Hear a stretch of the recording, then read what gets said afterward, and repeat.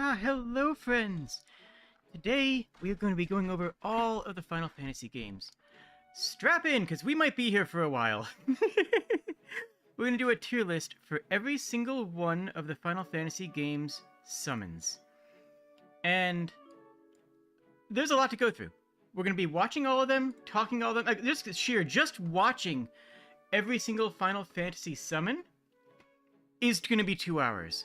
And then on top of that, we're going to talk about it. We're going to place them on a tier list. It's going to be fantastic. Alright, so where do we start? Well, the first Final Fantasy game that had a summon at all was Final Fantasy III. And that's just sort of where the ball starts to get rolling. Let's see here. Let us open up with that. Actually, let me mute my background audio. First off, we have Chocobo. That's it. That was Chocobo. Hope you didn't blink. Yep. That is the full extent of the original Final Fantasy's summons. Summoning was just a black mage that happened to have a different theme to its spells. So right out of the gate, I kind of want to go high on the tier list just because it is the first, just because it's the first summon.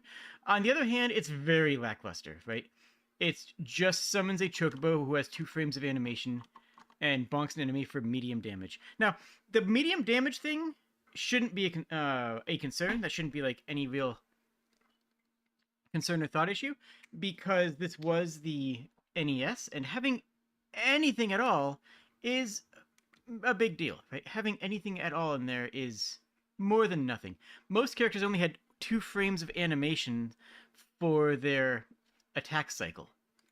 So where am I going to go on this? Honestly, it's a good start. We're going to start up on B tier with the Chocobo. Easy as, very basic, but it's still the first one, and that is noteworthy, right? That is noteworthy. All it comes down to. Alright, next up... One sec. Okay, next up we have...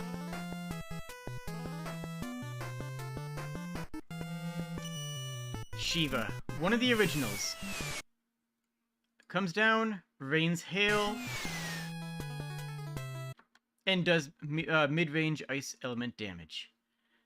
Again, doesn't do anything impressive. We're not going to see any of the impressive ones until we start hitting Final Fantasy V is when they start to get really impressive. But it's still the OG Shiva. It's still the original Ice Queen. We gotta go an A tier. We gotta, right? That's just reasonable. We can't really go lower than that. I think. I don't know. It's not that good. You know what? I think maybe the later Shivas are better. We're gonna go a little bit low on this one. I want to hear your thoughts on all these. I want to hear what you guys think about every single option that we put in here. Alright. Rama? The original Rama? It's just a lightning bolt. It's just a lightning bolt. It's nothing impressive. It's nothing special. It's basically Lightning 2 in summon form. Alright, we can't really consider that to be that good, right? We gotta go low on that. It's bad. It's just not great. It's still iconic. It's still Rama. Having Rama is still noteworthy. But there's no way that we can justify going higher than a D tier. Don't worry, we'll get to the good ones soon. We will.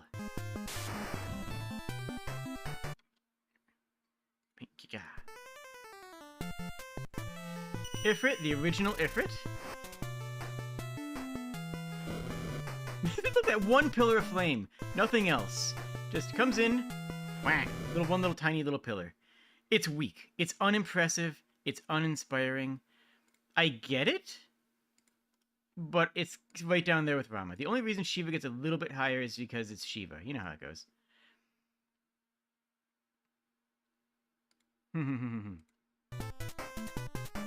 Alright, who do we got next? The Mighty Titan. doesn't even have an animation. All it does is shake the screen slightly back and forth. That is true. I will grant you that Ifrit is a little bit more animated. Let me get back to it. I mean, not animated, but... well, yeah, it's animated. It moves. I guess that counts as animation. Are we counting that as animation? I'm gonna count it as animation. Okay.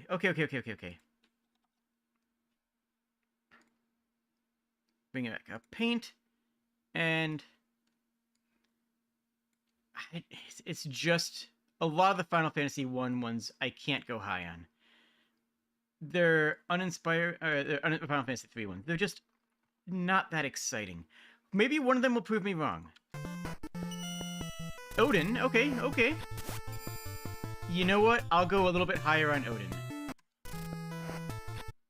It actually comes in and splits the enemies in half. Let me grab the sprite. Okay, you know what? There it is. I'll take it. We're gonna go up to...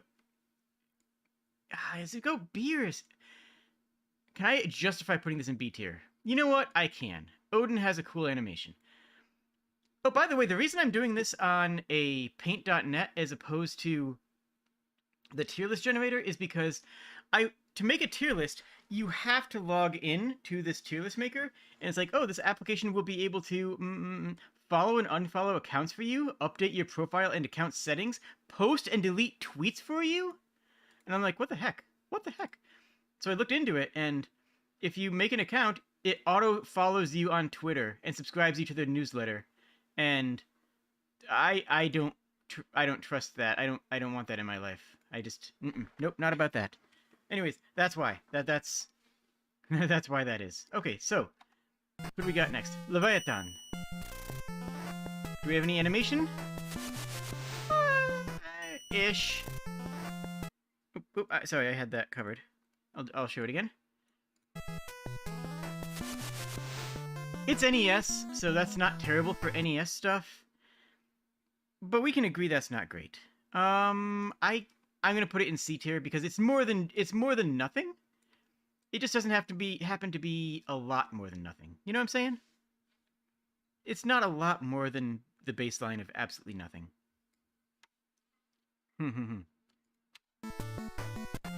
Bahamut, the original Bahamut. Oh, that face is kind of... Oh, okay, it's just a flare spell. I think it's identical to the flare spell. I'm just gonna shove it in C and move on. Yeah, don't worry, that's it. That is actually it for Final Fantasy III, the first game of the series that has summons in it. Now we go on to 4. 4 is where we're gonna start seeing some more interesting ones and some more important ones.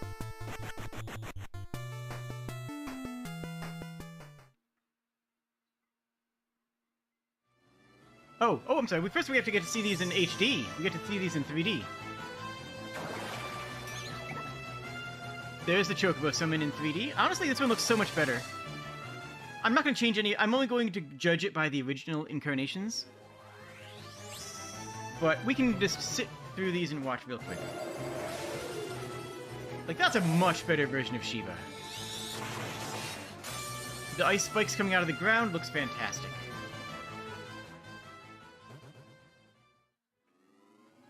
The Judgment Bolt for this version.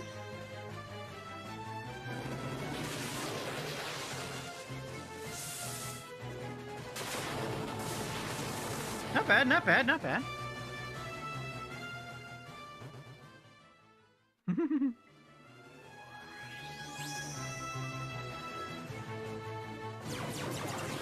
And Inferno.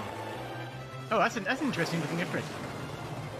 Yeah, a lot of these have changed drastically over time, but they've kept similar themes. Ifrit, I think, might have changed the most outside of, like... Which one? Yeah, I think Ifrit may have changed some of the most in its design. Titan's always just a big dude without a shirt, and you gotta respect that, right? You gotta love that. Zantetsuken.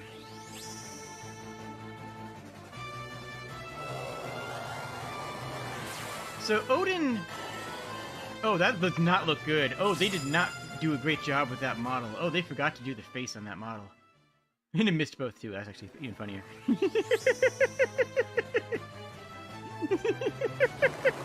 Okay. Alright. That's a good Leviathan. Animation-wise...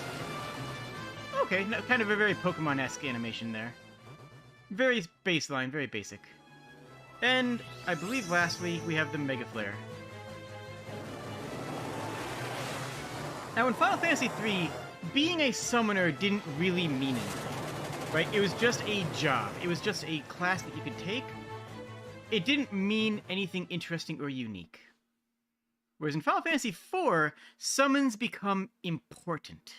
Summons actually become important to the storyline, to the characters who are in the storyline, and this is where summons begin to become what we are iconic. Also, shoutouts to Dan's Geo08, who uploaded this compilation here, which I'm using to review it. We have Chocobo again. Now, again, summons are, in these games, have to have a baseline, right? In later games, summons only became the big game-ending things, as opposed to just a job class that had scaling throughout the levels. Later on, the summons would scale, but all of them were powerful and important and iconic. In the original games, in the early games, you had to have summons at every tier. Because what's a level 15 summoner going to cast? Well, they're not going to summon Bahamut. They're going to summon a Chocobo. And Chocobo's going to give a little kick. So, Redea summoning the Chocobo is pretty good. I'm going to put it with the other Chocobo here. I think that's just a good place for the Chocobos to be. It's just cozy, comfy, early game, early range attack.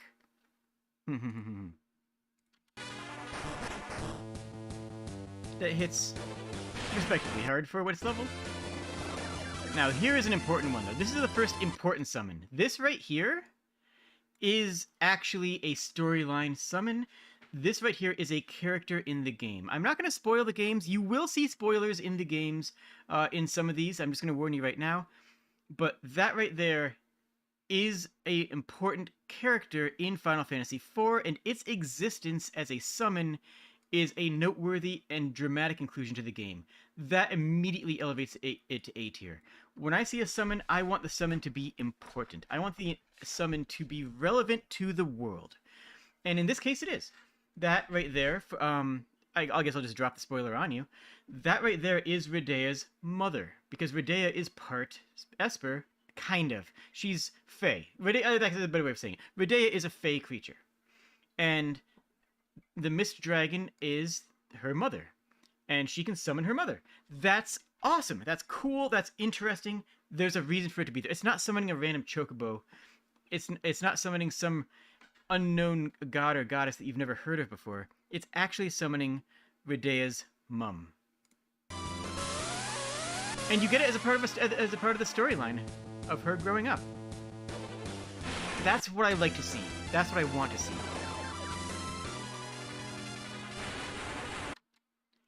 Not a bad animation for Titan in this game. Not a great one either. It's an earthquake. It's just a really simple attack. Was it her mom's summon? Okay, you might be right. I might be wrong on that. It's related to the characters emotionally, though, is what I'm trying to get at. So I don't think that Titan is very interesting here. I'm going all the way down to D.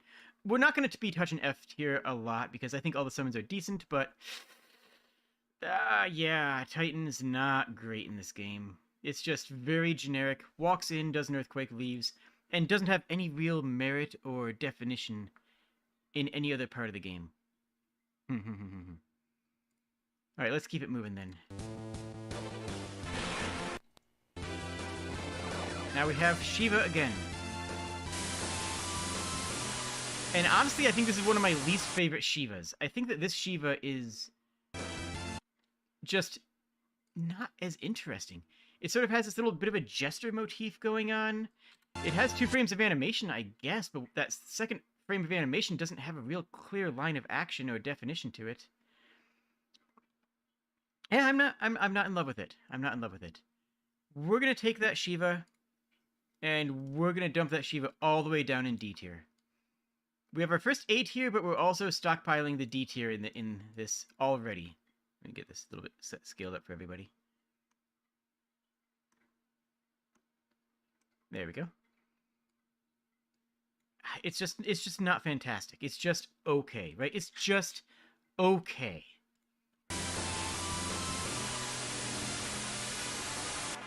And we are expecting better than okay on these, even in the pixel art era. I love pixel art stuff. Now that is also... It's better. It's not great, but it's better. It's a good Zot. It's a solid hit. It looks slightly more interesting. I think Rama actually does have some characterization in the game. I could be wrong. But I can't give it better than C. I can't give it anything more than that. It doesn't deserve more than that. It's just a pretty stock animation. 2 frames, come in, do a thing. Now here's this game's Ifrit. And that looks more interesting. It looks like it's from a different game, though, which is interesting, because Ifrit comes in and tears across the screen, and all of a sudden you have like an R-type style background there. It looks like it's from a different game. I don't hate it, though. I think it's actually a nice animation, and the style looks good. This looks more like what we are going to see Ifrit look like in the future, and I'm here for that. I think that is a nice look for the character. The green skin, the contrast between the green and the red. Also, just using green and red without having it look Christmassy is really hard to do, you know? Like, that's just a really difficult thing to pull off. It's a difficult look to pull off. So, we'll go B tier on that. It's fine. It's good. It is good. Is it great? It's fine. It's no Mist Dragon, is where I'm at saying. You know what I'm saying. Ashura. Ashura is also plot relevant, but it's a really weak summon. Ashura's gimmick is that it has 3 faces, and your summon effect depends on what face shows up, which means it's unreliable, which means it's bad. And as much as I want to dumpster it down here, I can't, because it is actually plot relevant, and that's, like I said before, that's one of the big things for me, is that I want to see plot-relevant summons. The summons should exist as a narrative part of the world. I say should, I mean, I never worked on any of these games, I should clarify. I'm not a Final Fantasy dev, or of any sort. I've actually never worked for any Square Enix property. But this is my opinions. You know, these are my thoughts, and feel free to chip in your own. Here we have another Leviathan. Not bad. It doesn't... not bad, not bad. It's not bad. It's a weird look, though, right? It's... If just visually speaking... Its head is at the bottom, which is an interesting design choice. It's also vertically aligned as opposed to horizontally aligned. I don't know. I don't like how it looks. I'm just going to go purely, but you know what? I don't like how it looks. That's good enough for me. I don't like how it looks. It goes in D tier. Easy as. Look, sometimes that's all you gotta do, is just go off the cuff. Now we have another Odin. It's literally the same thing as Final Fantasy III.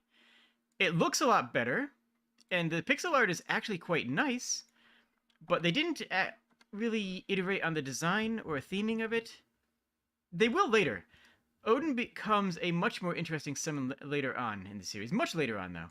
But as of right now, we're going to drop it in C tier and just keep it moving. Like I said, we got several of these things to go through. Several of them are going to be interesting.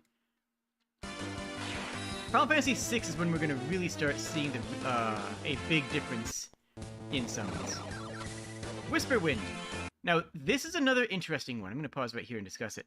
Like I said before, summons are going to be... Summoners have a scaling, right? They have strong attacks, they have weak attacks, they have things that are in the middle. And back in the early games, they had to have some utility and some mid-range. This is a low-level summon. This is a weak, quote-unquote, summon. And what it does is it just summons 3 sprites who do a little bit of damage. And then heal the party a little bit. Not even that much. Okay, in that instance, it was a lot because they were using a high-level regardless. But it's good to have those small summons. I think the small summons are good and healthy for the game. They work. It's fine. It gives Rodea something to do that isn't just raw damage, and that alone I think is worth something as well, because you have damage that is, you have more utility than just I'm going to hit you for X amount of damage numbers. It gives summoners a bit of versatility, which is going to become one of their key defining features later on. You'll see that as we get to the later games where summons have more and more versatility. Actually, I think you might even see that coming up in one of the next ones. Nope, never mind, it's Mega Flare. That's not a bad Mega Flare, actually. It's a good animation. I think it's a good animation here, because even though it's still only 2 frames, you have Bahamut show up, and then that explosive line of action from the that's going and reaching out from the original pose, the wings spreading in comparison to what it looked like a moment ago. I like that. I think that, especially in the pixel art era, I think that looks nice. I think that it works for me, basically, is what I'm saying. All right. I'm gonna go B tier on that. I'm gonna go B tier. I could go A tier on that. I could go low A tier, but high B tier.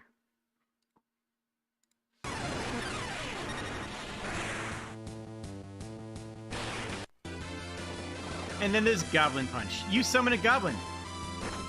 They punch. That's it. That's it. That's it. It comes in and punches. It's terrible. It's not even good when you get it. It's not even a good low-level summon, because at low level, you have black magic that is cheaper and more effective. So this, I think, is our first F tier. I genuinely think the Goblin summon is bad and uninteresting. It just summons an enemy, and you can see in here, because they're using it against a goblin, it's the same sprite. It's not even a unique sprite for the summon.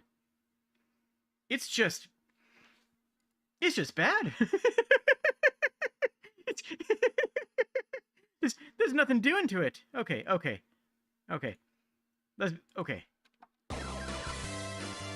Self-destruct. A bomb appears and uses self-destruct. I like this one a lot more than the goblin. It is still summoning a random creature, just a random enemy that comes in and uses an ability. But at least it's thematic, and at least it's interesting. I think this is much more interesting than the goblin. Interesting enough that I'm going to put it all the way up in C tier. Because it gives you a mid-range ability, but it's also more appropriate, I guess? Yeah. The goblin comes up, stabs somebody, and walks away. It's like, okay, that's just a goblin, that's just a regular attack. A bomb summons, and then does what a bomb does. It explodes. I don't know why. Maybe I'm weird in this. Maybe that's just me. But that feels better. That feels like a more interesting application of a summoner. Not by much, but by a little bit. And then Mind Blast, which is weird because, look, we're just literally summoning a Mind Flayer. Who can forget the iconic Final Fantasy summon, literally just a Mind Flayer? Like, it's just a Mind Flayer, right? Like, okay, what's the animations here? What do we got? That's it. That's it. That's it. Watch this animation. Poink. Why? Why? It's not good. It's just not good or interesting. All right. Petrifying Beak. Who can forget the iconic Final Fantasy summon is Bird. Now, at least that does... How can I phrase... How can I justify this? It's at least not just damage, and that's what's going to bring it up from the F tier. we're going to elevate it by simply virtuing that it has an effect, I guess. I don't know. I can't promise more than that. Okay, let's run through the remake ones real quick.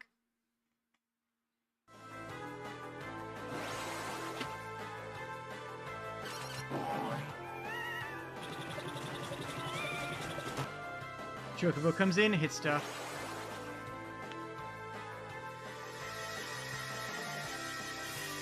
I love the introduction for Shiva, but I hate this sprite. Look at that texturing. Look at that model. The model's fine, but look at those textures. They could have smoothed that out. This was an era where they could have made those textures look okay. They just didn't. Like, I mean, even Medea has a lot better texturing. There is no justification for Shiva to look that bad. Yeah, look, honestly, look what they did with Rama. Like, real talk. Rama doesn't look bad here. Shiva looked wretched in that design. Okay. 3D Ifrit. First time Ifrit's... Well, no, first time any of these are in 3D is actually going to be Final Fantasy VII. But I love this. The demon, the lava, also making it a physical attack by slamming magma into them, by slamming a piece of the Earth's crust into them. The deep red palette, good texturing. This is good.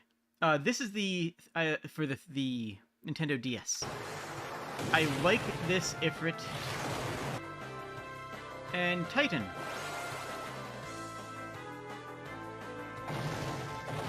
I love the coming up out of the ground. That looks adds a also this different Titan than before. This Titan actually has more of just an Earth Golem look, which I appreciate, as opposed to the other ones, which were just shirtless guy. And coming up out of the ground, I think, is a great way of introducing it. In this version of the game, it was just called Summon Dragon, as opposed to Leviathan. And why is it pearl-colored? I don't understand why they made Leviathan white in this. It's just a really strange choice, right?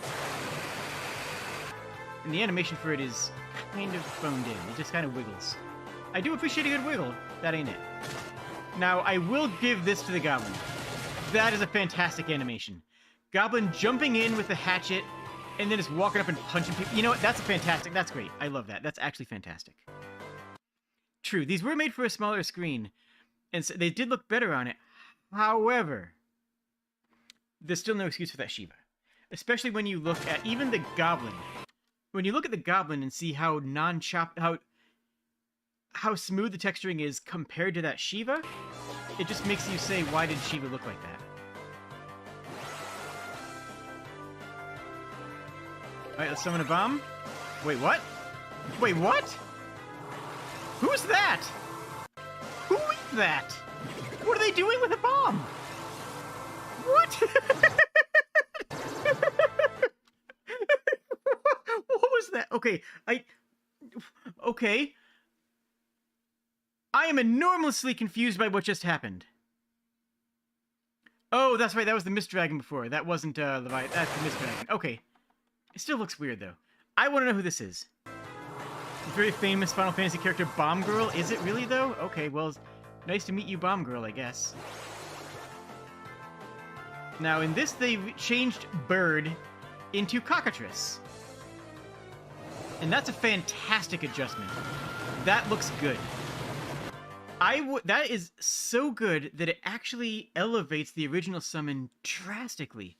The original summon is just a bird that can petrify an enemy. This looks like this could have gone on to become one of the iconic Final Fantasy summons if they decided to. If this was the original art style and design direction for Cockatrice, we would see Cockatrice as a recurring summon. I genuinely believe that. Does Mind Flayer look like not a D&D character? Nope, it looks like a D&D character. It looks like a... It's better. It's so much better. Not as good as the Goblin, though. The Goblin is actually phenomenal. Alright, Ashtra. That looks good. That's a fantastic way of introducing a summon. Especially one that as... You know, the model's not amazing, but the introduction animation actually is. Okay, so this is Leviathan. Oh, interesting. It summons the ball of water and then it appears out of it? Oh, I like that look. Kind of a barracuda head? Okay, I like this Leviathan.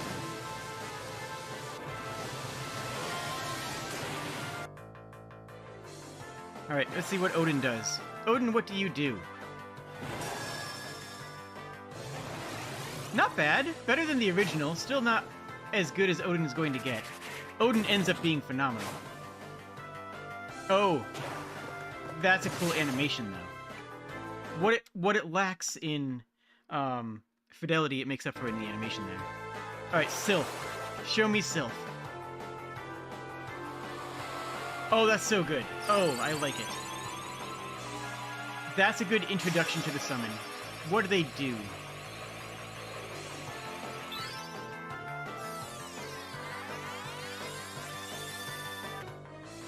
Okay, okay. That's fine. I kind of wish they would say something that represented what they did on the attack. Like, I kind of wish that one of them healed and one of them attacked, or they pulled health out of the enemy and gave it to the player. Like, I would like to see an extra layer of animation that matches the game function of it. But at the same time, that's fine. It looks good. Bahamut does an interstellar thing, or interplanetary thing, I guess. Oh yeah, What? I like the head shape. A little bit of screen shake in there, too. Alright, Final Fantasy V, one of my favorite games in the series. We have a Chocobo again. And that's it. That's it.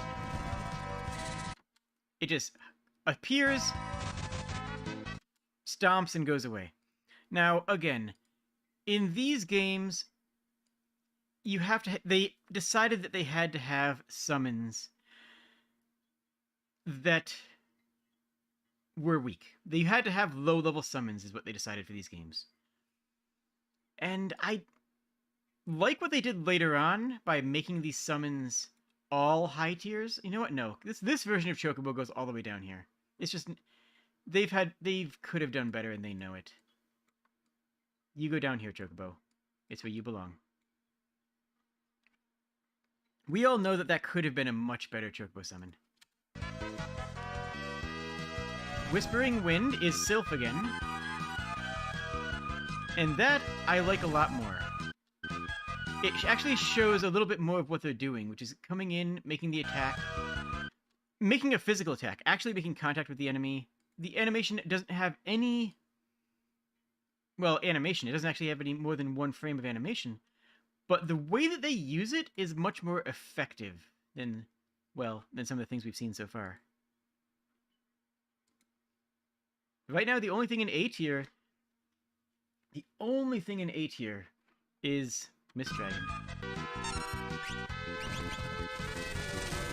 Look at that. Did you... No, you watch that again.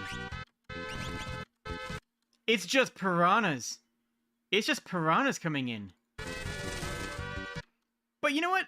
Again, for a low-level, mid-tier summon that just sort of exists to give you an early-level attack before you get the big summons, I don't hate it. I actually don't hate the fact that you just straight-up summon a bunch of fish. And the animation is good. It comes in and lashes onto the enemy and chews them up a bit. I think it's fine. Here we have Diamond Dust. Now, I kind of like that there, because what you saw is that the attack happened before the summon was introduced. Before Shiva shows up, the storm comes in. That's unlike most of the other versions of this. And... yeah, she shows up at the end. But she is the storm. And I actually think that's a cool characterization. She is the storm rather than calling the storm. She is the attack. I like that a lot. I think that's a good one. Bolt of Judgment. Back to Rama. And it's not bad. It's the first time we actually see what Rama is going to really look like. This is going to be the iconic Rama look for several games. And... I'm a fan of it. I think a lot of the Final Fantasy V is going to end up in B tier just by that virtue.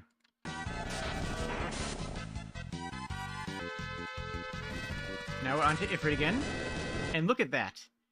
Ifrit comes in hot, just right in the middle of the screen. Straight up out of the earth and disappears. It's also fairly quick, which I think is actually a benefit. Ifrit's attack being a fairly quick attack makes combat more smooth. It makes it so that summoning a summon isn't a drawn-out 5-minute process to end a battle. It really is just a spell attack that can be done, and I do like that. I think that's a nice thing. Now we have another Titan. That's it. It's just a shirtless guy that comes down and gives you a little bit of screen shake VFX. It's not amazing. I don't love it. It's not F tier, but I really don't think it's good. It's barely even worth commenting on.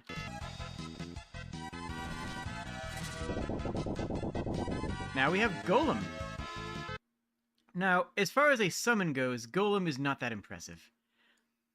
But it does give the summoner more utility. It's not a spell that just does damage, as 90% of these are. That gives you a stone skin. That gives you a defensive option, so summoners can actually support the party in addition to dealing damage. I like that. I like that it gives summoners more to do. You know what I mean? That goes into B tier. Now we have Katopapa. It's the same thing as the cockatrice, or the bird summon. It's not that good. At least it does give summon a bit of utility, but the model looks terrible. It looks really kind of disgusting. And even I just don't like it. I just don't like it. I mean, at the end of the day, that's really what it is at the end of the day. I'm just not a fan of it.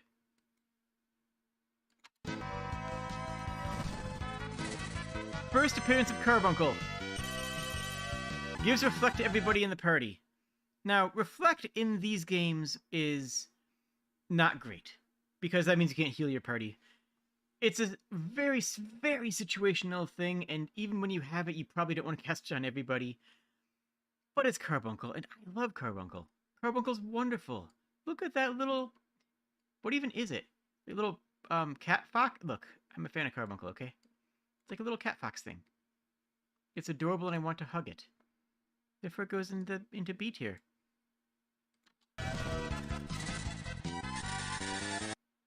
Wait, who is this again? Oh, right, that's Sildra. Oh, this is a good one. That is Sildra. That is actually another A tier. Actually, I'm tempted to put Sildra in S tier, because that is another plot-based summon. That is a important character. That's not just an attack. That is somebody that you love in that game, and being able to summon them makes you feel good. It just feels like a good thing. I think that deserves a very high ranking here. I'm giving that as our first S tier.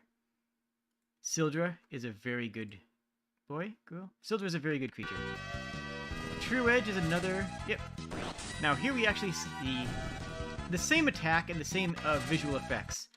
But here we finally see another Odin that looks a little bit more aggressive, is a little bit more detailed and defined in its artwork, and has an extremely good animation, extremely good line of action. Again, it's not actually an animation, it just is one frame, but that one frame is beautiful. It's just a beautiful piece of art. I'm going to put this up in B tier, just because we've got a lot to get through, and some of them are going to be incredible. Several of them are going to be incredible, frankly.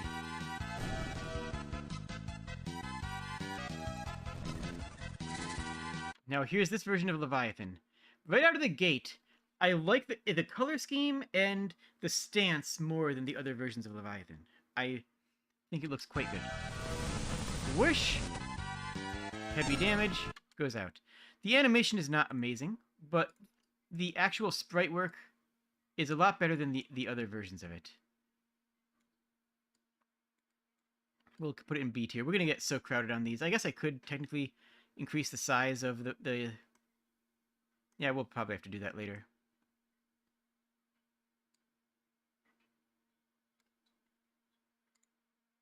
Let me increase the canvas size right now.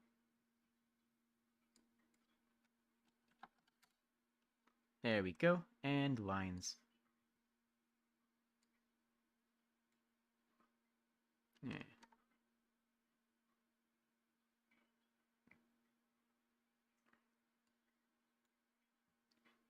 Look at these perfect lines. These are the best lines that you've ever seen. Don't deny it.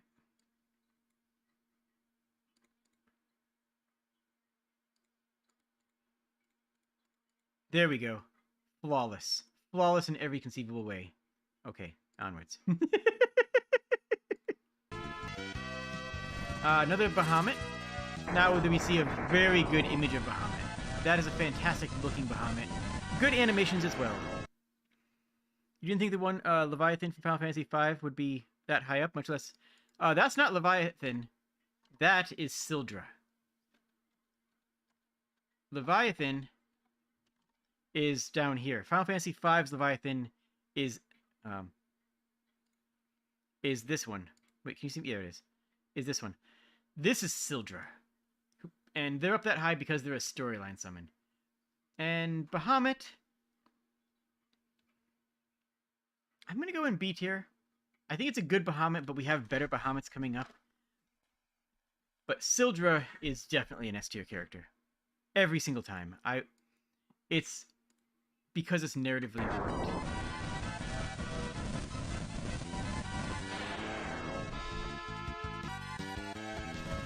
Phoenix! The first time we see Phoenix. And honestly, Phoenix comes in hot. Pun 10,000% intended. It's just a good animation. It's a really good looking model. Like the sprite work. Let me get it pause here. Like that looks fantastic. I unironically want a tattoo of that.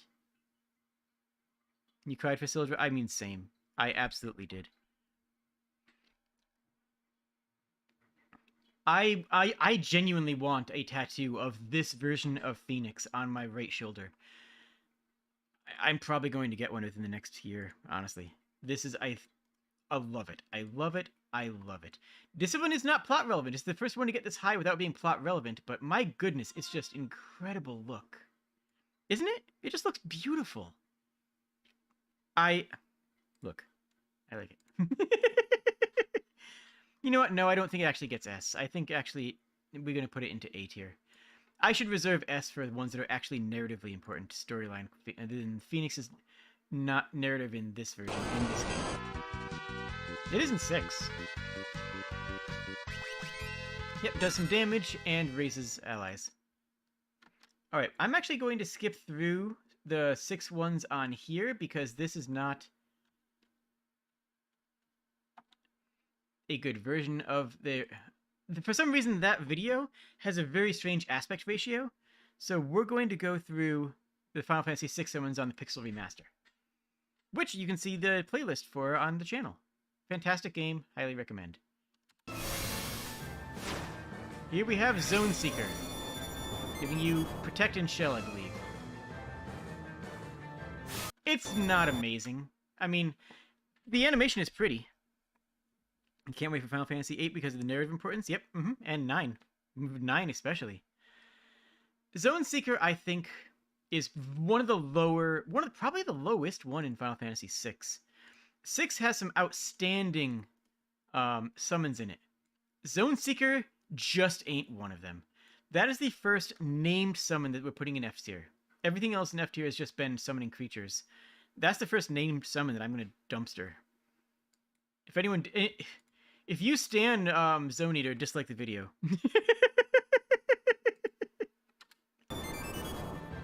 Like it's just... It doesn't do a lot. Both mechanically and visually. It just wiggles in.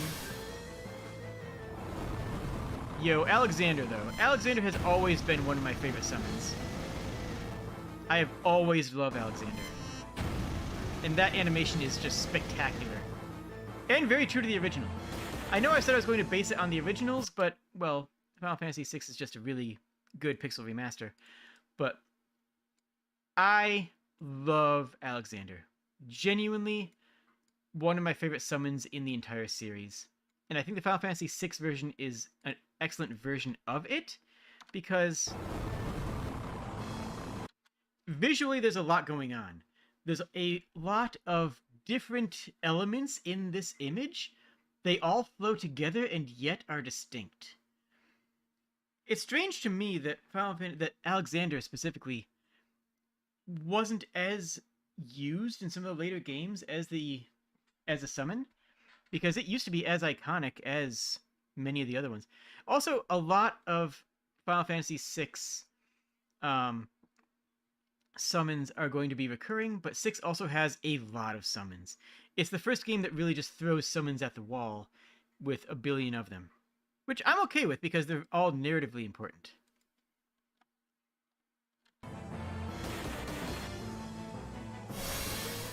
Healing Horn. It's fine. It's fine. All it does is it casts regen on the party. But in 6, keep in mind that the summons are also your teachers. The summons teach you spells in that game.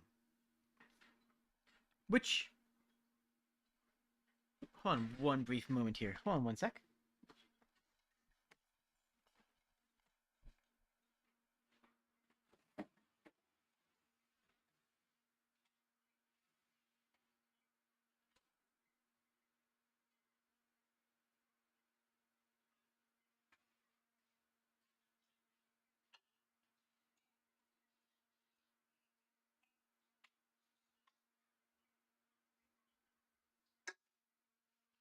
Sorry about that. I returned triumphantly. In Final Fantasy VI, the summons are what teach you how to use magic. And for that reason alone, I think that the sheer quantity of them makes sense. Is it a good idea? Maybe. Is it a great idea? I don't know. But it is what it is, and we get a lot of mid-range, medium quality summons. But we also get some fantastic ones as well. Lunatic Voice is the first iteration of Siren. Siren will become a recurring summon in several of the following games. In this particular one, it's fine. They don't really draw on Siren effectively. She's just teaches you a couple of utility spells and doesn't do a whole lot. In this, Siren becomes much more important in other Final Fantasy games. Breach Blast. Bismarck. Just a whale. This isn't Leviathan. There's also Leviathan as a completely different summon in the same game, and Bismarck just becomes useless later on. It actually is extraordinarily important gameplay-wise, though, because it's one of the only summons that gives you a strength buff, but that's not enough to pull it outside of the C tier. It's just a whale. It doesn't have anything visually exciting going on. You know what? No, it even goes down to here to D. It's just a whale. There's nothing fantasy or unique or really even special about it. It's a whale that comes in and makes bubbles.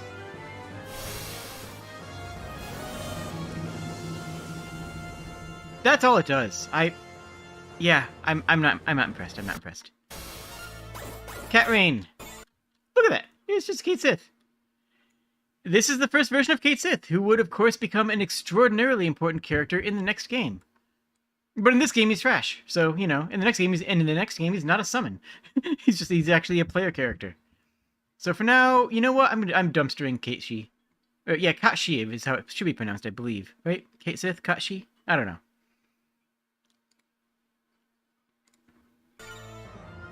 Yeah, it is pronounced Kat-Shi. Fair enough. Also it confuses all the enemies and teaches you how to use confusion spell, which it's fine. It's fine. Now this is interesting. Do you remember before how we just had a random enemy that taught us that was used as a summon? Well, they did it again. This is Katopapa, who we saw in Final Fantasy V, and was Cockatrice in Final Fantasy IV. It's bad. It's this creature right here, and it deserves to be alongside it. It doesn't deserve anything better than that. Oh, Sith is reference to she. Got it. Got it.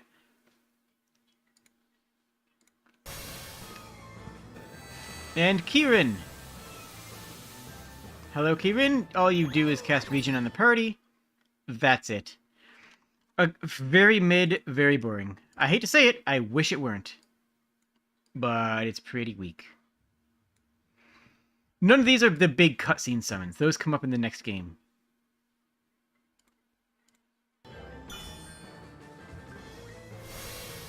Here we have another Ifrit.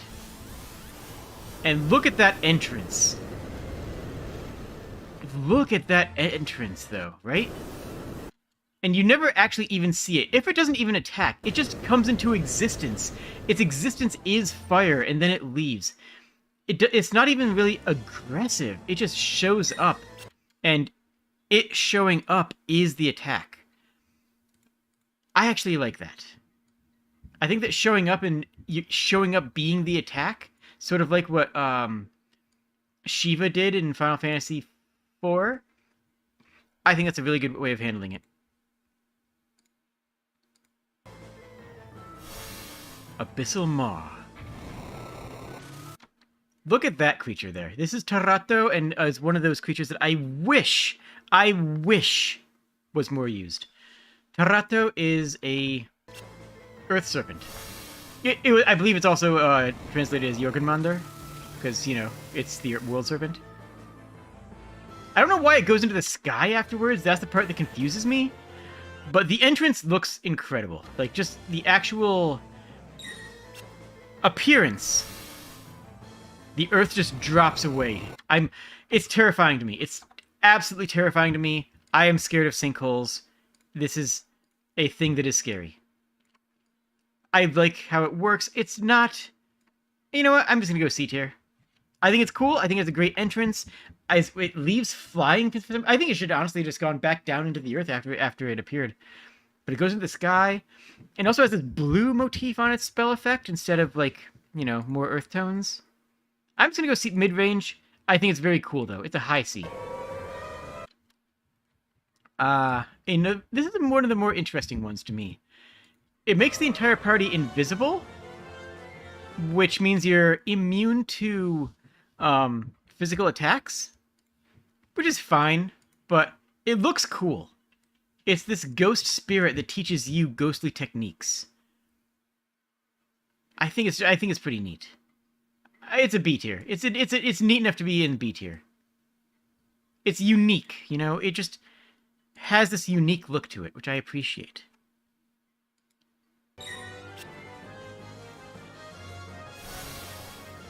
Now we have another Rama. And Rama in this game is not that good. I mean, Rama is good in general, but, like, Rama in this particular game just comes in with one frame and just does a lightning burst out of his staff. It's a very weak Rama. And you might be thinking, Jade, why aren't you putting this here? Rama is a narratively important character in Final Fantasy VI, and you're right. Which is why he deserves better. Which is why he should have a better animation. Which is why he should have a more interesting look. Which is why it's a shame. It's a shame that he doesn't have more going on in the actual summon. I love Rama. I love that Rama is a summon and that is a character. But I'm sorry. He does the animation, the character design, everything that he does as a summon is very mid at best. Now here we have Siren 2. it's one of them sirens. Yeah, that one's Lakshmi. Lakshmi? Lakshmi? It's another naked girl. You know what? It's fine. It's just... doesn't do much. I'm going a little fast here because we have a lot to get through. Even just in 6. We're only halfway through 6. Wait, no shot. It's been an hour? Oh my goodness. This is going to be a long stream, folks. Chaos Wave. Now, this one is going to be another S tier, I'll tell you right now.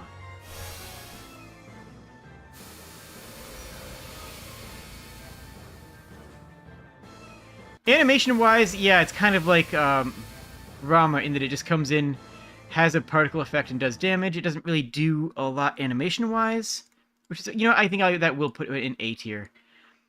But Maudine is extremely important to the story, to the point where his existence as a summon is another one that might even make you cry. It's a very powerful moment.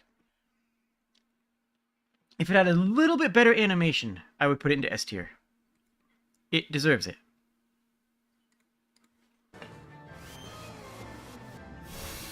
Angel Feathers.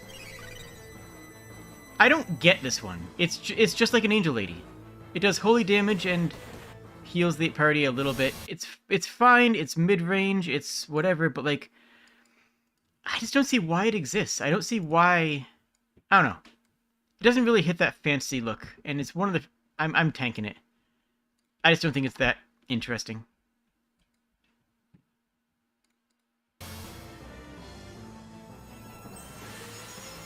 Now, here Shiva comes in with that blast outwards. I like the animation on this one. Shiva is also story relevant in this particular game. Not like a huge story relevancy, but that's sort of how you learn what's happening to the Espers. And it's a good look. It's a good style. And I like the attack animation. So we're going to put it there. Tri-Disaster. Tri-Talk. This, actually, surprisingly, is going to be a recurring summon. We actually see Tri-Talk appear in Final Fantasy 10 and 12 as Quetzalcoatl. Quetzalcoatl. Quetzalcoatl? Quetzalcoatl. I can't pronounce it. But this version of it, not great. Later versions, much better. We'll go here with it on C tier and keep it moving. Look at Carbuncle! Carbuncle's always adorable! This one's a bad version. It does the same thing as it did in 5. But it's cute, and honestly, just being cute gives it a pass into at least B tier. Even though it's not narratively important, even though it's not effective, even though it's not useful, even though the animation isn't great, it's Carbuncle. Come on. It's Carbuncle.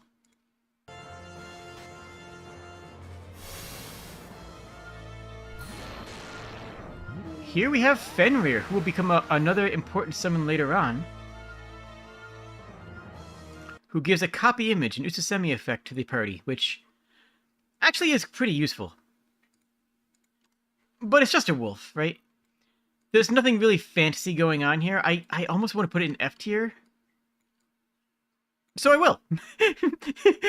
Look, I kind of want to put it in F tier, so I'm going to put it in F tier. That's how this goes.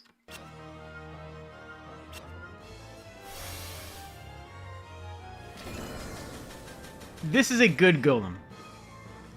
It does the same thing as the other version of Golem, where what it is doing is creating a stone wall to protect the party, but this one has a good art design.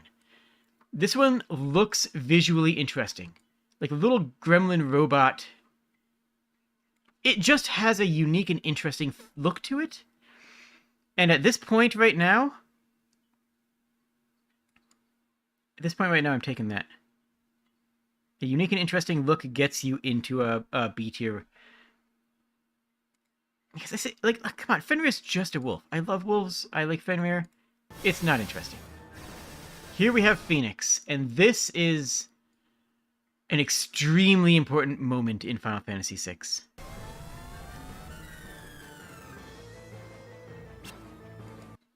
And I gotta put this one in S tier. This one is an S tier mostly because of its narrative importance. Phoenix is core to one of the storylines, one of the plot lines in Final Fantasy VI, and it deserves that rank. Getting Phoenix isn't just, I picked up this, what's this weird rock I found that summons a lady. This Phoenix is the culmination of several hours worth of storytelling. And it's optional. You can just ignore it. You don't need to get Phoenix. It's a side quest. But it's one of the most important character side quests in the entire game.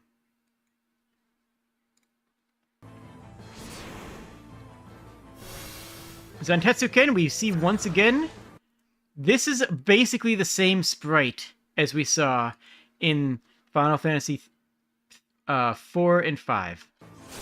Comes in, the animation's a lot better, but it's the same sprite, and it's the same effect, and it doesn't really bring the design into anything more important. You know what I mean? So, where does that go? Honestly, I'm going to put it in C. Not because it's bad, because the animation makes it quite nice. It goes in C because it doesn't do anything interesting. It doesn't do anything overly unique or interesting. And, well, that is sometimes a cardinal sin. Shin Zantetsuken. I'm not even going to put on the list. It's the same thing. It's the exact same animation, it just has a slightly different color palette, and it's very slightly modified artwork that is virtually the same. Now we have something unique. This right here is Palador. And Palador is one of the most unique effects of any of the summons in this entire game. You all know how Dragoons work, right? Dragoons jump up into the air, wait a few moments, dodge a few attacks, and then come down. Palador takes the entire party into the air, and everybody gets a jump attack. I don't know why they only showed it with one character in the party there, because that kind of defeats the entire point of Palador. But it looks beautiful, and it has a completely unique attack. That puts it into A tier.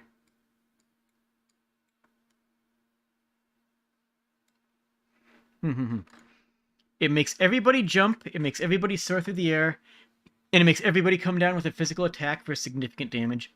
And it also dodges attacks, so if you do that right before an enemy's big attack, you protect everybody. Metamorph Ragnarok. It's a sword. It's a cool sword, but it's just a sword. It ain't doing anything special, right? I mean, there are... No, just no. No, we don't need just a sword. Especially for one that actually has a bit of storyline behind it. It's just a disappointment.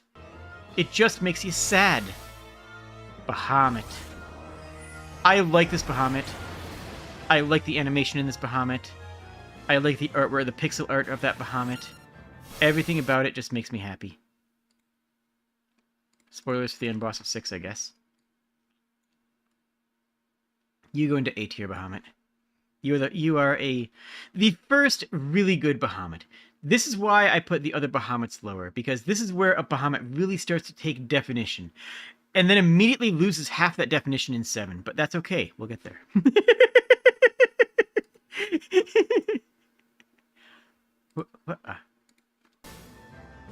And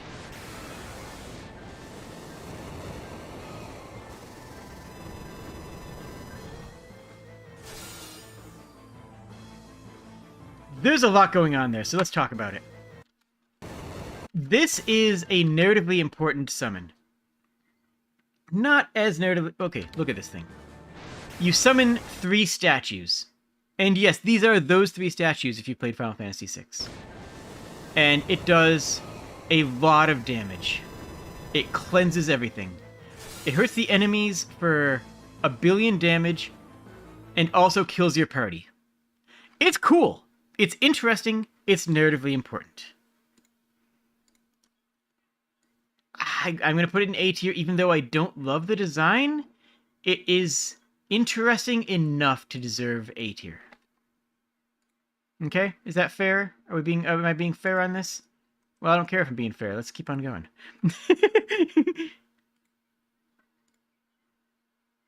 Into the first of the real sequence versions of these.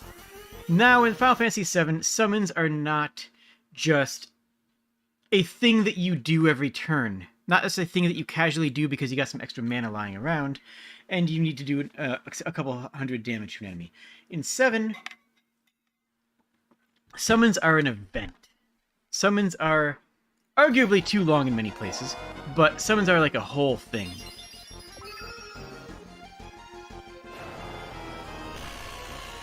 And here we open up with Phoenix. And I really like that look there. That look, that vision of Phoenix spreading its wings, I like a lot. And it's also one of the shortest summons in all of Final Fantasy VII, which, you know what? I consider that a positive. I'm going to put that into B tier. The only reason I'm going to make it a high B tier. The only reason it's not higher is because these are all going to be exquisite designs and storyline stuff. To break out a B tier, you need to be breakout. You need to be very standout.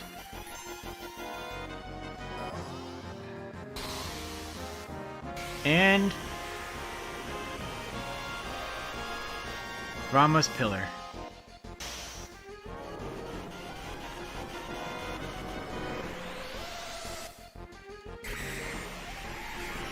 Honestly, I love it. It's cool, it's visually distinct, it's interesting. They take the theme of it's just an old dude who casts lightning, and they elevate it to something more. I'm going to put it in this B tier, even though... Yeah, I can't justify the A tier. I can't justify this alongside Phoenix and Alexander and Miss Dragon. But it's still a very good summon. It's a very good example of summons.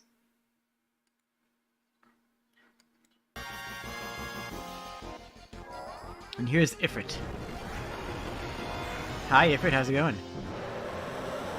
This is where we really see the culmination of that Ifrit design that we saw in the previous game. And look at that. It even goes into the same animation pose.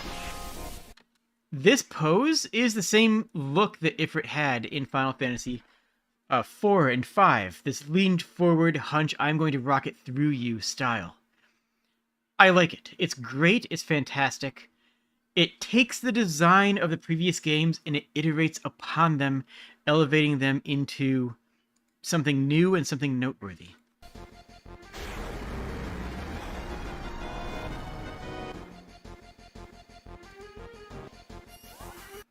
So where do I put that? Honestly, I can put that in A tier because of what they do to it. Like, is Ifrit in this game a tier summon? No. But is Ifrit's an A tier based on the franchise as a whole, based on how they've taken what Ifrit is and pushed it forward? Absolutely. Absolutely. Absolutely.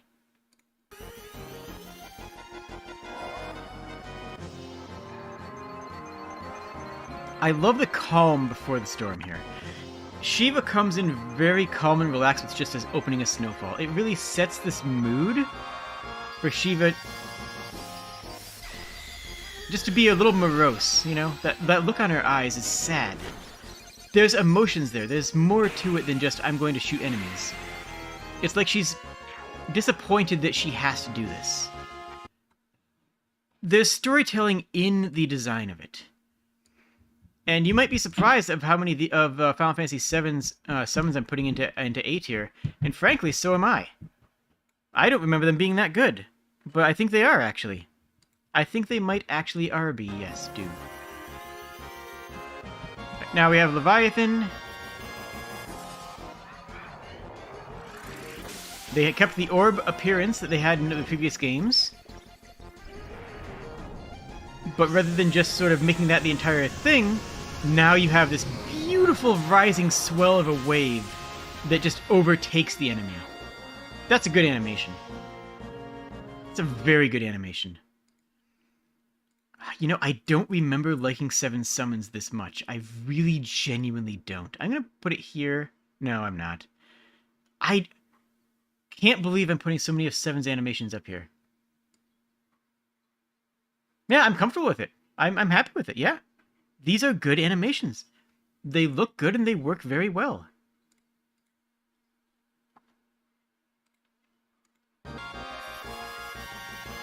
And they look good for what Final Fantasy VII is, right? Can we all agree that Final Fantasy VII did not age well graphically? It just doesn't look that great. I think we can all accept that by now, right? And that right there is a beautiful entrance. And Sleipnir actually has the better number of legs. And does the anime hit 3 times from different angles? I don't know. I don't know. I don't love it. It's not on tier with the other ones, right? It's not going to be as good as what we've seen before, but it's still a pretty good one. I'm going to put it right next to this other version, the Final Fantasy... Is that 5 or 6? I think that's the 6th version. Because it really takes what 6 did with this summon and brought it effectively into the 3D world. And that's kind of what we're looking for in a lot of 7s is, does this translate this summon nicely into 3D? This is just Odin again, just a different Odin summon.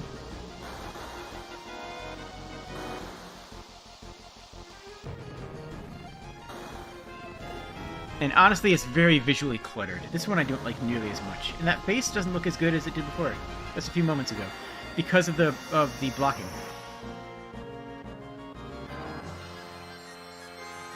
Kind of a cool effect, but like... eh. I'm just gonna file that under eh and move on. Death Blow. That's right. It's a Chocobo. Chocobo summon is back. Boom! It's dumb.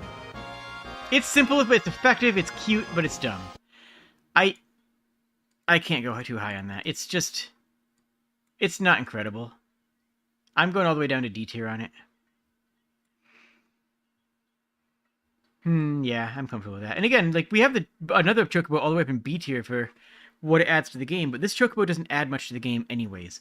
Especially because, canonically in 7, the summons are supposed to be so powerful and dramatic and interesting. And that one just ain't. Then we have the fat Chocobo. I'm not putting this one there. We already rated Chocobo. This is just a meme. They just added a meme into the game. Look. I'm not rating the fat... I refuse to rate this fat Chocobo. Here we have Tri-Disaster from Kujata. Who is Kujata, you ask?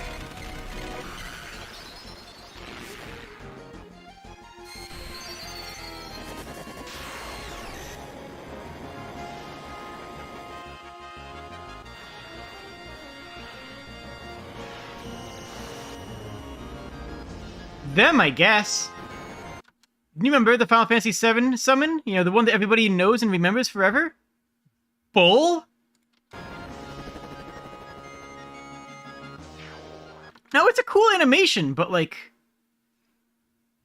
what's going on? Like, it's just a bull. It's a cool bull. It's a cool nose ring, I guess, but, like... this... You guys want me with Fat Chocobo in S tier? Honestly, fine. Fine, we can pretend Fat Chocobo's in S tier. That'll be our little thing, our little secret. There's a secret Fat Chocobo up in S tier, okay? Okay. There are better bulls in the next game, absolutely. There's better bulls in, like, 12 as well. 12 actually has the brothers summon is Minotaur. But, like, how much of this summon is just overbearing visual effects? How long is this? We're starting at the 50 mark. You have lightning into ice, into more ice, into fire, kind of explosive flare, into more fire, into holy question mark, into thunder, and you have spent 30 seconds You spent 30 seconds doing that for something that no one's going to remember. How many people... Real talk. Be honest with me. How many people in chat remembered that was a summon? How many people in chat actually remembered that Bull was a summon in Final Fantasy VII? Be honest. Just straight up be honest with me. How many people remember that that existed? Exactly. That's why it goes down to F tier. It's where it belongs. Don't lie to me, Bill. Don't even. Anger of the Land. This is Titan, of course. And once again, Titan is dude without a shirt. Does Titan do anything special in this? It lifts up a plate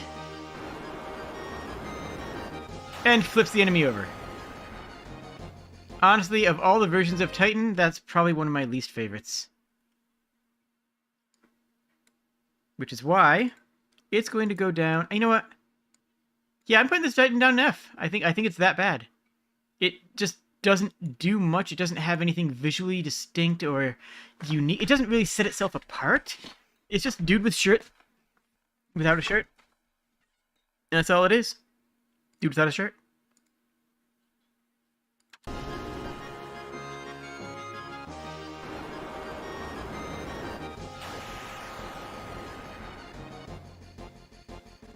Ba, ba, ba, ba. Judgment, which is Alexander. And you know I love Alexander.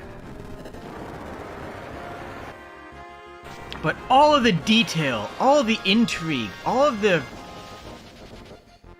nuance, I guess, of that was in Final Fantasy VI's Alexander is lost. And it's just sort of this low-poly mess. I love Alexander, but I don't like that Alexander. I'm sorry. I love Alexander, but I don't love that Alexander. That, I think, is the worst instance of Alexander in the series. I will keep Alexander in A tier. I will actually be putting an Alexander into S tier later on, all but guaranteed. But this bloody Tau mecha does not deserve the title. That's not a good Alexander. I'm sorry. I'm sorry. It just ain't it.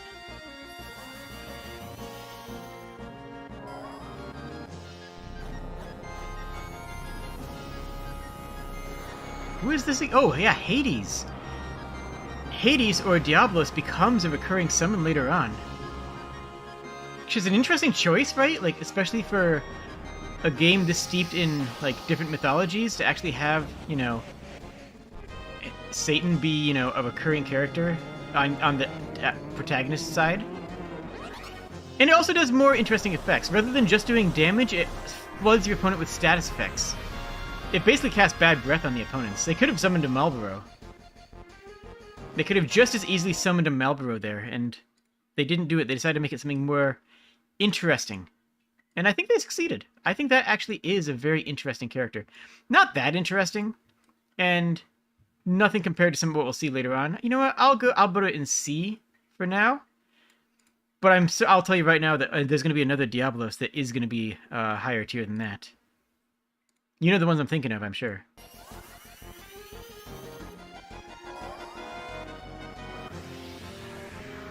Typhoon? Who's this? I don't remember this at all. Oh, it's Typhon. Really? That was a summon in 7? I have no memory of this. That was a thing? Wait, really?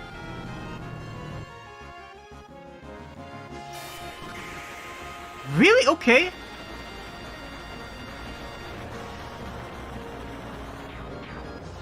I have completely forgotten that was a thing.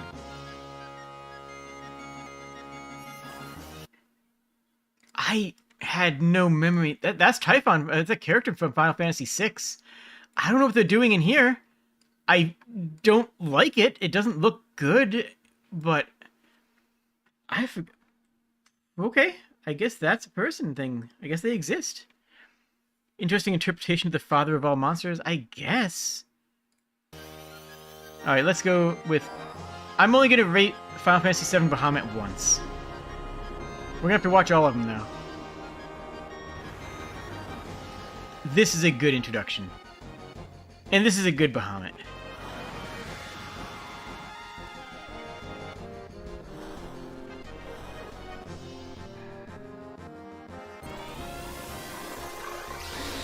Boom.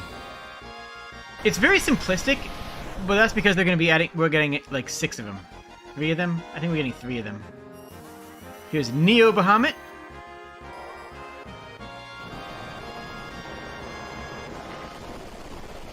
That one brings the enemy into the air. Sky textures part. Revealing no skybox. Again, this is too long. This is too long to use just casually, right? No one's breaking out Neo Bahamut every fight. You cast it once to see what it does, and then you might cast it in a boss fight later on. It's mostly unusable. Simply because of how long it takes.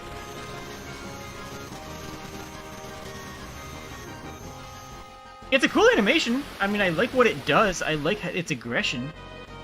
But we don't need 3 Bahamuts in one game, none of which are that... like, I don't know. And the weird space thing here, like, what's going on? They did this in Final Fantasy IV as well. At least Final Fantasy IV actually has space travel, so I can kind of justify it, but like now we're just panning around a skybox.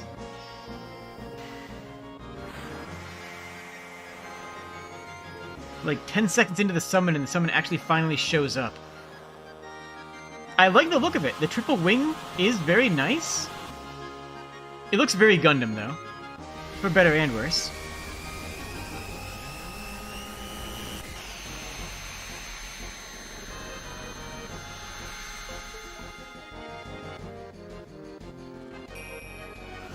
This is just drags. It just drags on forever.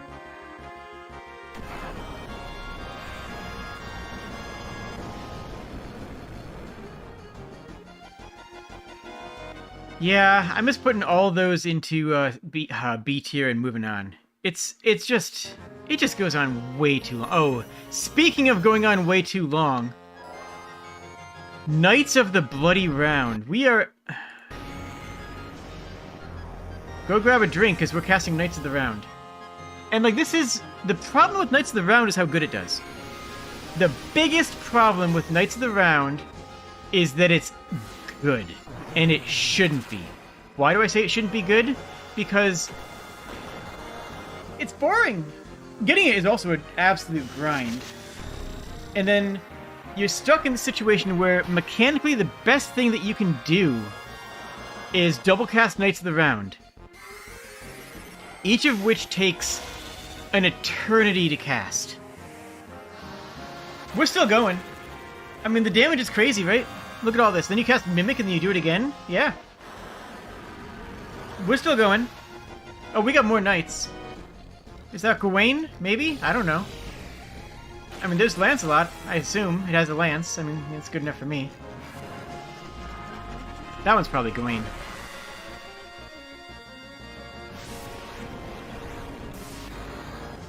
Nice Mimic is how you beat Sephiroth? I mean, that's the best answer. Like, that is the quote-unquote correct way to do it. It should have just been this. It should have just been Arthur shows up, slam, and then have 18 damage numbers pop up. That would have been fine. That would have been all you had to do.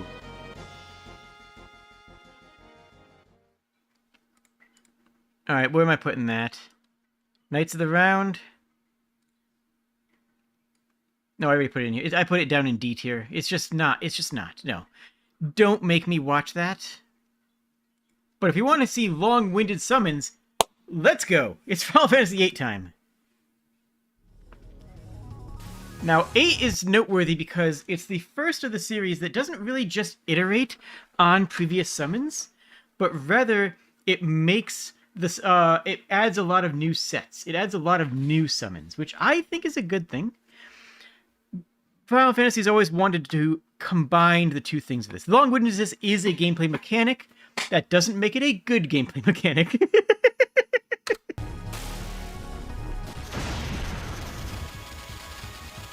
Alright, Quetzalcoatl. I actually really like the look of.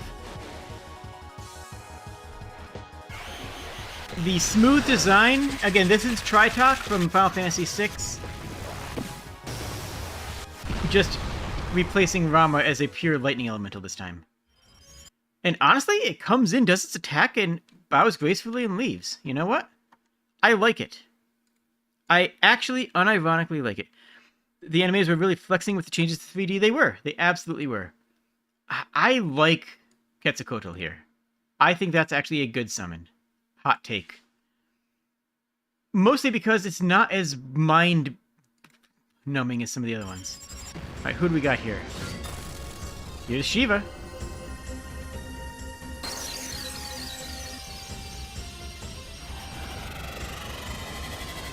Bam! That's a good animation. That's a good, cool effect. That recreating that new terrain around the enemy is beautiful. And again, it doesn't overstay its welcome. I actually like Final Fantasy VIII's Shiva as well. Enough to put it up into B tier.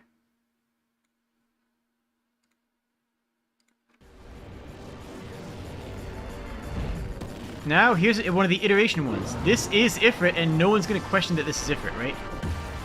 But rather than going forward with a blast of... it sort of mixes in the... Bam. The earth, the throwing the molten earth at the enemy.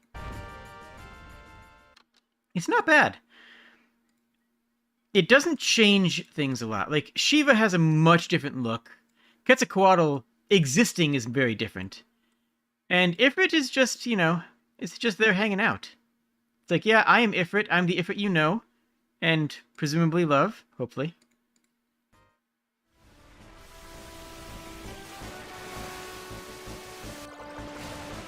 Siren.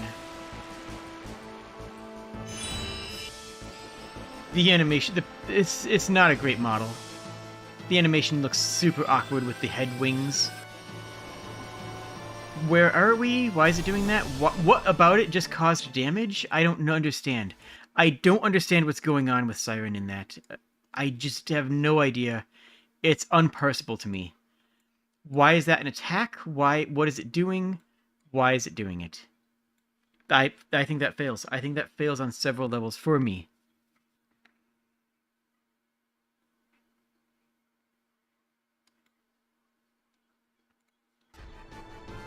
Yo. Brothers, though.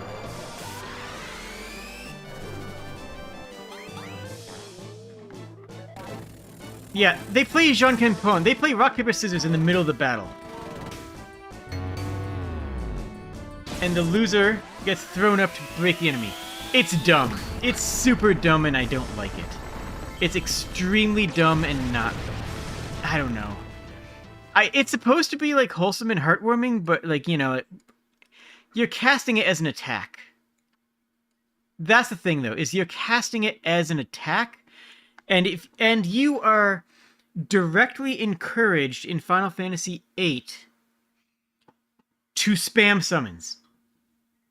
You have to level up summons in Final Fantasy VIII. Remember that? You actually have to level up summons.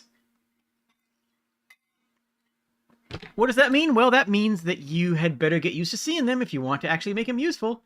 Which means you are going to want to summon them every other turn. Which means that you're going to get tired of that real quick. The amount of charm that it has is thrown out the window by having to do it over and over again. Now, Fat Chocobo, I watch Fat Chocobo every time it comes in on the screen. That's a delight. But Brothers, less so, right? You can do charm in a way that is repeatedly amusing. You can do charm in a way that stays consistent. I don't think Brothers does either of those.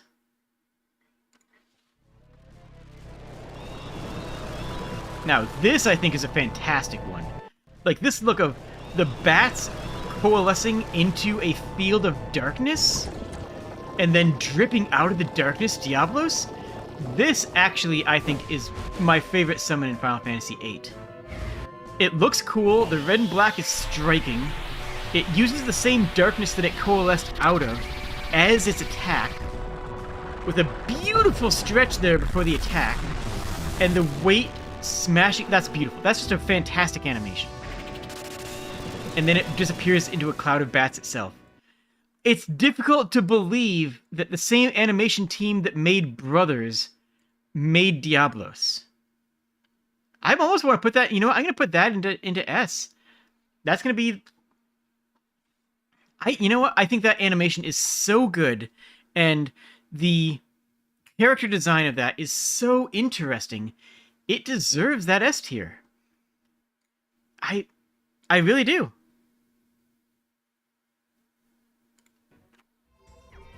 Kirby, though, always love Carbuncle.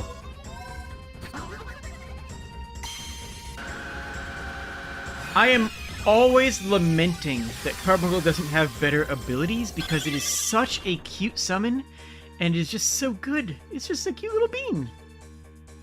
Again, all it does is cast Reflect on you. But it's adorable.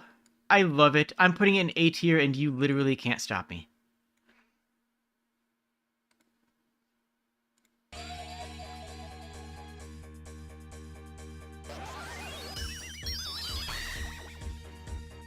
Yeah, he's just showing off the bounce effect. No, Final Fantasy XI Carbuncle is the best Carbuncle, and I will die on that hill. Here we have Levitan. Coming in like... You ever see the movie The Abyss? Or am I the only person who's ever seen that movie? I might be the only person who's ever seen that movie, actually.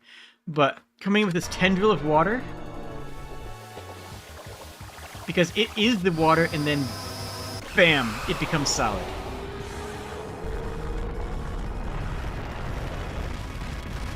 The creating a mountain is weird because that's very earth element stuff, but then it uses its own water to use the mountain to create a tidal wave. Well, not really a tidal wave.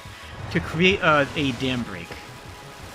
I like that. I think it looks really nice. I think it's very stylish. It's also better than just having a flood appear out of nowhere, right? It does more with the water theme by making it come down from on high. Does that go A tier? I think it goes B tier, though. I think I put that in B tier. Because B tier has good company, right? B tier is very good already.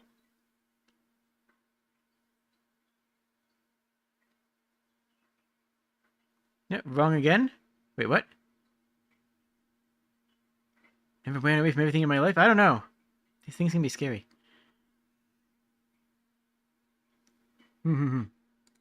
Alright. Sha. Pandemonia.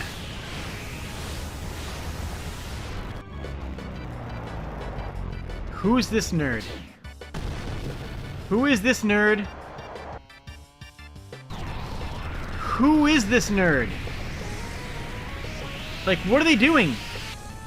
What am I looking at here? They suck them up into an air sac and then spit them out? Doing wind damage, I suppose? Has anybody ever remembered that this creature exists, ever? Has any creature ever remembered Pandemonia from Final Fantasy VIII? No, they haven't. Nobody has. It's not F tier bad, because at least it appears and has, you know, a unique look and an interesting and the somewhat interesting design, but it ain't great. Your friend renamed him Bedlam? What? Okay, sure, why not? It's one of those summons you have to draw? Ugh. Thank you for reminding me about the draw system, jeez. Now this looks good. Cerberus breaking out of the gates of hell by opening up the gates of hell, charging forward and attacking with all three heads.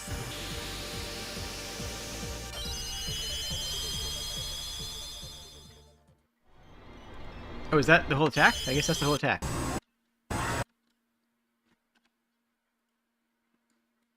Okay, fair enough. It's weird, though.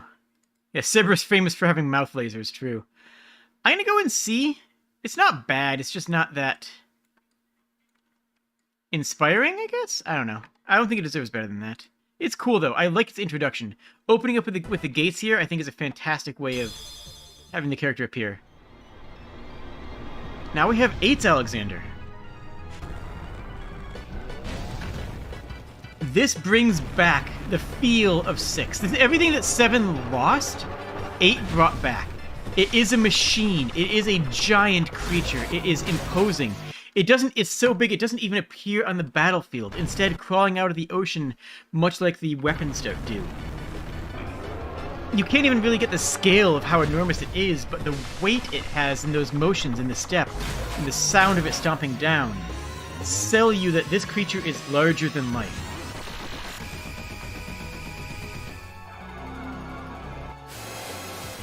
And then this does an astral bombardment from an unknown distance away, that resulting in a divine nuke. I think that's a good Alexander. I really do think that's a good Alexander. That's an A-tier Alexander right there.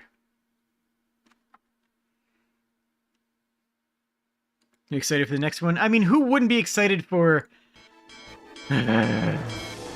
It's the crossing guard on both sides. You know what? No, that's my image for this creature. My image for this is not Doomtrain itself. It's the crossing design. Choo choo! It's so dumb. Like, don't get me wrong, I'm here for it. I kinda love it. But it's real dumb.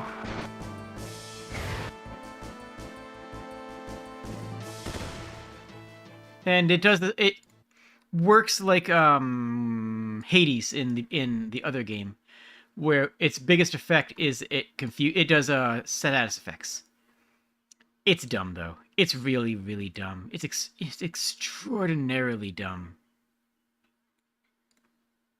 Like, I love it, but it's also dumb as a brick. Actually, I love a lot of things that are as dumb as bricks. Actually. The dinosaur spinning stupidly is the cherry on the sun. It really is. That's kind of what sells the whole thing, isn't it?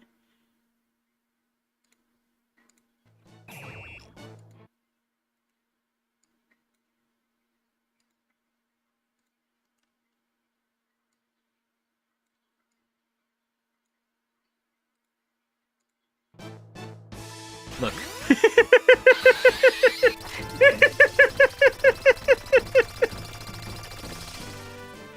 It's good, though.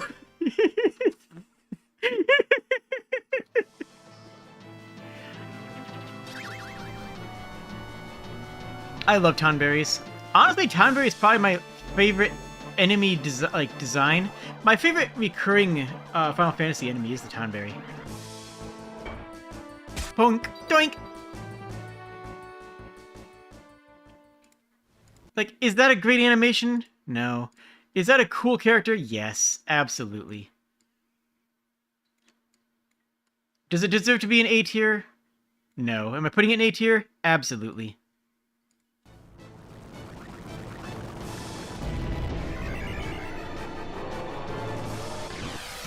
Now, I don't dislike this Phoenix. I actually think it looks cool and has a good animation. It's just nothing really to write home about, you know? It's not really anything stellar. It's not bad, it's just lackluster. And unfortunately, when you have such interesting summons in the other games, being lackluster is fairly damning. Now we have another Odin.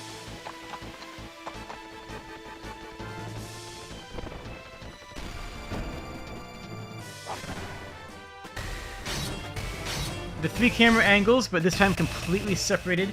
The last camera angle is a callback to something, I forget what. And it just makes the enemies evaporate. It does the same thing as every other one.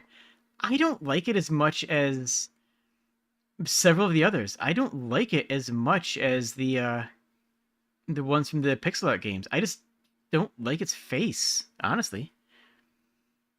I do appreciate that the horse has an appropriate number of legs. That is true, but that's not going to pull it out of D tier.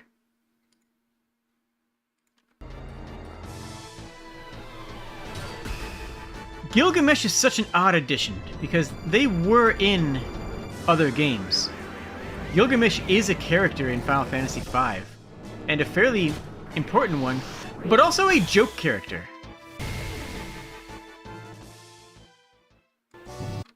It has multiple attacks, some of which are intentionally bad. I'm glad to see Gilgamesh here. I really am, and I don't think it deserves A tier, though.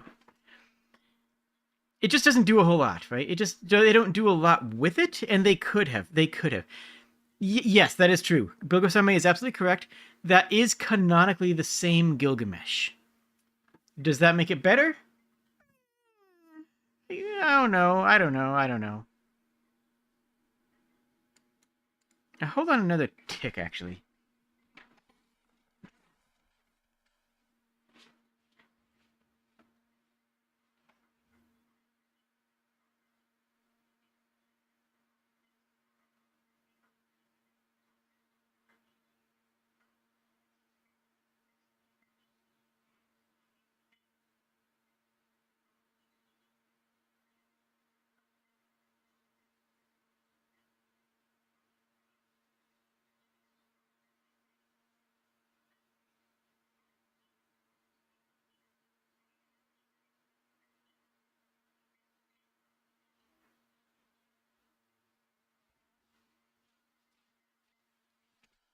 Arakatasa, I return triumphantly.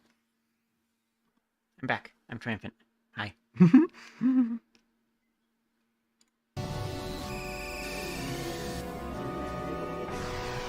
So here is Final Fantasy VIII's rendition of Bahamut, and it looks markedly different.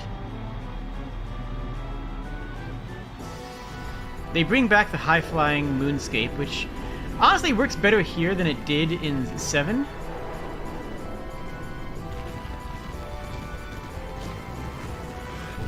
And breaking through the cloud layer to set up the Mega Flare gives it the same feel as the previous Bahamuts, while giving it a unique edge and giving it a different style. I think it's good. I actually think this is a good Bahamut.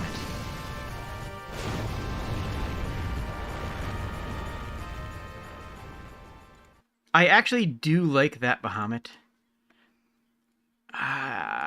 Do I put it into A? You know, I think I don't. I think I put it in B tier. I think it's a good B tier. It's a solid good quality B tier.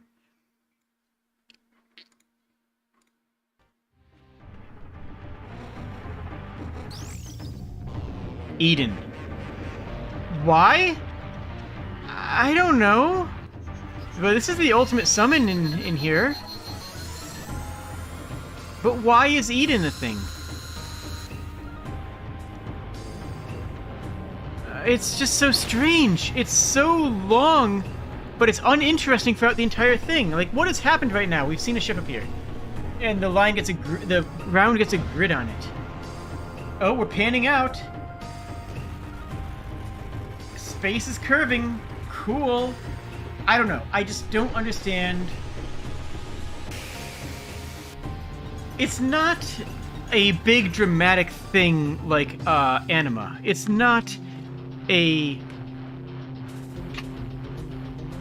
I don't know. I don't like it. I don't think it does anything terribly exciting or interesting compared to the other ones. And it's just so long. It just drags. Again, you want to be using this every fight to level it up.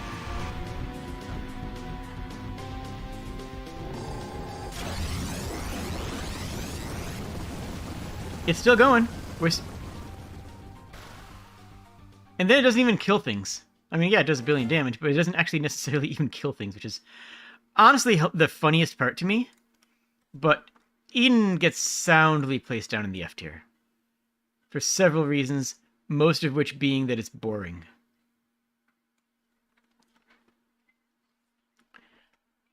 Bilgwasarme, that is how... You're correct that that's not how GFs level up. That is how the game tells you that they level up. You are correct that there are other ways to level Guardian Forces. That is not what the game says. And that actually is a bit of a problem. The game says you need to summon them. And that's what I did, because I thought you had to. Which means I spent a lot of time...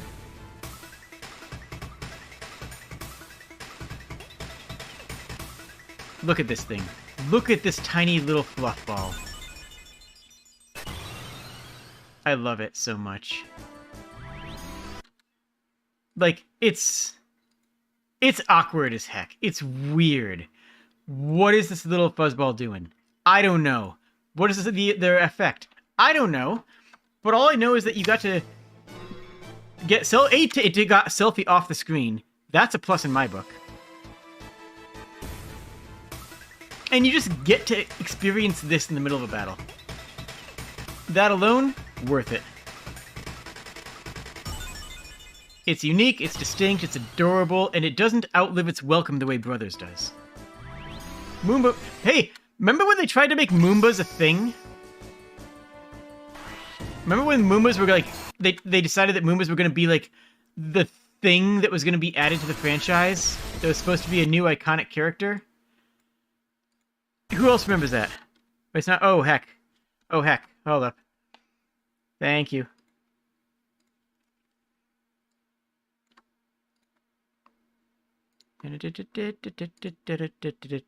Wow. Hold up. Yeah, Moombas were going to be like a whole thing. This was supposed to... I kind of miss them too. Honestly. They were supposed to be like Moogle's friends and another type of, another iconic... They basically tried to make the Moogle thing strike twice. I just dropped it in D tier because it's not great of a summon. And Moombas failed cataclysmically. I don't know why, I thought they were adorable, but like... They tried to make Lightning strike twice because and have another series iconic or franchise-wide iconic character like Moogles were, and it just didn't.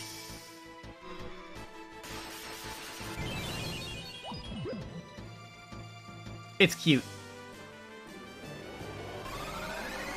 It's cute, but like... Why is it doing a Chocobo flare? I don't understand what it's supposed to be doing. I don't understand...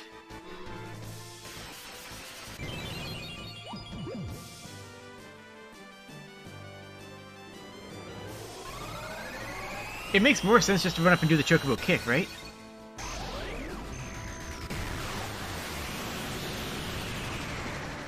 Like, sure, it's kind of cool. Choco Meteor... Yeah, these are all the same summon, by the way.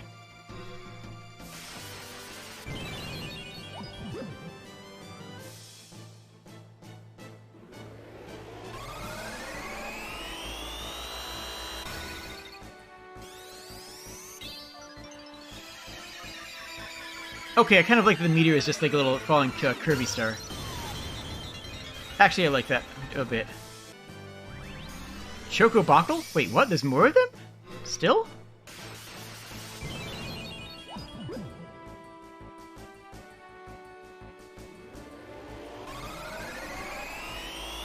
What does it do this time?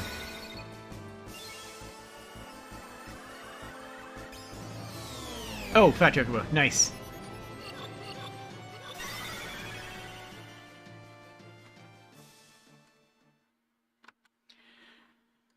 Oh, what do we even do with this Chocobo thing?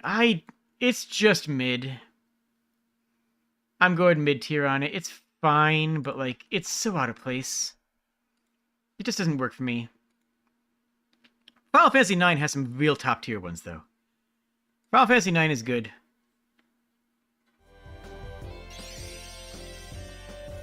Alright, so this is a recurring character, actually. Also, real talk, hold up. Let me just say this. I just want to remind you that this is still PlayStation 1. This is PS1 graphics. These are exemplary graphics for PlayStation 1.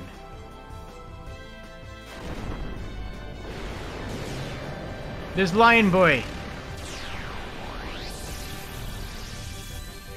Laser Lion.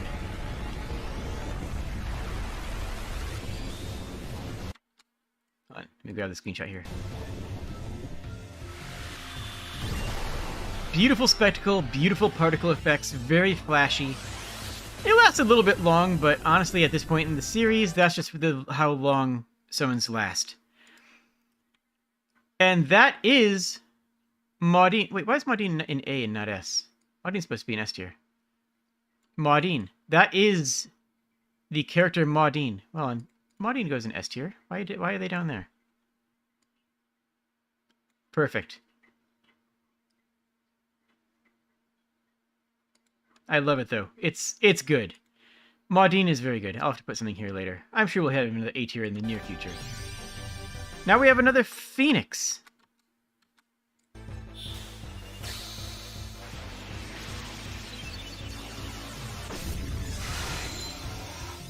A very flashy and shiny Phoenix, because they learned how to do particle effects, and a lot of them. But honestly, visually, it's not as impressive as some of the other ones. And the animations are pretty lackluster. It's just all particles. It's just all particles. Especially after what we just saw from Maudine, I'm not a huge fan of this Phoenix. I'm going to put it all the way down in D, which is strange because I usually put Phoenixes higher than that.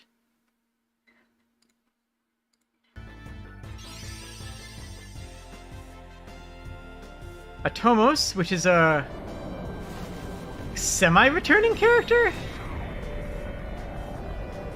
Yeah, Atomos is a returning character. It was within Final Fantasy 5, 9, and 11. Not as a player summon in 11, but as an enemy. And not as a summon in 5 as an enemy. Not like a regular enemy, it's like, you know, a big deal enemy. It's mid. It has a unique attack, it's a callback reference to other things. It doesn't do anything that impressive, but it's fine, I guess? It's fine. I'm just gonna say it's fine and move on. Oh look, it's another Odin! How does this one look? We got the moon. We've got a very stylish version of Sleipnir that with good leg counts.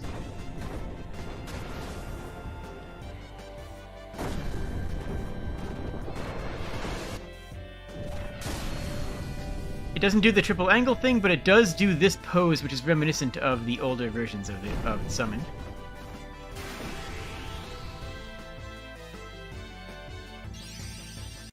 Not my favorite Odin, but not a bad Odin. Yeah, the moon box around that JPEG, though. You're right. You're absolutely right. It's not fantastic. It's a pretty weak Odin. And Odins are... yeah. Alright, what do we got for Leviathan? I love that appearance. The appearing underneath the water like that is actually fantastic. And that right there is an excellent use of particle effects. This appearance with those particles and then falling down as the rain, exquisite. Fantastic. I love it.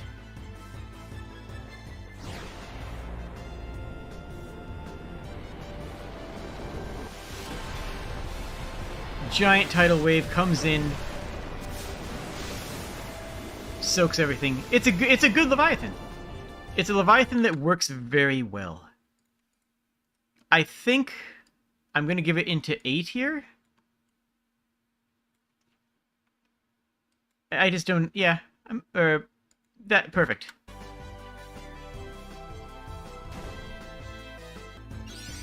And here is our Bahamut, because there's always a Bahamut. Well, there's not always a Bahamut. There's almost always a Bahamut. There's frequently a Bahamut.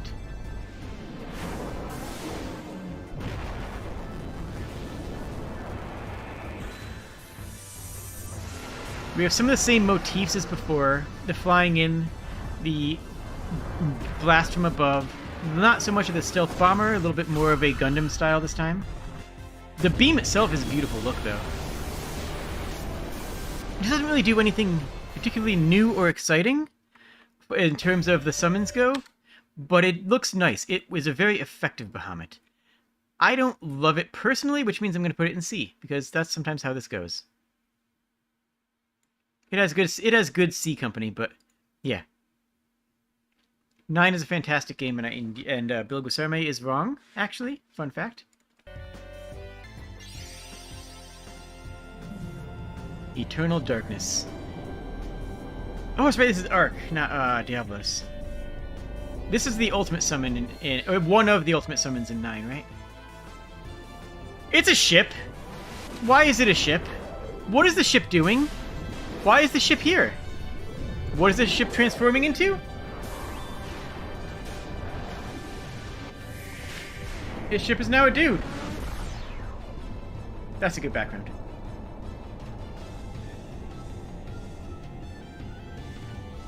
Honestly, yeah, it does kind of look like a Kirby design, isn't it? That's kind of interesting. That's an... And you have to see this every time you summon it.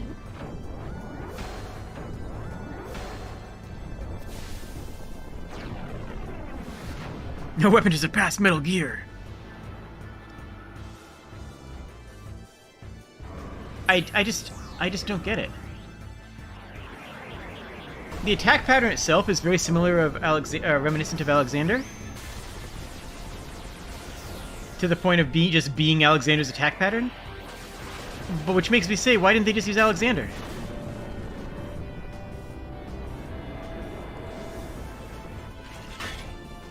It's so long, though. Yeah, that's true. 9 did have shortened animations after the first summon, and that did help a lot.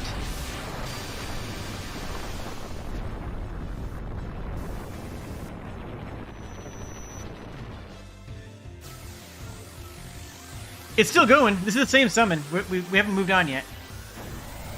That's why he shot through the entire planet. And only did 5,000 damage. That's the biggest problem there, is that it did all that and didn't even break 5k damage. Alright, I don't like it. I think it's a catastrophe. I think that it should not exist. I don't want it in there.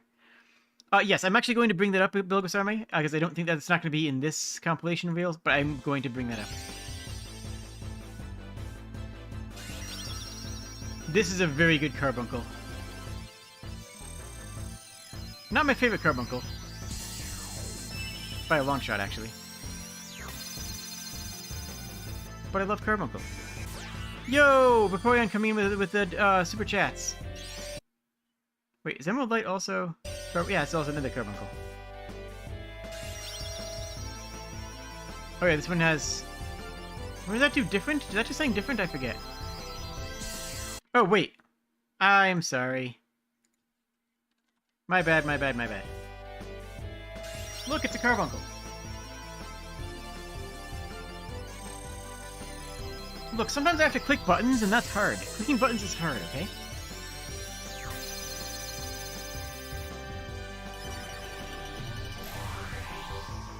This one is actually useful because it casts haste on everybody, but like... You can't choose... I don't think you can choose which one it does. It might cast Reflect on everybody, which could kill you because now you can't heal. Or it could cast haste on everybody, which is amazing, except unless you already have haste cast because it's a Final Fantasy game. And you probably cast haste at the beginning of the fight anyways. It's not a good summon, is what I'm saying.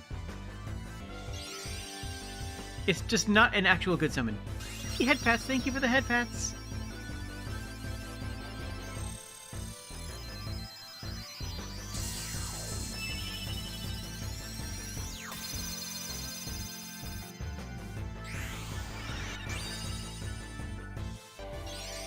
Alright, now we're on to... Okay, let's hope... I don't know. It's just not my favorite Carbuncle by a long shot. Like, there's so much better Carbuncles. We'll see much, much better Carbuncles. I'll go to C tier just because it is still cutie. But, like... Yeah. Why did not like Eden? I don't like Eden because it doesn't... It's just a Transformer. Oh, no, Eden is the... It's just, like... I don't see why it needs to exist. I don't see why it needs that long of an animation. And it doesn't even have an actual animation. Like, it just is a static model that doesn't even do anything. I don't know. I don't like Eden. I think it's bad. Hot take. It's not even a hot take. Alright, Final Fantasy IX Shiva, let's go. Now, I like this Shiva, visually. Like, I like this design for Shiva. This is just a good Shiva look. And the attack is fine. Now, I will say, though, I kind of wish that they... On. There is such an iconic ice attack in the game that I kind of wish Shiva attacked with the same ice lance in the same way that Idea did. Because that would be a really cool callback to say, oh my gosh, Idea is using ice magic in the same way that summons are using ice magic. That would have been a cool moment. Add it into, or yeah, like sort of call back to Final Fantasy VIII. I think that would have been kind of neat. I still think it's a good, it's a good Shiva. We're going to go into a good, solid, happy C tier.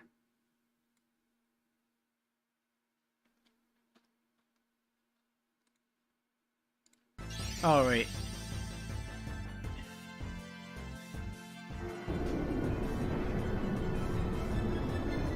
Look at that. First of all, hold up.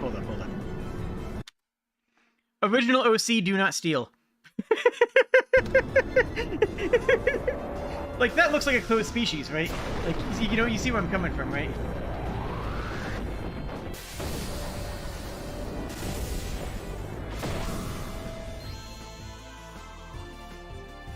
Oh, it's not. It's silly, though. It's silly.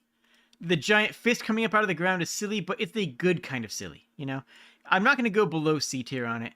It's silly, but it's the kind of silly that works and doesn't get as repetitive as some of the other stuff that we had. So I'm pretty content putting that in C tier, even though Fenrir's actual design is just weird and looks unlike anything else in the game. It doesn't really fit with the rest of the things neatly. I don't know. It's fine. It's cute.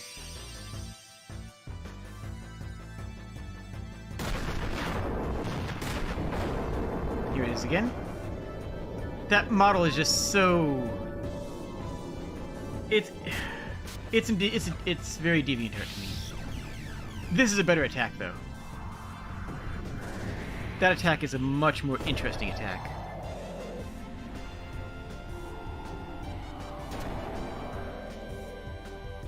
Alright, what do we got next? Oh, here's our Ifrit for this game.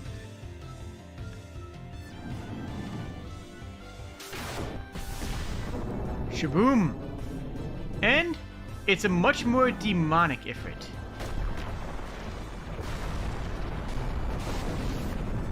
And his attack ends up being just this fire lash that explodes out of the ground, which works. It works. It's not the same iconic Ifrit we've seen in other games, but it's fine? I don't know. I'm going to put it with a Shiva. I think that's reasonable.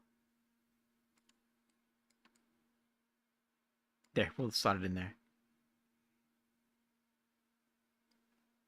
Odin, we have an Odin here. We have an Odin right next to it, an Odin here. We have Odins all over the place. There's a lot of Odins. Here's an Odin down here in D tier, and there's also an Odin up here in B tier. Odins are all over the place. Depends on the Odin. Oh, FF8 Odin?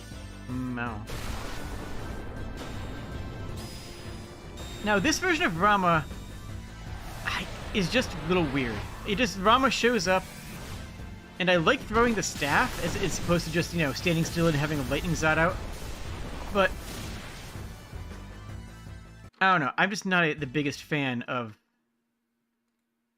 that particular Rama. We have better Ramas, and I think some of the pixel art Ramas are some of the best.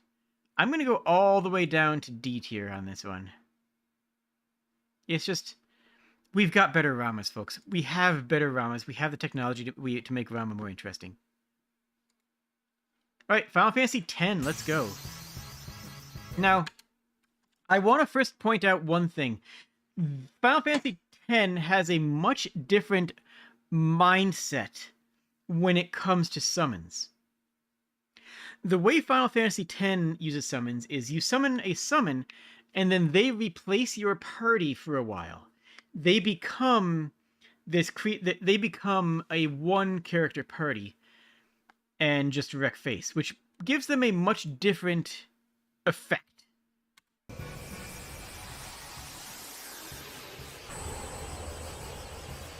Right out of the gate, we have Valefier, which is honestly kind of hype.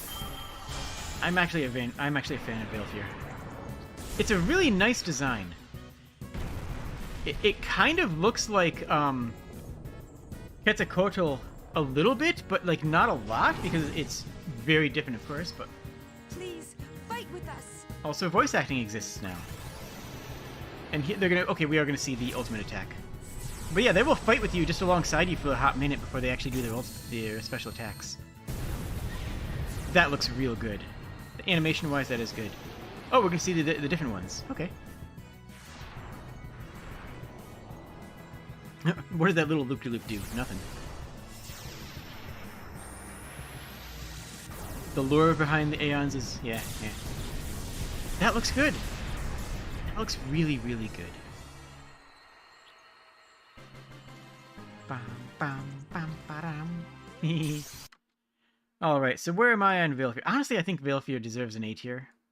Hot take. Veilfear deserves to be an A tier. I really do think it deserves it.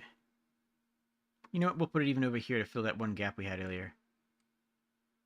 The gap's because I put something in the wrong place.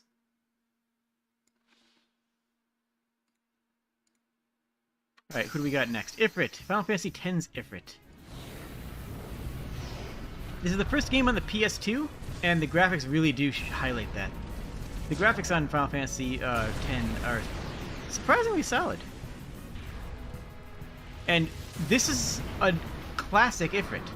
This Ifrit is done in the style of the older pixel art games. It has the long horns, it has the hunched over visuals, and several of its attacks mirror what it did in the 16-bit era.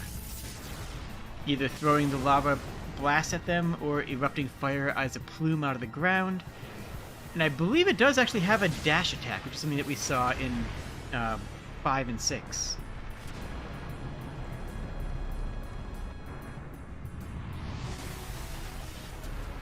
Oh yeah, that's right. They also give it the plate toss.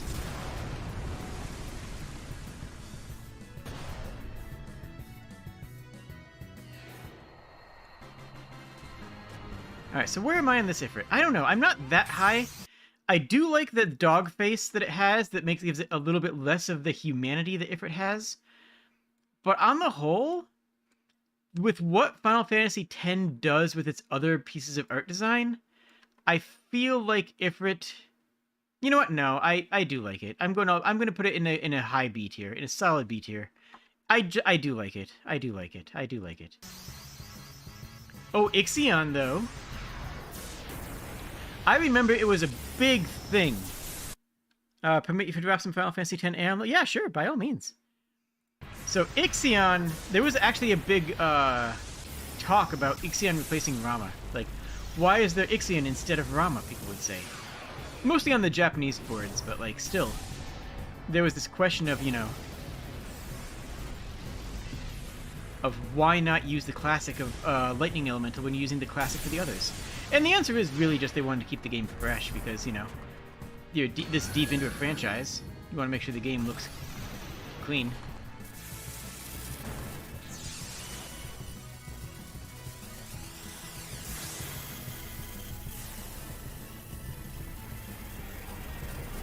I think that Ixion is fine. I don't really have a strong feeling for it, but I don't really think there's anything wrong with it. I know some people hated it because it wasn't... Just because it wasn't, you know, what they hoped for. You know, people get like that a lot. People get hyped for Rama. I don't know. I don't love Ixion. I'm going to dumpster it all the way down in D tier.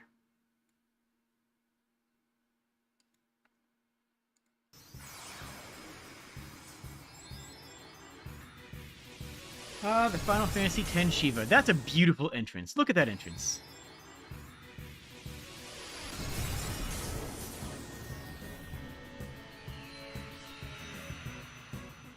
Just comes in and says, hey, what's up? She goes into the ice and becomes one with the ice. Because her spirit appears, melds into the ice itself, and then breaks out of it. That motion there, that gesture it makes when it goes out of there, that like it's throwing off a cloak, and it is throwing off a cloak, mind you, I think is beautiful. And then she catches the cloak. It's cute. Please help us. And mildly sapphic, but, you know, some things do that. Oh, a friend. Here, hold this. I don't love the hair. I don't love the actual model design, but I love the animation set they gave Shiva. It's so confident. Like, even that attack has a wonderful build-up before the actual attack comes out. I think it works pretty cool. That snap, though. Oh, I love that snap. It's just so confident. Shiva, oozes confidence in this game, and I like that. That, honestly, I think is alone worth a boost in tier rank. I'm even going to put it into A. I think that Shiva deserves to be in A tier. This particular Shiva, that is. Final Fantasy X is more from mildly sapphic. Yeah, true. But 10-2 is just the most sapphic game that I've... is that true? Maybe. I don't know.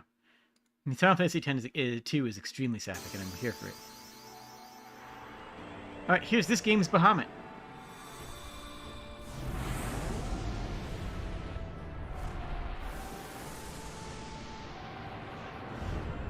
It's a very different Bahamut, a lot bulkier and a lot more regal.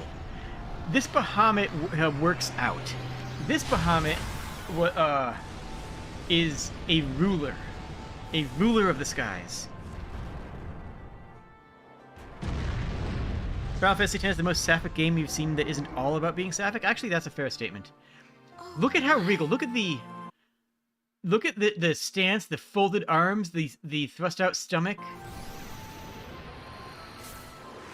The wheel on the back is weird, but you know what? I don't hate it. And the gold highlights really sell the design. And it's not like the wheel is unused. You know, the wheel actually is used in the animations, which helps make it better.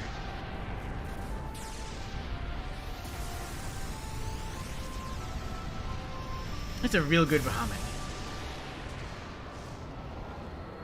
I think I'm pretty happy putting this in A tier.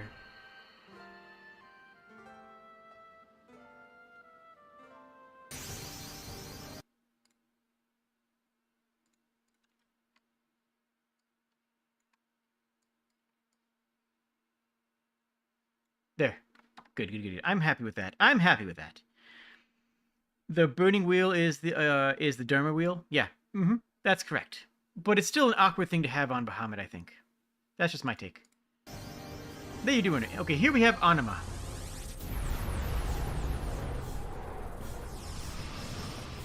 Anima is storyline based, kind of. Like it's storyline based, but not like in the same sense as some of the other versions of it. But I don't know. It's pretty neat.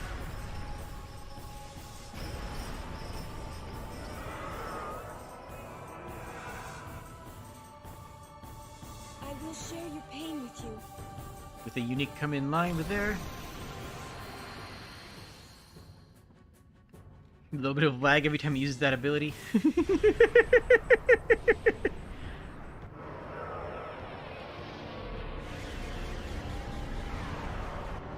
Yeah, it's insane powerful, and that lower face and that lower shackle break is really cool the first time. The fact that you get to see it break its shackles every single time kind of gets a little tired, but it's still a beautiful moment, especially the first time you see it. I will say, though, the shackled deity summon is done better with Promethea than Anima, but that doesn't make Anima any less effective and cool and narratively interesting and dramatic and dynamic.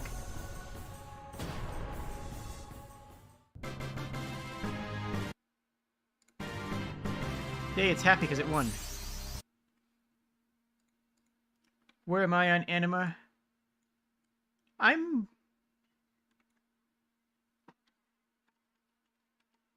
know what I'm gonna do?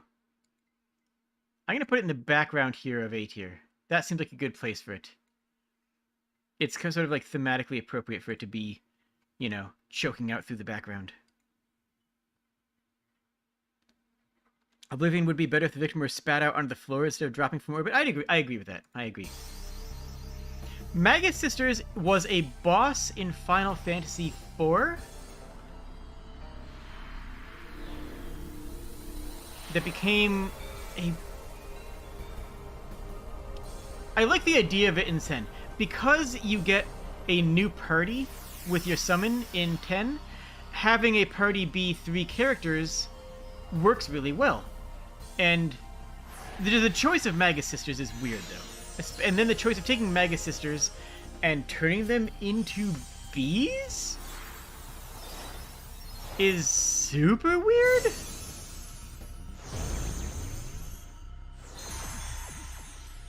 That one is cute, though. I don't know. I don't... It's very interesting. I'll give it that. We need all your help. Has a tri-attack.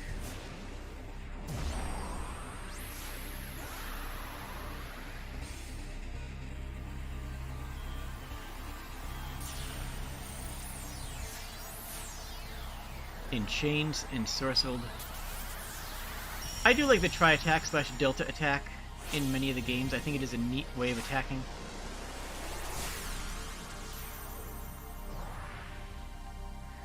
The beetle one being heavy is a little bit too played out in the actual animations, I think, but it's fine because it's not disparaging in any way, shape, or form. It's not like it's fat-phobic at all. It's just that that one is heavier and struggles with movement a little bit, but they're still an integral part of the team and respected.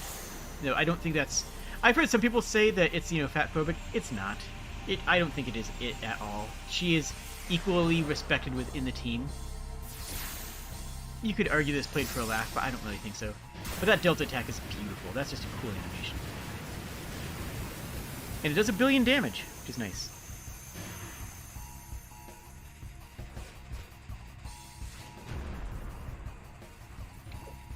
And that bounce is cute. Unfortunately, it has a B. Done. Okay, onwards.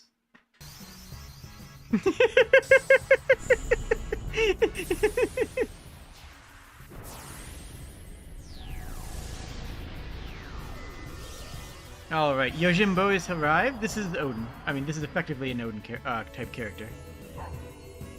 Yeah, I know it's technically not Odin, but... in a lot of ways, it is that archetype character. It is the Odin character of this game. It has Zantetsuken. That's kind of all you need to know.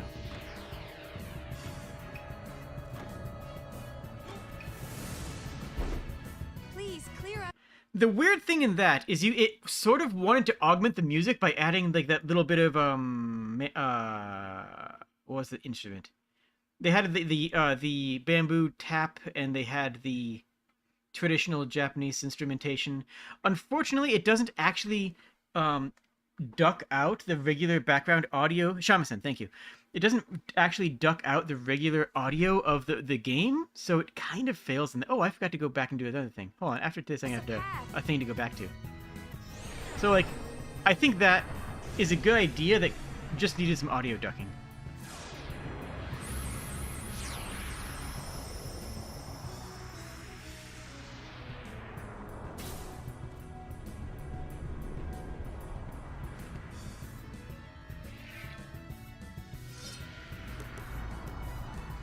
It's so slow-paced, but it works because being slow-paced is appropriate.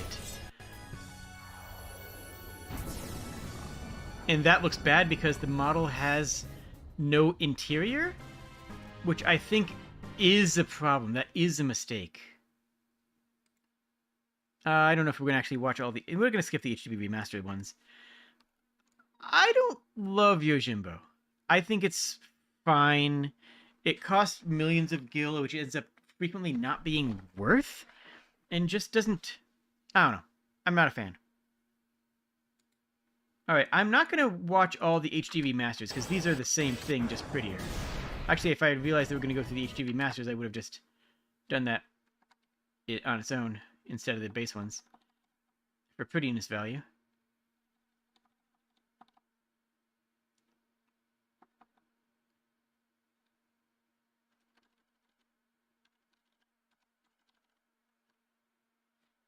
But before we do that, I missed one on Final Fantasy IX. This wasn't going to be going on the tier list, but I missed one, two of the most important ones in Final Fantasy IX. Minor spoilers inbound. This is the coolest cutscene in the entire game, and honestly, one of the coolest cutscenes in all of Final Fantasy. This is a set of wings behind a castle.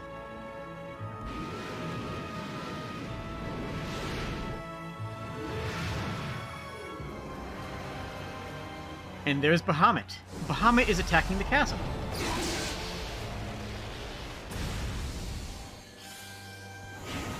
And Alexander reveals himself. This Alexander is you actually get a real scale of the enormity and power of behind Alexander. And yes, this casts Holy.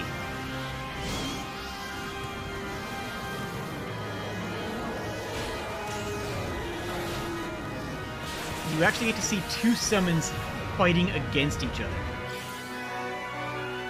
And aside from being my desktop background for several years, that version of Alexander is simply one of the best.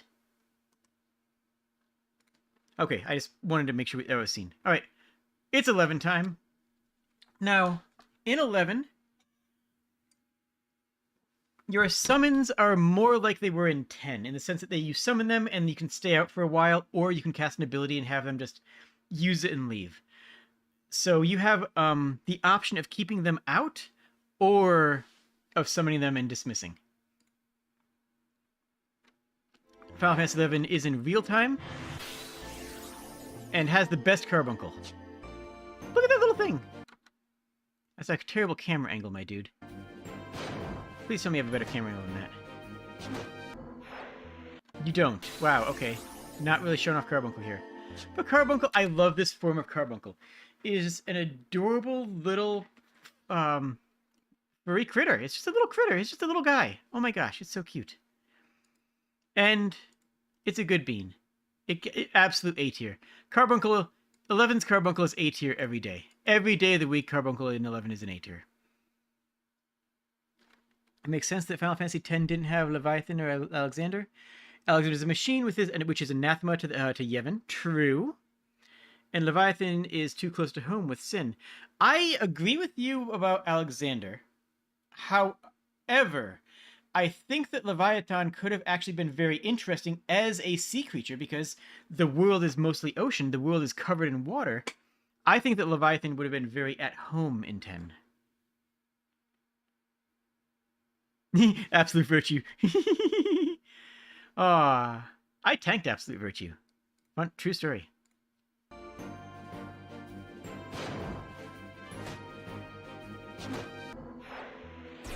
Fenrir. An enormous Fenrir. This is a very big Fenrir. A very good boy. Are they actually not showing all of the ultimates? Oh, really? They're actually not showing the ultimates of them. Huh. That's kind of weird. Seeing as, they did for all the 10 ones. Honestly, I'm going to go C tier on this version of Fenny. Like, it's a good puppy dog, but it's not as visually interesting and distinct as other versions of Fenrir, Also, I knew Luna, I think. Now, this is a cool-looking Ifrit.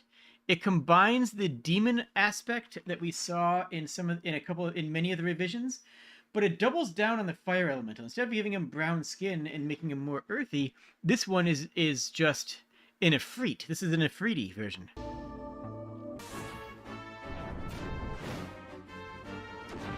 More of the fire pulse from the ground.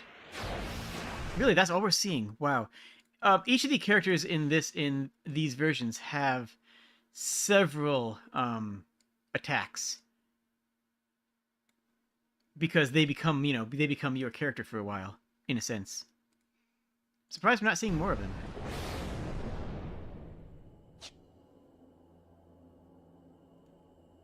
This is...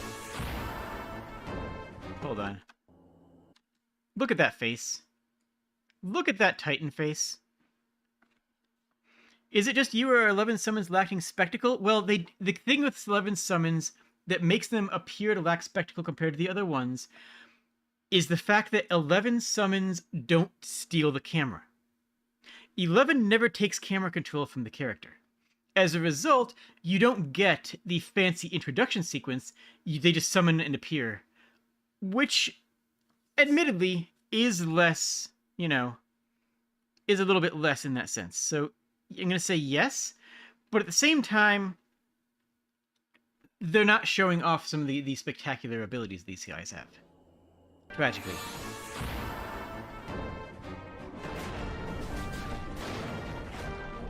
And also, you do have to account for the you did have to account for the fact that there were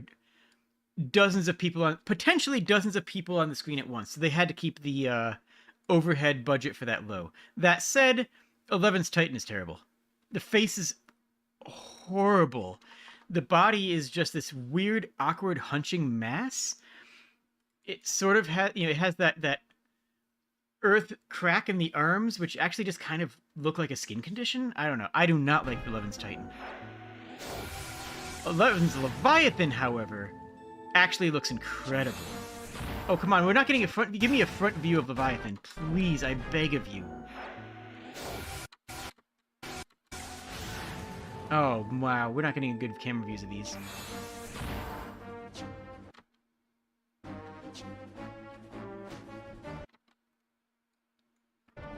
Wow, it's not getting a good image of Leviathan here, huh? Tragic. I think that Leviathan in 11 is a really good design. And yeah, for the reason for Diablos being in S tier here is pure design. The design of Diablos is spectacular. The entrance by coming in through the cloud of darkness is spectacular. Using the cloud of darkness as its attack and then exploding into a cloud of bats is spectacular. It doesn't overstay its welcome in the way that many other iterations of Diablo do. I think it's just a it's the best summon in 8 in terms of visuals, visual effects. Everyone else in S tier is there for story or meme reasons, because these are plot important characters in their respective games. But this one gets through just purely on spectacle. Now this is one of the first iterations of Garuda. We haven't seen a lot of Garuda. Why are we not seeing their face? I don't love how they're handling this Final Fantasy XI summons, because they're being summoned from behind. Okay, we're just screen capping Garuda's butt here, I guess, because that's what they're showing me. Garuda is a harpy, and works well. I think it's a cool look. But it's not that cool. It's not cool enough to justify going a higher than... I don't know. It's fine. It's just not great. 11's Shiva is pretty nice. Please show us Shiva. Okay, we at least get a profile look. I like how clean the lines are on Shiva. She has a very sleek look, as opposed to the very busy look of many of the other summons in other games. Okay, we actually get to see... There we go. Oh, actually we got to see her ultimate. So here we actually get to see Diamond Dust. Now, right there, she has the same pose that she did all the way back in throughout many of the other games. In 10, in 7, even in 6. She has that that iconic look, and boom, the explosion of ice. Okay, that one wasn't as impressive as some of the... I think that's a good Shiva. I think that 11 Shiva is actually an excellent Shiva. I'm going to go all the way up into A tier for that one. And I lament that we can't see a better picture of it. Hold on one second. I'm going to find a better picture of 11's Shiva.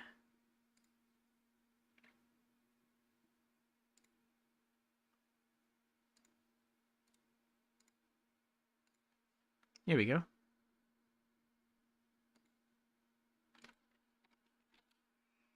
There is 11's Shiva. I like the lines, I like the smoothness of the textures, and the ears are a reference to one of the races in that game, which is an Elvish race. There's the Elven race in Final Fantasy XI that works so the ears aren't completely out of place as they might be otherwise. And the animation of having them be super floaty looks nice. It looks cool. It looks stylish. It's sort of it is almost a little bit of an alien design, and I think it works well.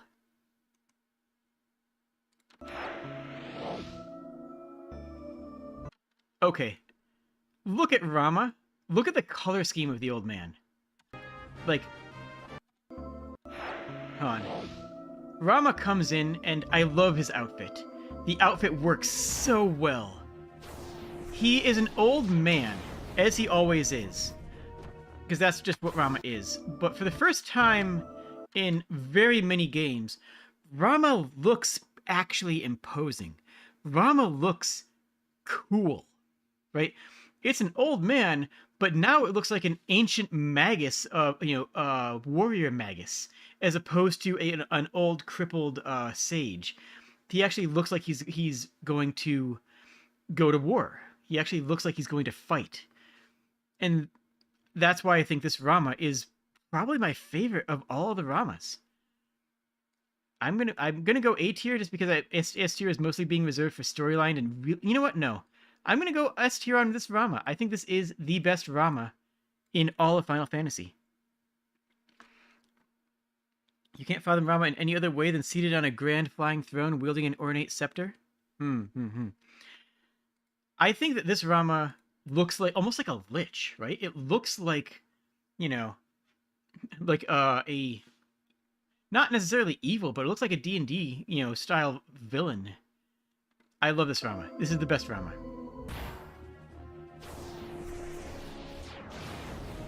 He looks like he deserves to be on the battlefield. Now, this is one that's interesting because this just is Final Fantasy VIII's Diablos, right? This is just a slightly worse version of Diablos from 8.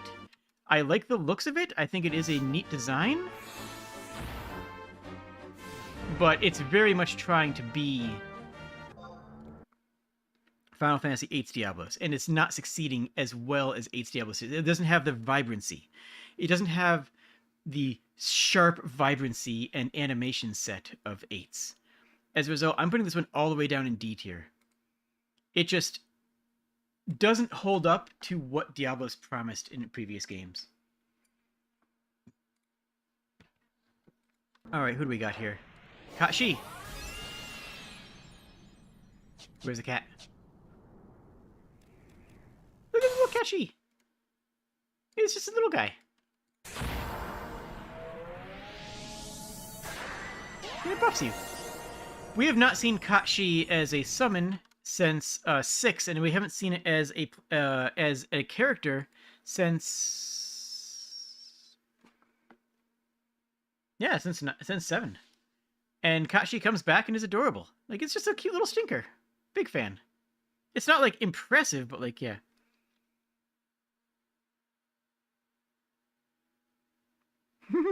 Yeah, Final Fantasy VIII Diablos has the presentation down. Absolutely down pat. It's exquisite. Alright. Odin comes in hard with this in 11.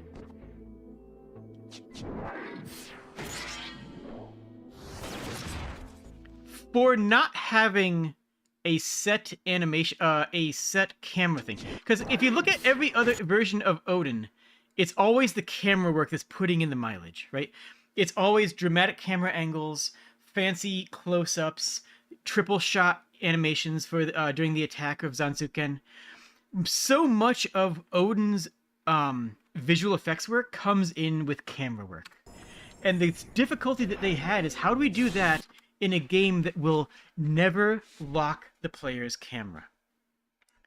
And the way that they did that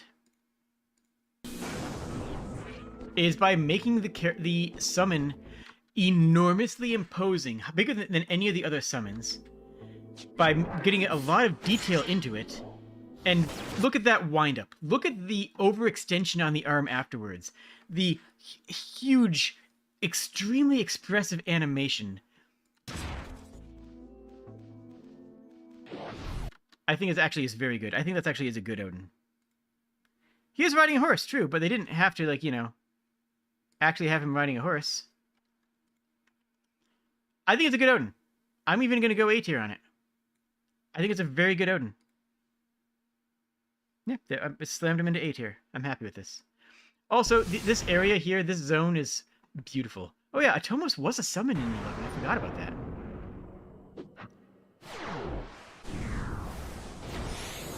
I think that Atomos is pretty boring in this. Although, again, we are not seeing... I'm not going to add that to the list because I didn't get a good camera angle. We didn't see a good enough camera angle on that. And here is 11's Alexander. Honestly, it's not bad. It's kind of cool. It's just a big robot boy. It's not the best Alexander by any metric. In fact, as far as Alexanders go, it's one of the weaker ones. I'm just glad it's there. I don't think I can give any Alexander lower than C tier. I already did. Never mind. You know what? I'll give this one C tier. It's better than the than Sevens. Seven strips so much of what made Alexander good off of the equation.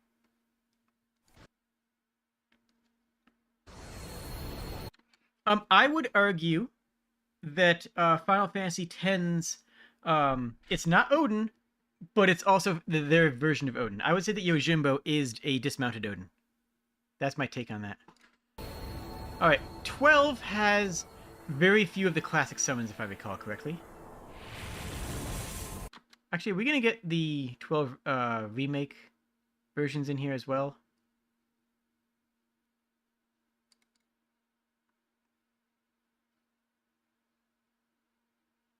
Hold on a second. I think we actually are.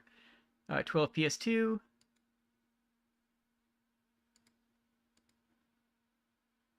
Yeah, we are getting the... Okay, let me get to the beginning of the Zodiac Age ones.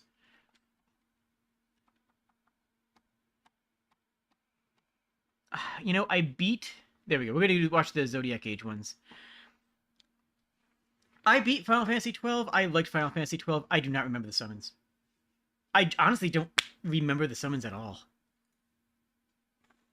Like, I couldn't even parse to tell you what the summons were. Belias?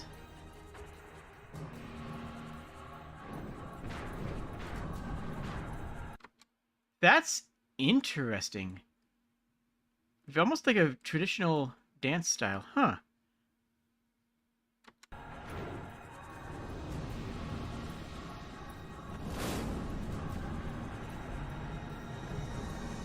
I don't think I ever used the summons in this game at all. Oh, so this is this game's Odin's kind of? I can see this as an Odin type character, but it looks honestly more Wukong. Son Goku. I don't even know where to place these. I have no idea. It's an Ifrit, but it's also like a Son Goku character. I kept saying, you're right, sorry. I have Odin on the brain. Yeah. It's sort of like this game's... I don't know. I don't like it. I don't like it. I'm not a fan of it. You can go here, and I'm going to forget about it as soon as this video ends. It's down in D tier. Mateus?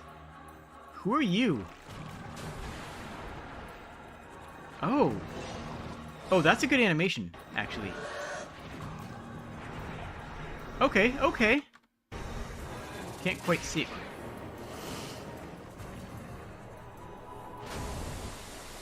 Oh, wait a minute. That actually kind of owns. Wait a minute. That kind of rules. Wait a minute. That actually kind of rules. I can't get a good picture of it, though. But I like that. It's a underwater warrior creature. That was kind of awesome, actually. I don't remember this whatsoever, and I did beat 12, and I did beat most of the 12 side quest stuff. I'm going to put this in B tier. I like that a lot, actually. That was actually very awesome. Wow. Hold on, one more tick.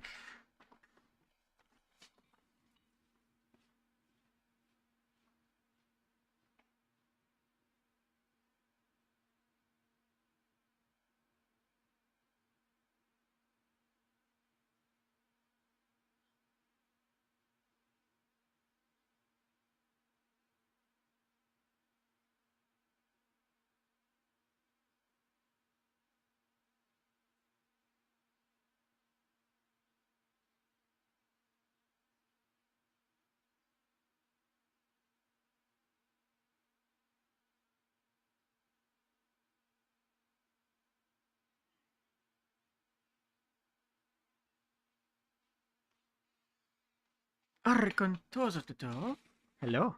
How you guys doing? You having a good time? Yeah, so Mateus actually is kind of amazing. I like the style. I like going underwater. I like the shooting out there. Hi. And this right there, that ice shattering, beautiful moment. A Dramalek. This one I think I remember. Yeah, this one I remember. This one looks very cool. This is the only one that stuck out in my brain. Partially because it's one of the few that you can actually see clearly. Because a lot of these you can't see clearly, right? I couldn't even get a good screenshot of the last one, even though I loved it. This one is very crisp, clear, and imposing, and I love the detailing on its armor. This one I like a lot.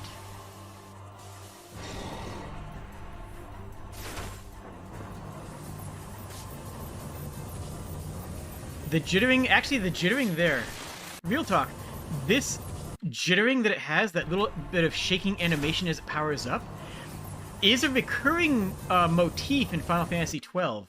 Is that I guess jitter really is, jigger or wiggle is one of the best words for it. For things that are extremely powerful, they have that shake that they can barely control their power, and I like that. That is by an order of magnitude, the best Final Fantasy XII one that I've seen here. Okay, Zalera. Oh, that's a cool design. The biggest problem with these is that I don't remember them. Who is this? Oh gosh. Oh, that's interesting. That's interesting. Okay, sort of like a Hades style, but with a very interesting design. Oh, I like that. How have I not seen these? How have I not seen these? Where do you get these? This is going high B tier. This is good. And the last one I put into A tier. I would have remembered if I saw that, I feel like. Maybe not? Maybe just Final Fantasy XII is just a fever dream to me and I don't remember what I did? Shemhaze? The name is a reference to something.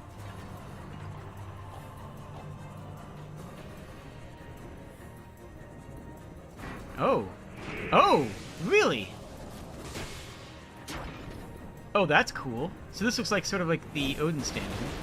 Except with guns. Okay, I'm into it. A little bit of the generic of cool that guys don't look at explosions style, but like... Okay, okay. I'm gonna go high C tier on that. That was pretty neat, though. That was actually real cool. Why don't I remember these? Seriously, why don't I remember these? Where in the game did you find these guys? Hashmal? Cool.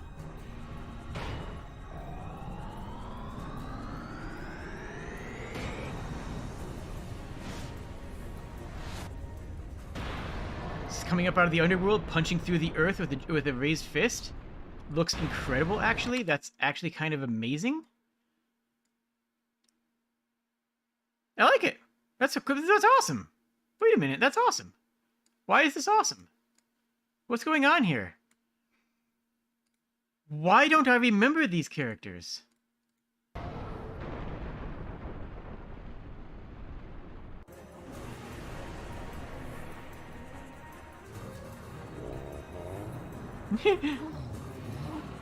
That is such a weird and interesting design.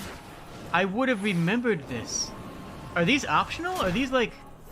What? Was that... What? Wait. Oh, it's sucking the life out of the ground?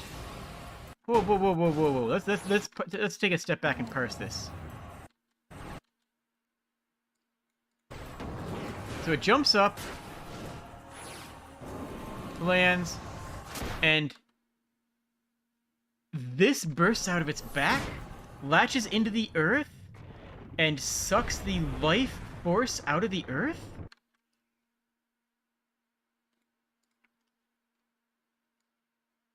What are you? Where did you come from?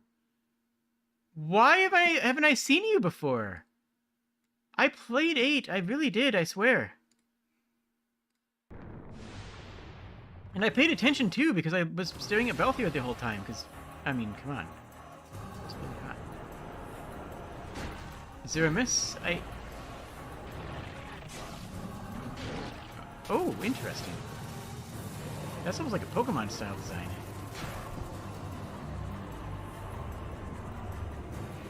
Yes, it actually is a couple of different Pokemon style designs. I'm not saying it copied, I'm just saying that it has similar inspiration points. Weird. Don't love that one actually as much.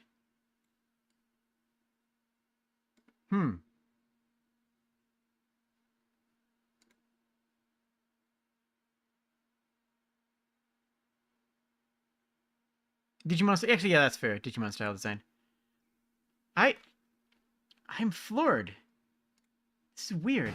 I don't remember any of these. Except for... I only remember like 1 or 2 of these. Oh, that one looks very nice. Oh, that's a really nice imposing... Oh, that's beautiful. Okay, okay. So many of these are very murky. Some of these are very, very murky in their visuals. This one is crisp. That one comes up, and that's a beautiful moment. That's a beautiful... Just hold on that moment for just long enough into that purple spikes, which really helps the color contrast with the blue. Adds a lot to the landscape.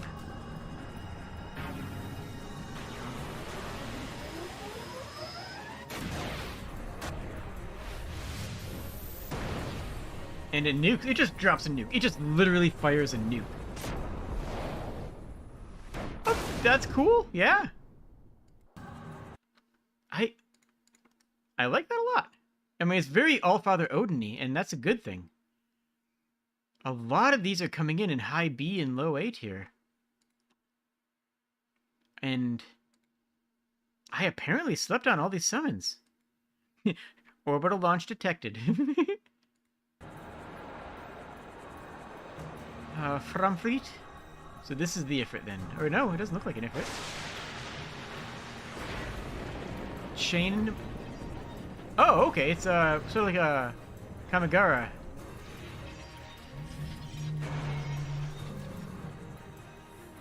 Attacking from the heavens? Oh yeah. The Jug of Water? Oh, really? Oh wow, that scale! Oh, that really sells how big that guy actually was. Okay, that one gets high points for the animation. Just that one really sells the attack animation very heavily. Obliterated. Honestly, I like that better. Let's go with that. Chaos? Hold on.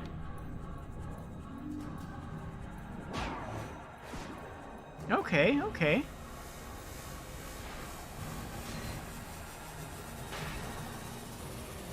So these feel less like Final Fantasy summons and more like gods, right? These feel more to me like summoning the help of a deity. Especially with the mandala effects and stuff like that. Mandalas there. You know what I mean. Mandala visual effects. You know what I'm saying.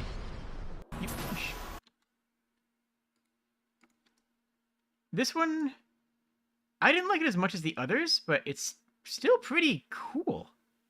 It's still very interesting. Wow. Yeah, more like a primordial formless chaos rather than... I played Zodiac Age too. Like, I played this version of the game in theory. This is Ultima? Okay, so Ultima is a summon in this? That's very Hindi and I'm here for it.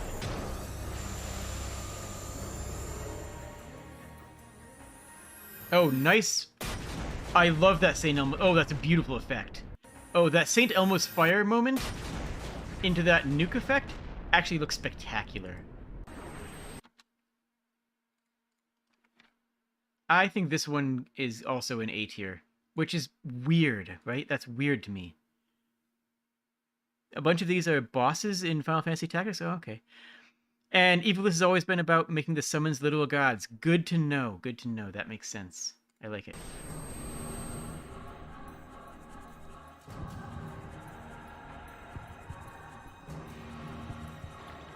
All right, Zodiark. What do you do? What is your jazz? What's your jams? It's an egg.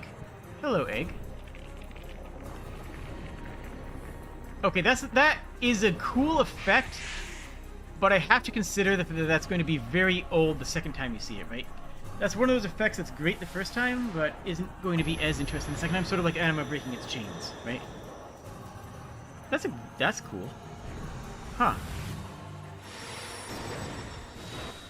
Ooh, pretty.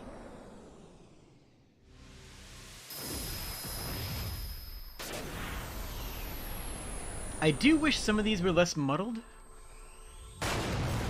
Oh, whoa, that's a really good explosion. Oh my gosh, the visuals on that explosion are spectacular. They didn't need to go that hard. This having a little bit of the trailing on it, the volumetric styling of that, like just... the way the clouds blast out, oh, that's really, really good visualing. Oh, I love the way they handled that. Okay, paint me surprised. I've been sleeping on Final Fantasy 12 pretty hard, it sounds like. Despite having played it and enjoyed it. It's not like 13, which I actually have not played. Only Final Fantasy game that I've never played. Come on, Hackathon! And that voice acting is exactly why.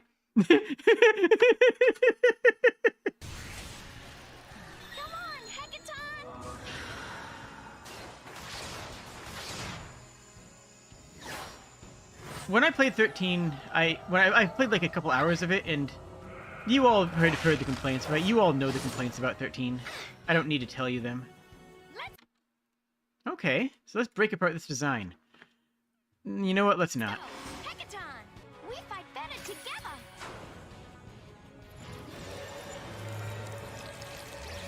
Okay, so they're kind of actually using the several arms. It's transforming. It's a transformer. It's... What am I looking at? It turned into a gun puppy?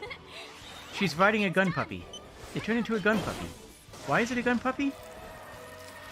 Somebody explained... Then it should point the guns at the ground and... Oh, wow. Okay, I don't... I think she enjoyed that a wee bit too much. No. I'm just going to file that under no. That thing is an abomination against man and nature, and its sheer existence is a sin. Its sheer existence should never be there. Yep, the 100-handed ones. Yeah, it is, but like they're all guns and it becomes a dog? No. I'm not here for that. Bahamut!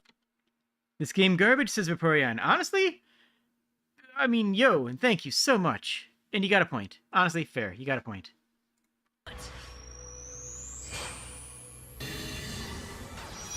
So here we got this game's Bahamut. You know, I like... Oh, hold on. Bahamut! This is interesting here. I kind of like this bit here. It goes up, and then as a part of the summon spell is already cast. The summon effect is already underway, right? You'll spend $2 to express your frustrations. I appreciate that so very much. Okay. I love that. I adore that moment. That moment is phenomenal. In the middle of the summon animation, going back to the summoner and actually making the summoner an active part of the summoning animation is something that we only ever saw in 11, and that's because the camera wasn't locked. That's good. I really like that. That moment, just that tiny moment of cutting back to the character and having the character look up at what they're summoning actually is phenomenal. Okay. It's a little bit Michael Bay, but I'm here for that. That's actually a good design. I was ready to hate on this, but I can't. That actually looks real nice. You know what to do. And even in the oh wow, yeah.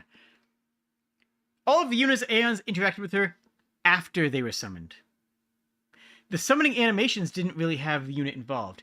What I like is that this is still part of the summoning animation. Her looking up at the sky and going, let's do this, was a part of the summoning animation. And then so was the one in the previous one with the Heka nerd. But, like, I'm sorry, Let me in on the fun. the summoner being an active participant in the summon's attacks, I like. This I don't like. What's going on? What am I looking at now? What have you done? What have you done to my boy? Now that's more like it. Okay, I don't like that as much. They're all Transformers? Oh, interesting. That's more of an Ultima style attack than a Mega Flare style attack. What a sweetheart. What a sweetheart. Love it, actually. You know what? I didn't hate that. That design is pretty cool. I'm actually going to go high B tier on that one. That's actually really nice Bahamut design. Shockingly. The voice acting is so flat. Yeah, if true. Alexander! Okay, we have Alexander in here. Alright, it comes in as the Rook, which is correct. Alexander is the Rook. That's appropriate.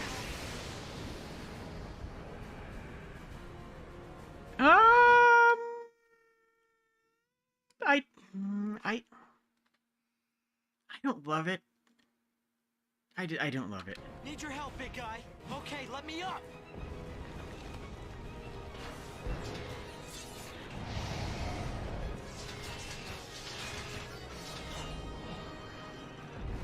Oh, it becomes the whole chessboard. It's not just the Rook, it's the whole chess set. Okay, let's do this. Clear the way.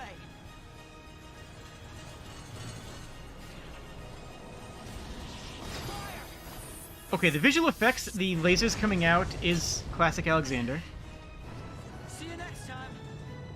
See you next time! And it rockets away. I don't love it. That might be that's the worst Alexander. That's the worst we've seen Alexander. I don't like that at all. Odin. Alexander is Beth with no human-like characteristics. Yeah. Alexander is the Rook, right? Alexander is the Rook. It is the chess piece. It is the castle. It is the... I was actually having high hopes because with them all being Transformers, Alexander should be the most appropriate. The Alexander is the building that transforms into the soldier. The building that is the knight. I think that this could have been the best Alexander, but it was by far the worst. In my opinion, etc., etc. Okay, I like that slice.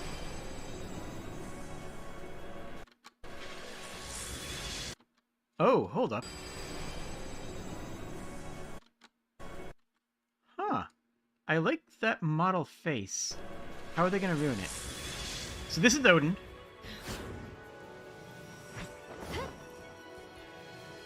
Clear the field. Oh, that looks nice. That's a really good still. That's a beautiful moment. I don't love the model. And I'm about to hate the model, I guarantee it, right? Oh, no, it's turning into Sleipnir. And is, not enough hooves, but like... And then is Lightning going to ride it? Oh, and she takes Gungnir. Oh, no, not Gungnir. She takes...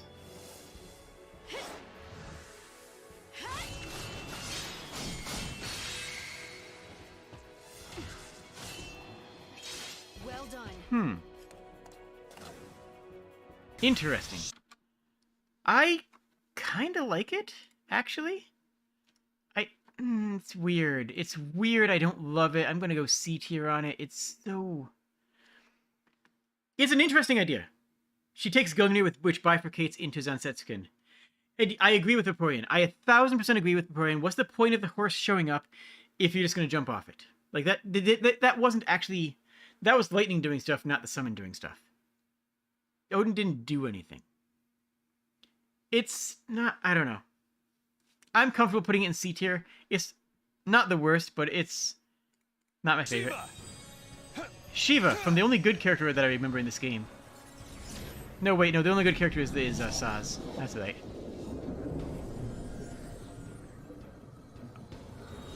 Oh, I remember this. I didn't play this, but I remember this. This is doesn't she turn into like a motorcycle or something? So now it's done.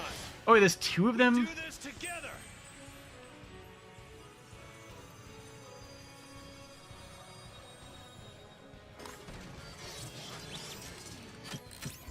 What am I staring at here? What is going on? Let's ride.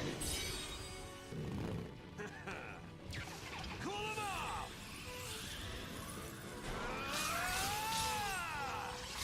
And you just spin?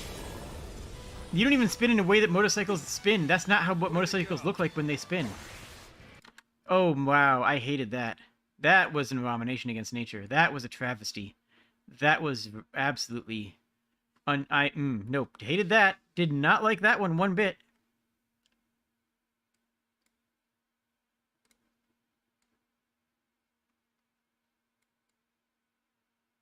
There you go, so it's a little bit more visible. I did not like that one bit. Alright, the only good character in this game, that I remember at least.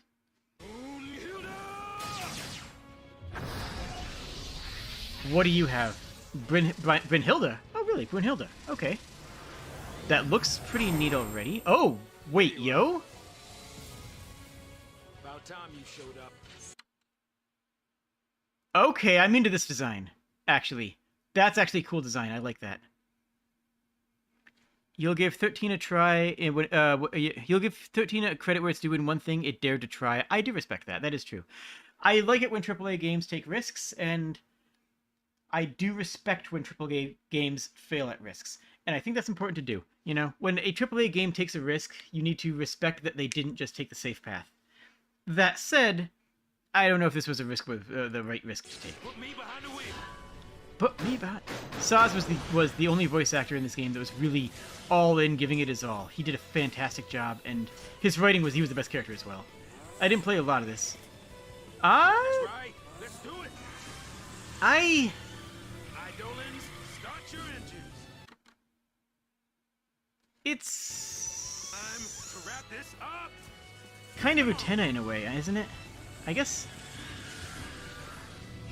I don't know. Oh, yeah. I don't like the transformation. The original form was cool as heck, though. Oh, it actually comes back into the original form at the end of the...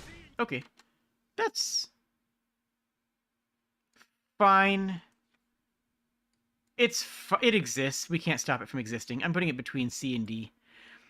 The original form does look cool. And yes, he has a baby Chocobo in his hair the entire game, and it's amazing. It's great. I love it. Saz is the only character in that game who I genuinely love. Oh, his hair probably does stink. That's fair. Never thought you'd see a robot wearing a corset? Wow, you haven't been on the internet for too long, have you? I mean, I've heard, at least. Maybe. It's, Final Fantasy 14, is it then, hey? Yes, there are no summons in 14. Okay, that's not entirely true. There are no... At the time that this was released, I think you can do summons now, but this is from the launch, closer to the launch of the game. So these are the bosses. So we have to judge this differently, and I almost feel like I can't judge this because these are not summons, these are boss intros. Okay? So let's just make a note of that.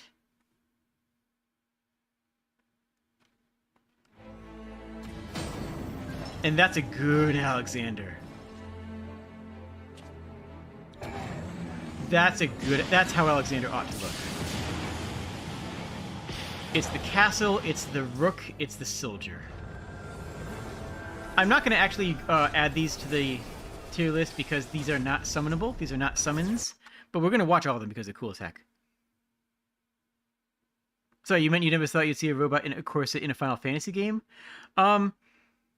Does Final Fantasy Legend count? Because there's robots in corsets in Saga. We've been playing on the channel, so there's that too. No, I agree. It is a kind of an awkward design, but like, we're not going to rate these because these are not summonable. These don't fight Oh, Thornton. This is actually Knights of the Round? Okay. I played 14. I stopped playing 14. That's my story.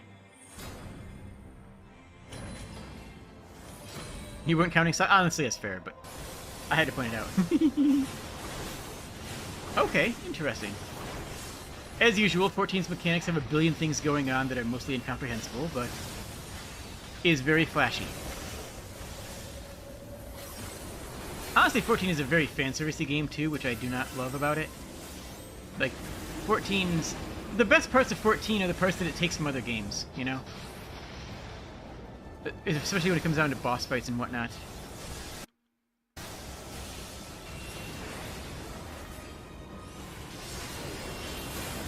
Yeah, this I can't judge in the same field as the rest of the summons.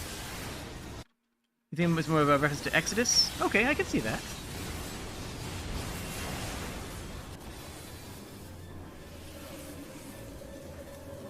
You just can't get into it as much as other people. I've talked about 14 before. I've put in my hours. Was confirmed good at the game, and I just decided it wasn't for me. It's not that it's a bad game. It's just not my game. I would rather go back and play 11 again than play 14.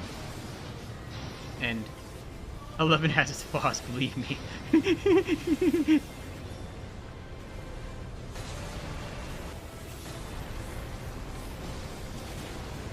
Like, okay.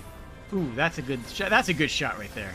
But again, we have a completely free camera, which means that they need to account for having a free camera. The camera is not locked. Oh, and this shot right here, actually, hold on, let me go back a second. Let me get a place where I can see it. So this right here in the middle is what the summons look like in 14. There is one... So 14, you can summon things now, apparently, but the summons were just little wind spirits like this. This was a little Garuda-style wind spirit. And I think you could also get a Carbuncle as well. So Carbuncle was a baseline summon in 14. And it was very similar. It was actually very similar to the Final Fantasy XI Carbuncle. Like copy-paste levels. The copy-paste update graphics levels are similar.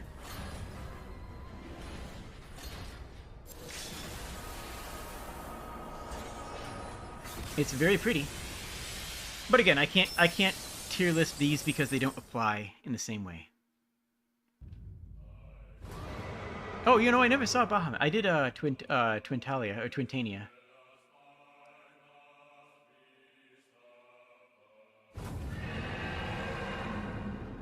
That's a good Bahamut.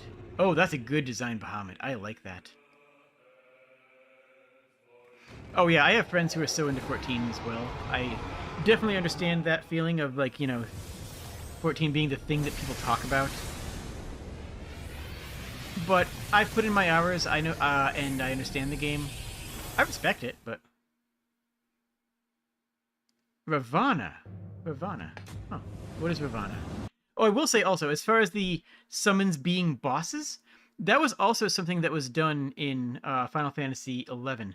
11, you got the summons, but to get the summons, you had to defeat them. You had to defeat the summons in a boss arena, and where they use all of their abilities. And remember, each summon in 11 has like 6 to 8 abilities. So you had to defeat the boss version of the summon, kind of like you did in 14. But in 11, you actually got the summon. You actually got the ability to summon the summon. Also, I will also comment that summoning is also a thing in that expands out in 11. After there is an entire academy dedicated to researching summoning magic in Final Fantasy XI. And that academy actually researches how to get in contact with new summons, which is how you get some of the later ones, but also researches new ways to summon. And they find, and throughout most of the Final Fantasy games, I guess I should have said this at the beginning of the stream, summons are not necessarily summoning the one Shiva. You are summoning an aspect of Shiva. You are summoning the aspect of Shiva that resonated with you as the summoner. Which is why two people can summon Shiva at the same time, because each Shiva is sort of like so more like an elemental incarnation of the true Shiva. It's an interesting way of handling it. What 11 does is actually really cool. Is they research a way to summon people. If you have somebody that you personally know very close, you can actually summon an aspect of that person. They've researched a way to summon an aspect of another person to join you. And that's cool as heck. So if you know, like, the King Trion of Sandoria, and if you've done his quest and you're familiar with him, then you can go to the Summoners Guild and be like, hey, I send out for the king. He'll agree to my summons because he's a friend of mine, and I want to be able to summon him. And then you get that. You actually get the ability to summon King Trion into your party as if it were summoning magic. Very cool way of handling summoning, and that's how the game adds in the ability to summon to fill out a party. If you don't have enough people in your party, you can different players can summon in other characters that they know through the storyline of the game. Literally just to be in your party. It's separate from the summoning of the summons, but if you are missing a tank, you can summon King Trion himself to tank. You can summon Lady Shantoto herself to be your black mage. You can summon Kupipi, the Tarotaro clerk, literally just a desk clerk, who happens to be a skilled white mage. It's like, okay, Kupipi, we've been hanging out for years. You've been at this office, and I'm in here every day. Can I summon you to my party? And she'll say, yeah, sure. The actual Kupipi is still sitting there signing documents in the clerk's office, but you summon an aspect of Kupipi because you know her so well that you can use the same type of elemental plane summoning for that person. It's a really neat system. And mechanically, it's spectacular because if there's no white mage on, you summon Kupipi. If there's no tanks on, you can summon, one of the several tanks. You can summon, you can literally summon a Kenku. Like, oh, what's his name? What's his name?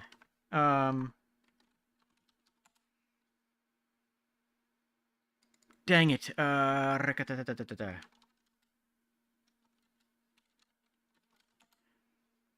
Give me one brief moment here.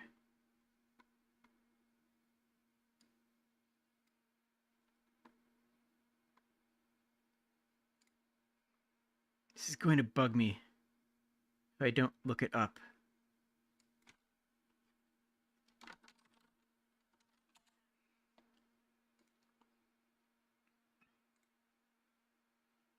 And Absolute Virtue, you can't summon Absolute Virtue.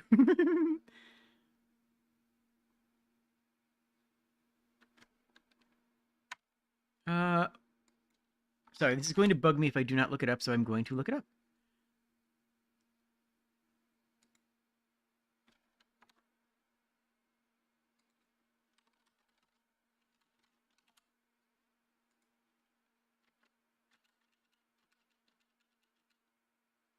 There we go. Tanks. Gesho, that's his name.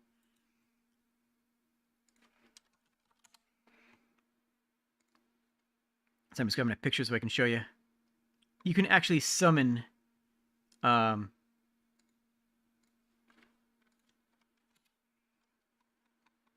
this bird dude as to be your party's tank. That's not a great picture at all.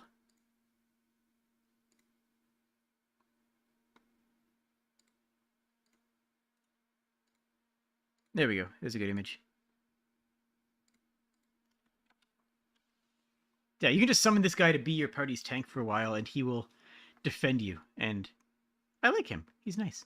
But yeah, that was just a way that 11 handled summons that I thought was spectacular, and actually just a good iteration on the summoning process that has been espoused in every other Final Fantasy game. AV will eviscerate anything you summon against it. That's true. AV does not like having summons around, but AV doesn't like having anything around. I'll talk about AV in a future stream. I tanked it. It was fun. Good character. Good fight. Terrible character. Terrible. There's a funny looking Falco. I mean, you ain't wrong. I mean, I hate that you're not wrong. Could you please be wrong about that? Because, like, I want you to be wrong.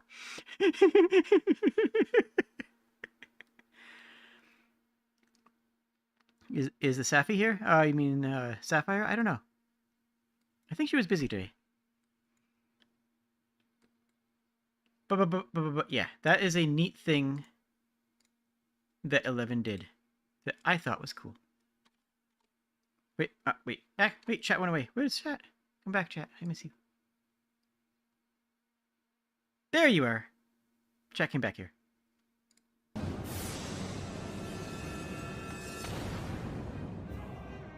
Ravana.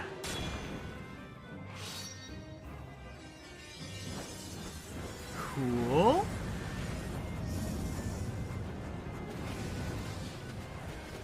Oh no, he's hot.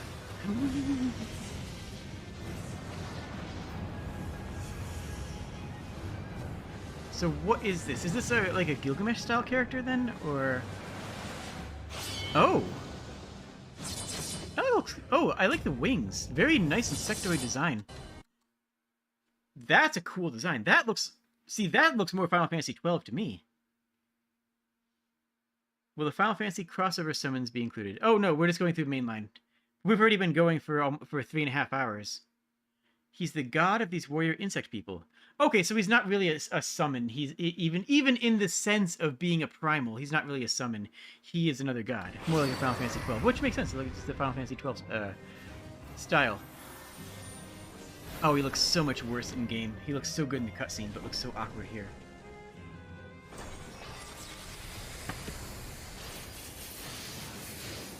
Nice visuals, but you have to have the camera so far away to participate in any of these fights. As a complete aside, Bismarck? Really? 14 has Bismarck? You haven't seen Bismarck since Final Fantasy VI. It's just a whale. Anyways. Primals are gods or god-adjacent beings. Ah. Okay, born solely from the power and belief of magic in the magic crystals. That is very similar to the other Final Fantasy. Okay, that is more like the summons, where, you know, Ifrit is more like a fire elemental, a fire spirit that is summonable. Okay, that makes more sense. Oh, hi, Safi. You're wonderful. So, Bismarck?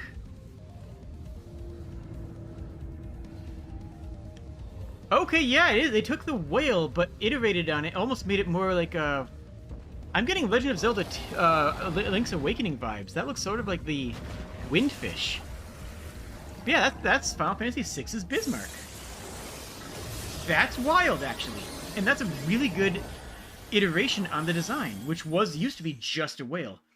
Like I said, I think that's the only Final Fantasy VI summon that I actually put into F tier. No, it's not. Actually, I put several in there. 6, okay. But yeah, that is just taking Bismarck and making them interesting. Okay, I'm about it. I'm about it.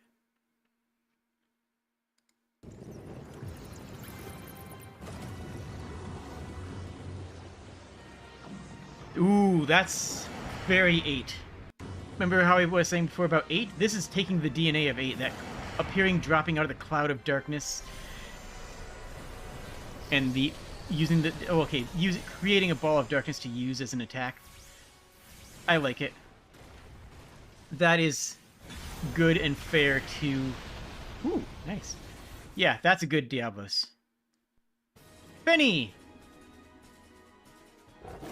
That is very similar to the Final Fantasy XI design for Fenrir, and I like it. Yeah, it's Final Fantasy XI's Fenrir, but without the purple. Very similar animations, too, actually. They were burning through these. Thin is a gravity space whale. Bismarck is a flying cloud whale. Yeah. Siren, okay. They're looking very similar to the Final Fantasy VI incarnation. Siren was also in 11, but in a cutscene, so it didn't get flagged as the in here. So was Atomos, for that matter. Atomos was a boss.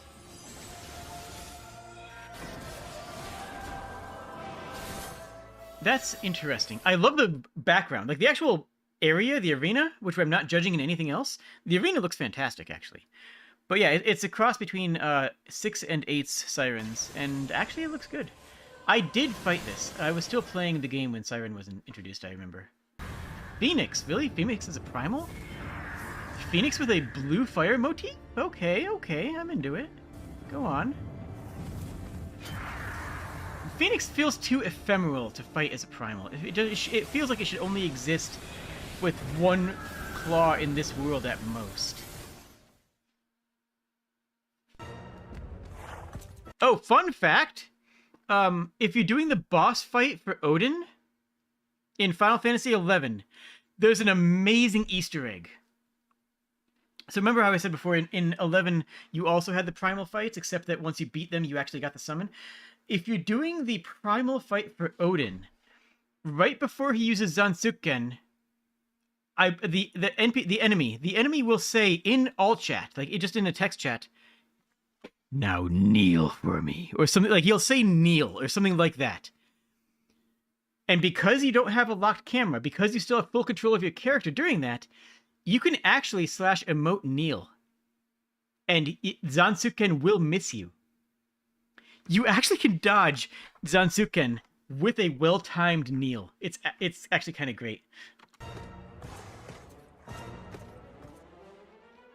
Okay, I like that, Odin. That's stylized in the way that many 14 things are. But I like the barding. I really like those bardings. Barding is horse armor. Oh, that's a good Odin, actually. Oh, that's actually a really good Odin. Hello, Phantom Gan. Yeah, it does have Phantom Gan vibes. It really does.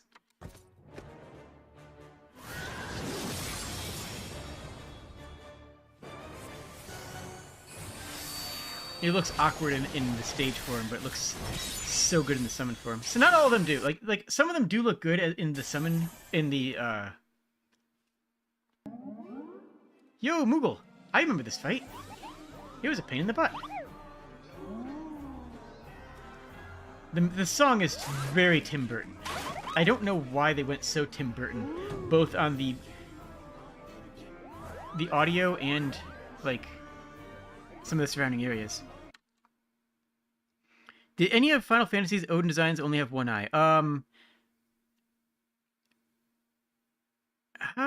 That's actually a really good question. I want to say that some of the 16-bit ones had one eye, but they weren't detailed enough to really say for sure.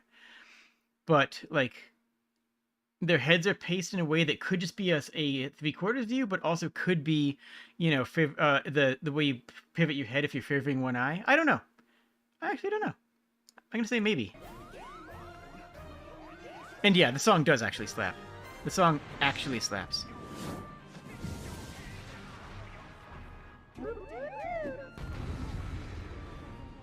And yeah, the actual actual myths of Odin are yeah, that he gave up his one eye.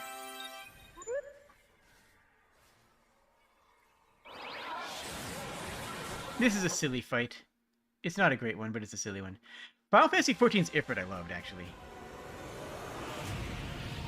Because it's very retro. Okay, the look is different. The look is unique. It's a new looking Ifrit, but it moves the way that I picture the Ifrit moving in Final Fantasy IV and V. It comes in not from the ground like in 6 or in 7, but it has the dash attack, it has the stance, it has that hunched over aggression in it. It has that demonic look. Because Ifrit has always had a bit of a demon style to it. And 14's Garuda, which is, again, not a common summon. It was in 11 and 14, and not much more than that. I like the hooves, I like the little, yeah, hoof claws. I love the extra wings. The hips are super weird. The head wings are super weird. Yeah, I remember that. I really like that. This moment here, where the feathers stick into rocks, that is so cool. That looks so nice. And yeah, she does there's kind of a Deathclaw aesthetic to Ifrit, yeah.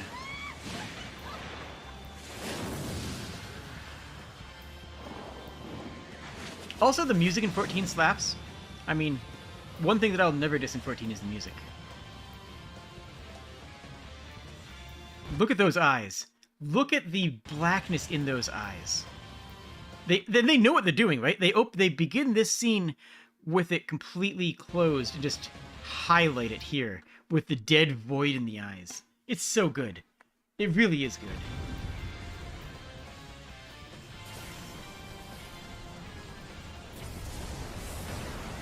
The fight was kind of awkward, and it was a very, very Final Fantasy XIV fight with having to move in weird directions and hide behind stuff. Titan was a fun fight, especially on launch. Pre-level cap increase Titan Extreme Primal was amazing. Fun, absolute blast. And it wasn't so much a gear check, it was a big skill check, though. It was a gear check, too, but it was a lot of skill check, too. Honestly, I'll be honest with you guys. I like this Titan for exactly the same reason that I hate 11's Titan. It's just a guy without a shirt with a weird hunched over posture, but by lowering the head to below the shoulders and by doubling down on the stone as skin aesthetic, and by having the cracks in the wrists and forearms be the molten lava as opposed to just sort of like, you know, a cracked yellow effect, this Titan succeeds in doing the exact same thing that Final Fantasy XI's Titan fails at, in my opinion. I like this Titan a lot. I think this might be my favorite Titan. And this is also a good Leviathan. I love how slender it is. I love how it comes in under the water. Your arena is actually just a dock in the middle of the ocean. And it can come up on any angle, on any side. It's an awkward fight because you're never really in melee range with it, and your melee attacks never look like they're hitting visually, which is annoying from a game design perspective, but from a visual splendor and from a spectacle perspective, it's really good looking Leviathan.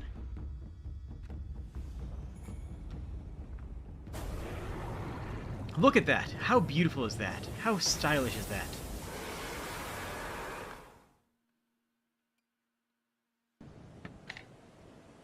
And Rama's here, ready to hang out.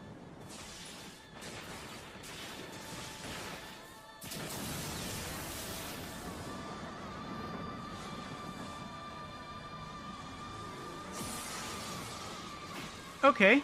Well, we got Rama coming in. Cool. Oh. Oh, that beard, though. That looks too dumb. That does not look phenomenal.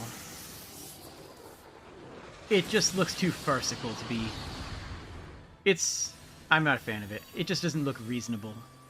The way it jiggles, too, is just completely unrealistic, even within the suspended disbelief of it being one of the primal avatars.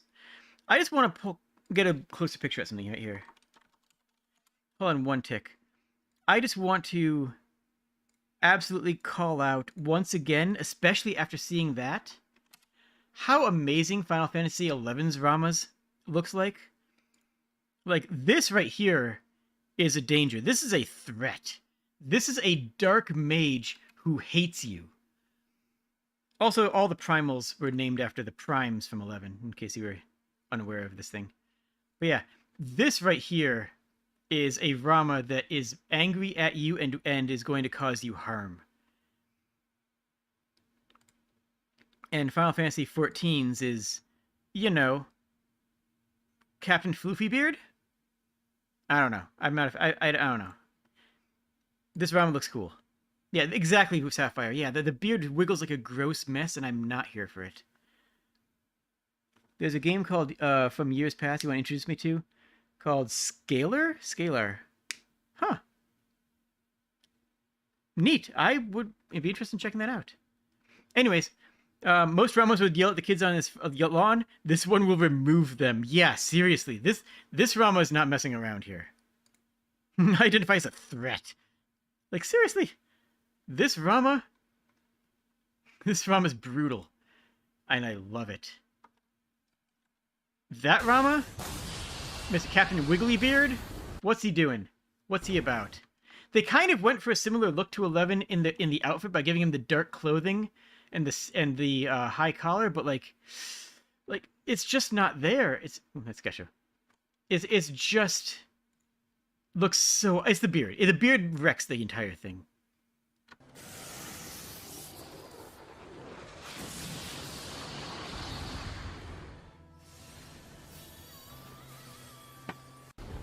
All right, Shiva.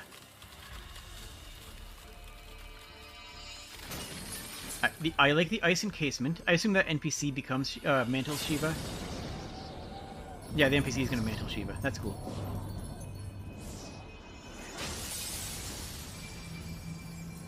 Ooh. Interesting. Huh. Yeah, actually, I like... You know what that reminds me of? That reminds me of Final Fantasy VI's Shiva.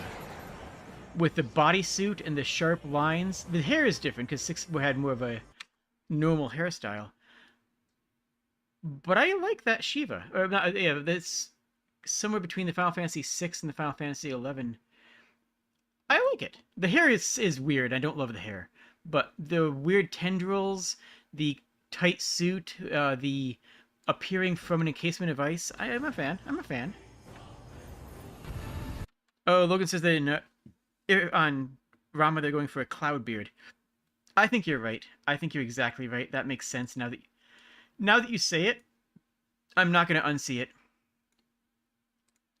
Yeah, I agree with that statement. You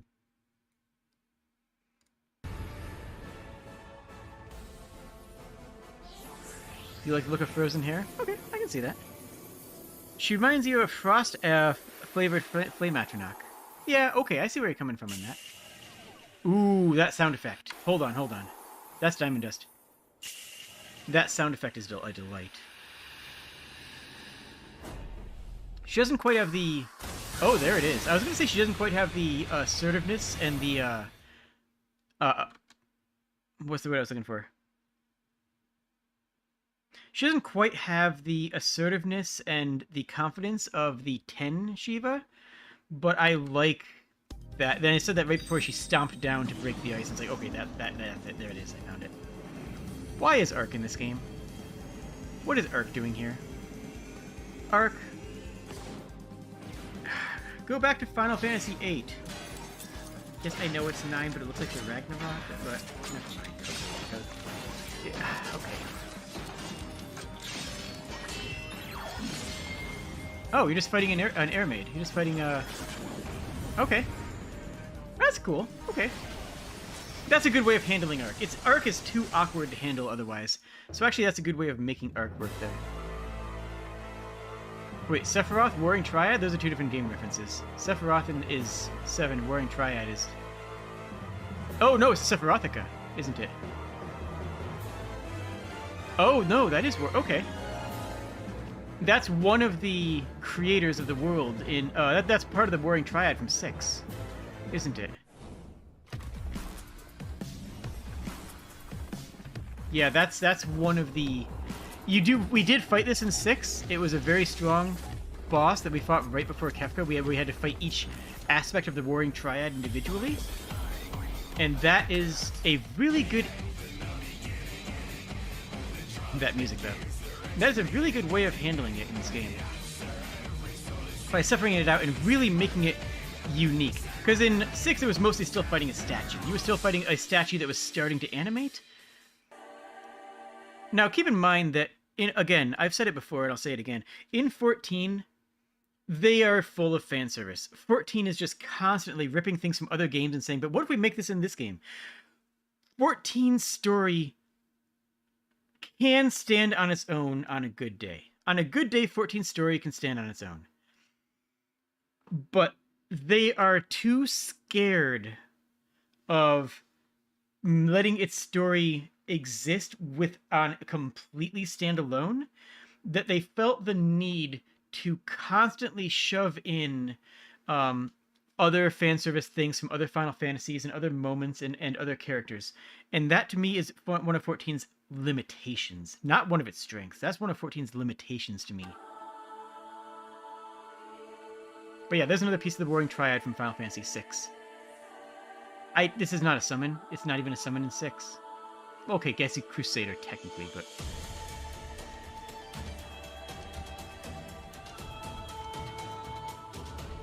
I wish that 14 trusted its own story enough to not to exist on its own. Okay, that's a really cool way of handling that aspect of the Boring Triad.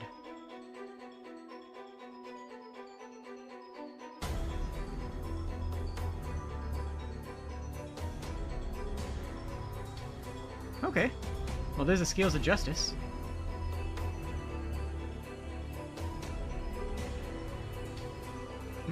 Ah, she is an aspect of justice. That makes sense. Yeah.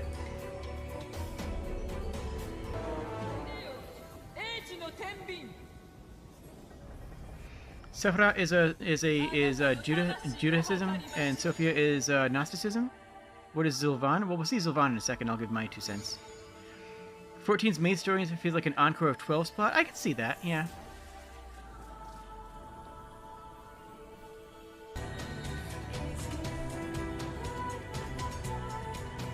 Yeah, these aren't summons. I'm not even sure why this is even in this compilation.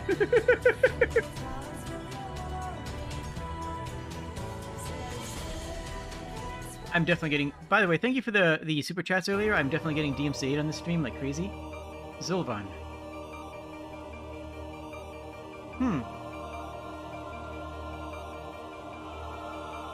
I don't know enough about their characterizations in 14. But right out of the gate, it looks like... Oh, interesting. Weird. This is... not a summon. Look, yeah, the summon by the supplicants, I get it, but like... I don't know. This is just Gilgamesh. He's not a primal in this game, even, is he? No.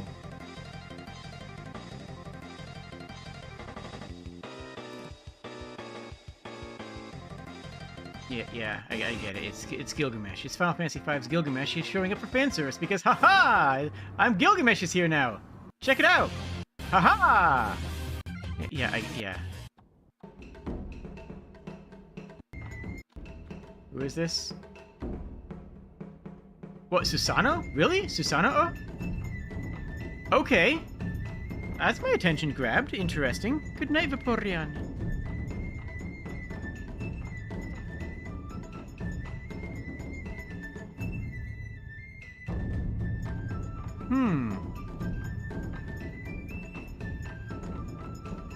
Well, can I see the summon, though? Can I actually want to see the thing?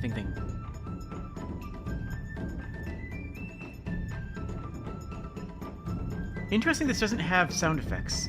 There's a lot of things that should have sound effects. Ooh, that's a cool incarnation of Susanoo.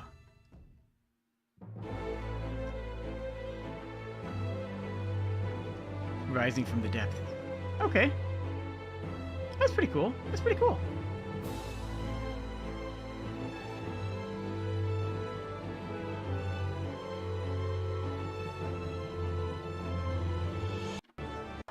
I want to...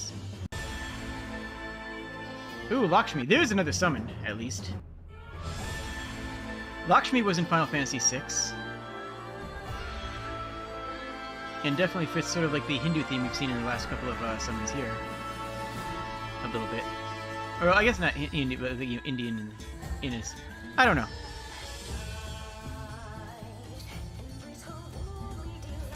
Good music. 14 has good music in general. They really do. That scale is interesting. I'm not sure it makes sense, but it's interesting.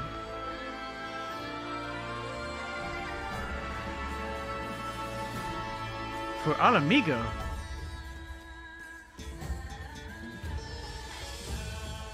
There was a Amigo in 11 as well. Please don't tell me that that's a sassy mercenary company leader, Mikote.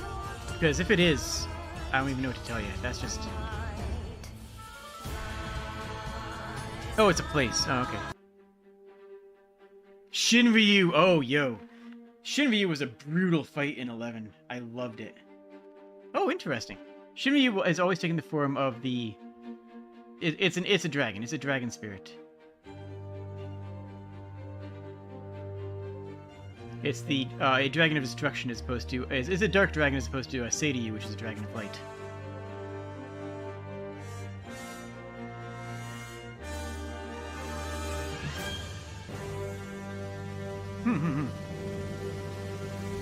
But again, these are, you know, I don't know.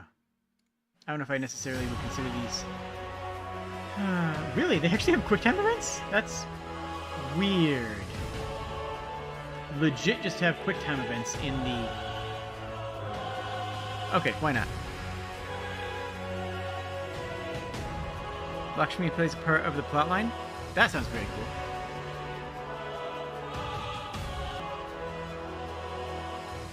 That's a good dragon design.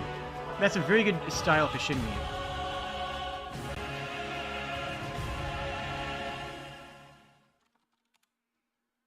Just for comparison purposes, Shinryu's in 11 had a very cool look as well. This is the Shinryu's fight in 11. Also, that's aggressive at the moment, but yeah, that one looks a lot like Final Fantasy V's Shinryu. All right, now we actually have some more summons here properly. And Final Fantasy 15 is very cool of a game. The scale and spectacle of the summons is just amped up. Look at that, just Titan's just punching that big turtle. And it actually looks and feels like it has the weight of a mountain behind it. And, I mean, it's a stone giant. Of course he has a chisel butt. Hold on. Let me, okay, I just want to make sure that was appreciated.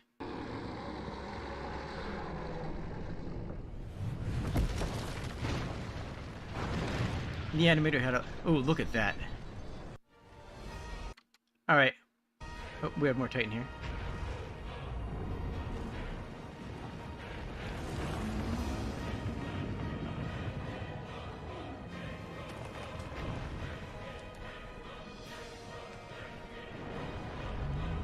Gaia's Wrath is just throwing a big rock.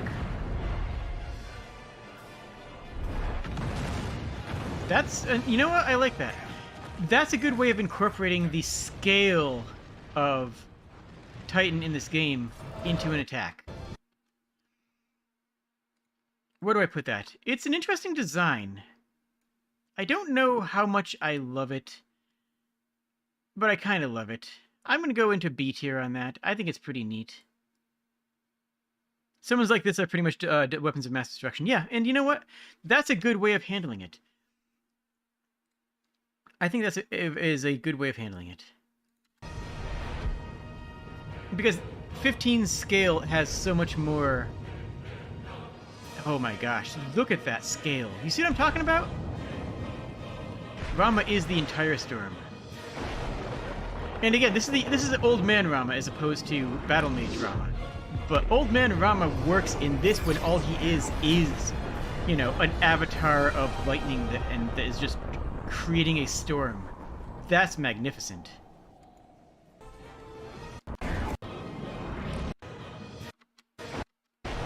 Hold on.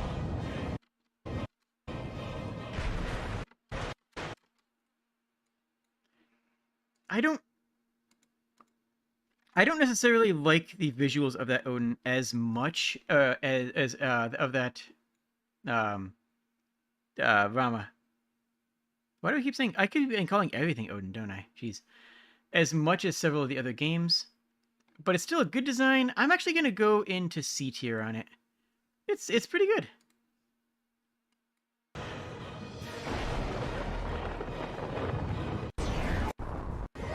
No, this Odin is much different.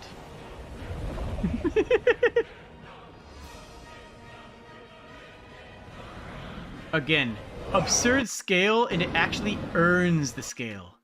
Like, the amount of spectacle in this is earned. Yeah, I have Odin on the brain, it's true. You picked up a Coral Whisker in the middle of it. That's hilarious. And look at that Hurricane Storm, that Wall of the Storm.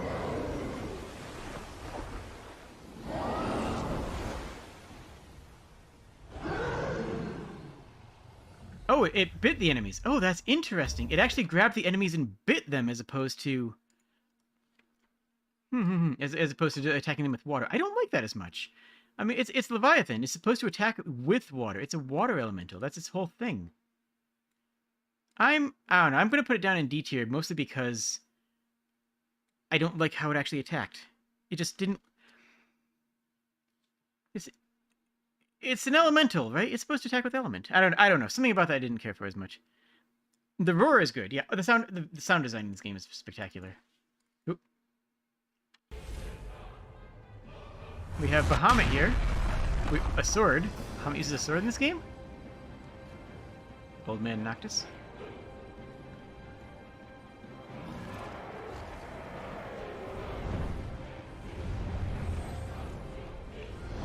Interesting. A very heavy sword motif that I don't know that I love. It seems a really strange way to handle Bahamut, since being a dragon is kind of Bahamut's thing, and Mega Flare is its thing. And this that was doing unlimited blade works for some reason. Oh yeah, that was great. That was a cutscene fight. That wasn't a regular summon.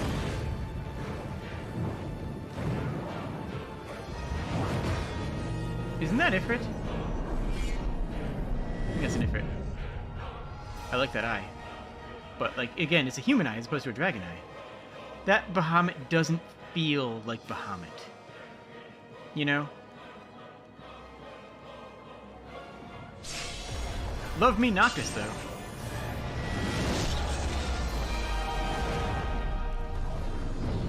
It's a good moment, but I don't like the... But in terms of actually looking at the design of the summons themselves, I don't like that Bahamut. I don't like it as much. Bahamut is a king. Swords are the weapons of kings. No, kings rule by the pen and the scepter, and by the command. Kings don't wield. Sword is not. Sword is the weapon of everybody. Every single culture on this planet has used a sword. Like, that is Bahamut. Like the Beast Wars Megatron is Megatron. Honestly, fair. That's actually I like that comparison. Beast Wars Megatron is not really Megatron, but yeah. I think that's a good comparison there. I like it.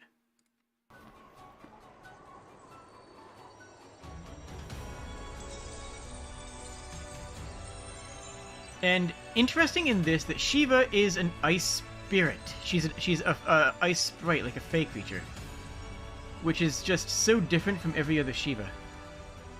There's several of them, right? It's, you know, an army of ice spirits. Effect-wise, it works extremely well. Okay, I guess we're just going into end card. Okay, fine. Again, shoutouts to this person for their video. But I don't think that Shiva really fits my Shiva mold. I don't like it. I just don't. It doesn't bring me joy. Put it down in D. And yeah, Shiva's a collection of ice spirits, which isn't inherently bad. I just I like the confidence Shiva of 10. I like the imposing goddess style, you know. So here's the list. Wow. Swords take a disproportionate amount of time and skill and training to properly use? Wait, hold on. Let me break down what you're saying. Swords are expensive. They are not, symbols of wealth and status. They are not the everyman's weapon. False. Just straight up false. All throughout history, swords were used to arm frontline soldiers. Yeah, they were a status symbol, but not armor was a status symbol of wealth and prosperity and nobles and kings. If you had a full suit of plate mail, absolutely, that meant that you were doing super well in life. Swords, no, you were handed a sword. You were handed a sword or a spear. Usually it was a spear for rank and files, but swords were not a symbol of wealth and status outside of Japan. In Japan, they were, admittedly, but that's because steel was extremely rare. That's a whole different topic. But like, in the Americas, you had the Macahuatl sword. In Rome, you had the gladius. In sub-Saharan Africa, you had the, I forget what it's called, and the sword in most of Europe. Like, swords are been used everywhere and were usually just a common weapon to use. I disagree with that statement. Swords require a disproportionate amount of skill and training to properly use. Compared to what? Like, that's my question for you right there. Compared to what? You can train somebody in a sword, and it takes skill. It does take skill. But what are you saying is disproportionate to, right? Like, disproportionate to a crossbow? Yeah, maybe. Disproportionate to a spear? Debatable, depends on what spear techniques you're using. If you're using it like Roman spear techniques, no, those are very ornate, especially compared to gladius techniques, which are very hack and slash. Like, axes, maces, and literally I think that you have rose-tinted glasses and are putting swords on a pedestal that is higher than they truly deserve. Swords are good, but you are saying that they're the weapon of kings and a disproportionate amount of training and skill to use. As somebody who was trained in katana, Italian longsword, short sword, rapier, the Roman gladius style, both with buckler and with an offhand free. As somebody who has trained and studied several techniques of sword, as somebody who I dare say is an expert on swordsmanship and sword practice, I think you're wrong. That is my expert opinion, is that swords require skill, but not more so than somebody who is adept at using a mace. Because mace requires a lot of skill, because you're attacking very specific pieces of armor. Maces are a technique weapon. Flails require a lot of skill so that you don't beam yourself in the head, and they require a lot of awareness about the battlefield so that you don't accidentally hit your allies. I mean, and that's not even getting into weird techniques like weird weapons like nunchucks, which take an inordinate amount of skill and probably not even worth it because of the amount of skill they take. Like, swords live and die on point control and edge alignment. No other weapon has such a thin margin for error.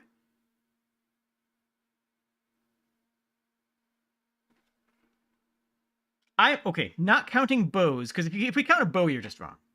I assume that you admit that if you're adding bows into this, then you're wrong. If Ashura is plot relevant, then so is Leviathan, as you can't get him until you get her. That's true. That is actually true. I probably should have put a Leviathan an extra tick up on the scale before that point. Thank you, Klaatu. That is actually a very good point.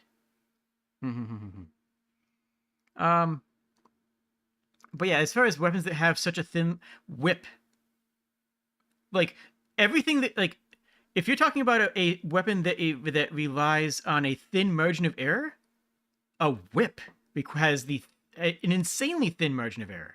Have you ever actually used a whip? Have you ever yourself actually cracked a whip properly? And now imagine doing that in a combat. I mean, yeah, against an unarmored opponent, obviously, but like the whips are extremely difficult to use in combat. And some swords are more technique heavy than others. Yeah, a rapier requires a bit more technique than a broadsword, but like a falchion is just a heavy piece of metal you bonk people with. There's no finesse in a falchion attacks, right? I think that you are very much rose-tinted glassing swords.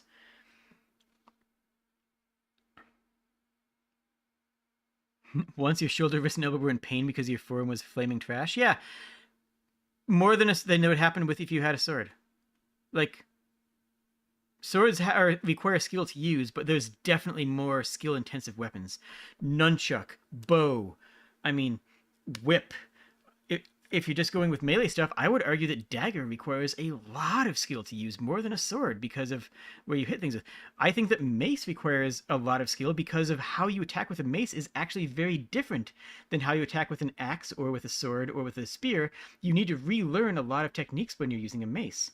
I think that mace is actually slept on. I think that mace is actually much more of an adept weapon than people give it credit for. It's not just a heavy stick. And that's not including flexile weapons, something like a Morning Star, which is again going to have a much different things. You would have they called nunchucks weapons. That's actually kind of fair. I'll grant you that. I'm not going to raise up nunchucks on a pedestal. I will, however, say one thing in nunchucks' favor. So, like, this is what I'm going to say about in nunchucks' favor. What nunchucks do, which is very important to think about, is not actually what the nunchuck itself is doing. What's important about the nunchuck is the training technique that goes into learning how to use it. The amount of skill required to understand how nunchucks works does translate to other weapons. So a nunchuck itself, yeah, it's not the best weapon in the world. I'm not going to pretend that it is. But it does require a lot of skill to wield. And even if you're not using a nunchuck, training a nunchuck will make you better at using a short sword, at using anything that has an important balance point, like it will train you to use other weapons very well, and it will train you to use rope and kama and chain weapons very well. I don't think nunchuck is a good weapon to use in a fight. I think it's a good weapon to train on. I think it's a good weapon to learn, not to use, if that makes sense. Nunchucks were made for grain and stealth. Yeah, true.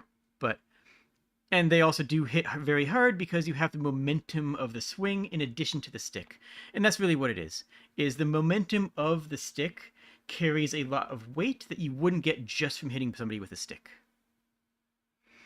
Your favorite historical weapon is the pole hammer. I assume you mean like a lucerne, and frankly, I agree. That's a phenomenal weapon. I will almost definitely do a weapons chat stream in the future. Like I said, I am trained in multiple types of weapon. My stage combat instructor believed that you should learn how to use a weapon to kill somebody, and then learn how to adapt that to be safe for stage. So aside from my actual martial arts training, aside from my actual, combat training, my weapons training was actual martial training. My weapons training for stage was here's how to use a weapon to actually kill somebody and how it was actually used on the battlefield, then adapted for stage. So my learning of stage techniques for these weapons actually stems from how to use the weapons properly. So I have a lot of expertise in these things, and I would be glad to have a stream about that. But that's not this stream, right? This stream's about Final Fantasy. That said, I will absolutely do that stream in the future. So look for that. Look around for that in the time. Pensive Scarlet says maces are scary. They are. Maces are terrifying. A good mace user, a skilled mace combatant, is hard to find. And I will tell you that right now, it's in stage combat, maces are terrifying, because that's one of the weapons. There's a couple weapons that you can't fake, right? There's a couple you can't pull your punch on a flail, right? Like if you have a mace, it's going to be a heavy object. It's going to be blunt. You're going to have to be careful with it. You're going to have to be safe. But the audience wants to hear the thunk of the mace hitting a shield. The audience wants to hear the crack of a mace hitting a claymore. That's what people want. And if you're doing it live, which most of my stuff was live, if you're doing it live, you don't get to fix that in post. You don't get to add sound effects later. So for my experience and my expertise in that, mace stage combat, and especially flail stage combat, is impressive. That's something that is very impressive. But in terms of actual combat, yeah. What a mace does is it locks up your opponent's. There's two ways that maces were historically used.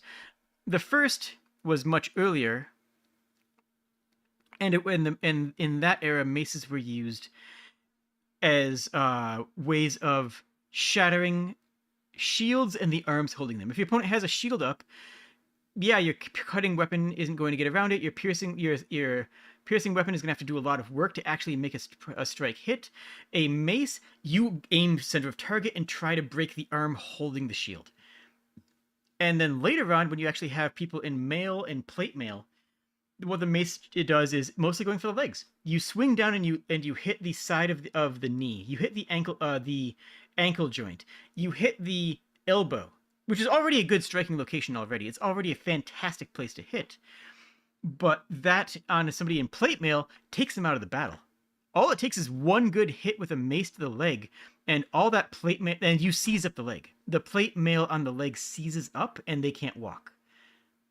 And then you have someone walk up behind them and push them over. They're panicking. They're trying to find a way out. They're trying to get back to their to their team, to their group, and you've effectively removed a juggernaut, the medieval equivalent of a tank from the battlefield. Your understanding is that maces were historically used to simply disregard armor? Yeah, you're exactly right, yeah. Especially for dealing with shields. And for things like the polehammer and the lucerne and things like that, yeah, it was... You just transfer them, and the falchion for that matter. You transfer the blunt impact force of the weapon into the target who's trying to defend and say, he defended against this, buddy. Anyways. Final Fantasy stuff. Hi.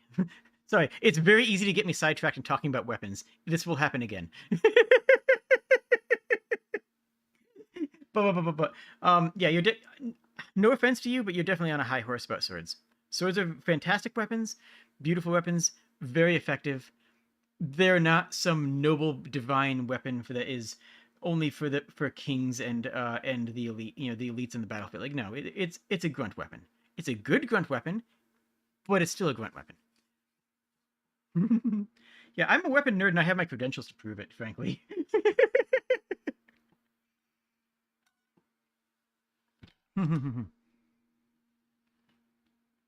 Also, there's so many different ways of using swords that, like, it almost doesn't even qualify to say sword as a generalized term, because even discounting the far east and far west styles of the katana and macahuatl, you have such diversity. Even if you disregard, like, India and Egypt, even if you are just looking at Europe, you have so much diversity of swords. Even if you narrow down the era to like any one block of 100 years, so you're not comparing things like rapiers to things like, well, I guess falchions are more Middle Eastern, and even if you're narrowing down the timeline, so you're not comparing like gladius to rapier.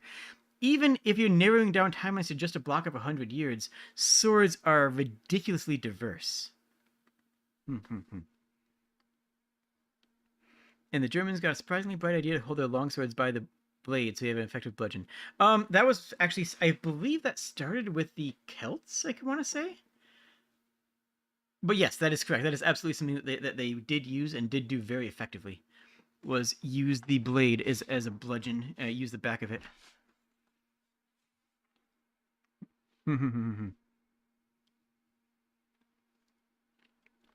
No, I will do an entire stream about talking about weaponry and combat, because, like I said, I am an expert in that field. That is my area. That is my area of study. Frankly, that is like, yeah, I know more about that than most people. I'm not going to say I'm like the best person. No, not even close. There's absolutely stage combat actors who are better than I am. There's absolutely masters of the blade who have far surpassed me. And there's absolutely people who have more diversity of learning than me. But I'm pretty good. I mean, if we're being... yeah. I mean, I know a thing or two. I have known a thing once. There was a time where I actually knew a thing, and that time is now, because I know things. So we will definitely continue this conversation at a later date, undoubtedly. You want to see how I would use stage combat knowledge to make new animations for Elden Ring weapons? I actually did talk about that while playing Elden Ring, and I would be delighted to go back to it. Because video game animation for weaponry is always interesting and always just a wee bit flawed. Honestly, when I do that... Honestly, as much as I talk about when you flip talks, you go back to Final Fantasy. Honestly, that's true, yeah. But let me just finish my one thought here, is that that'll probably be once I have... That'll probably be when I'm in VR with my 3D model, so I can actually show off, some physical part of it. So what do you guys like and dislike most about this list? How'd I do? Because I feel like I mean, we covered everything, right? We covered every summon. And I think I was pretty fair. Doomtrain, totally random. I don't even understand entirely why Doomtrain is, like, just... You know, I'll stop there. I don't understand why Doomtrain is. Like, it's such a weird idea. And here's the thing. Doomtrain would have been fine in 13, where the summons are much more focused on mechanical style aspects. Doomtrain would have been fine in 12, where you have the beautiful pseudo-mechanical stylings and fancy armor flanges that the Doomtrain's aesthetic would have fit into. Doomtrain would have been fine in 6, because Doomtrain is from 6, and in 6, Doomtrain is an important part of the narrative story. Like, being able to summon Doomtrain, I don't think would be necessarily a good addition to 6, but it would definitely make more sense than in 7, in 8, in... Like, 8 would have been fine. I don't know. Doomtrain is just so out of left field in 7. It fits with 8's theme of nothing making... You know what? Okay, fair. I'll give you that. Doomtrain is also redundant. You need Marlboro drops to get it, which means Quistis already knows Bad Breath. It's true. Yeah, you're not wrong. Though I don't think it's a... Like... I don't know. From a game design perspective, my first instinct is yes, that makes it useless. On the other hand, if it made narrative sense, then okay, fine. If it made narrative sense for Doomtrain to exist in that situation, I wouldn't even sweat it. But on top of everything else, it also makes no narrative sense in there. There was a train sequence somewhere in FF8's story. I don't know if that's enough to justify it, though. Like, I don't know if that's enough to justify adding Doomtrain. You know, I just don't think it's got... I don't know.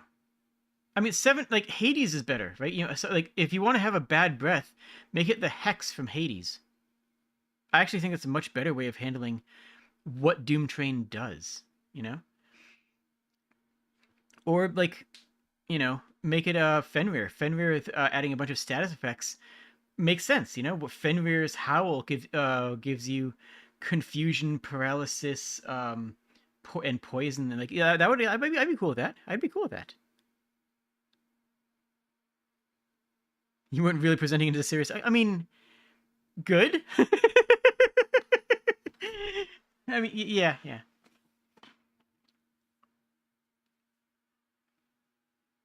I will say, though, Diablos from Final Fantasy VIII is exquisite. It really is. It's a good-looking monster with a really good design. It's fantastic. Sildra and Phoenix and Maudine are both, and Mist Dragon, are both exquisite for why they exist in the game. Same with Ashura and Leviathan, as said before.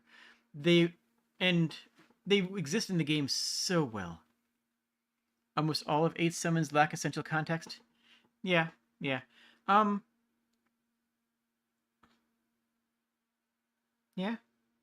fair. But yeah, 8 has some good designs. 8's biggest sin is that it is so close to being a good game. Real talk.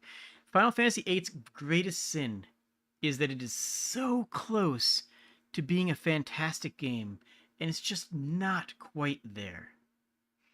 You know what I mean? It's just not quite at the threshold of being fantastic, but it's good.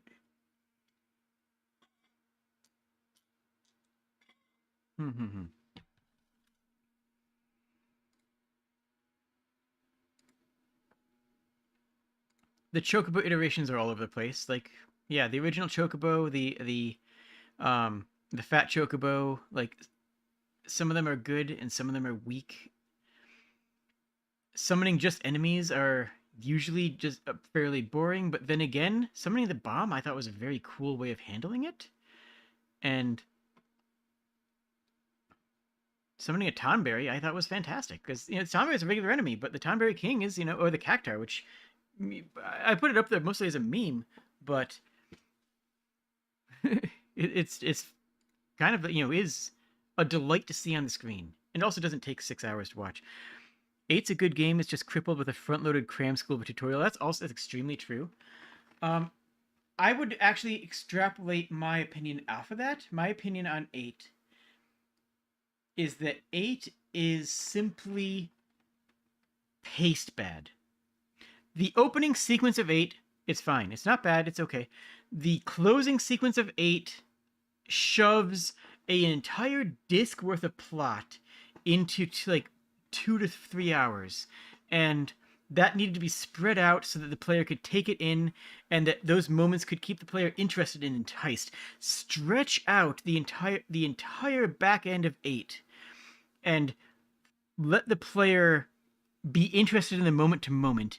Instead, you mean it compresses time?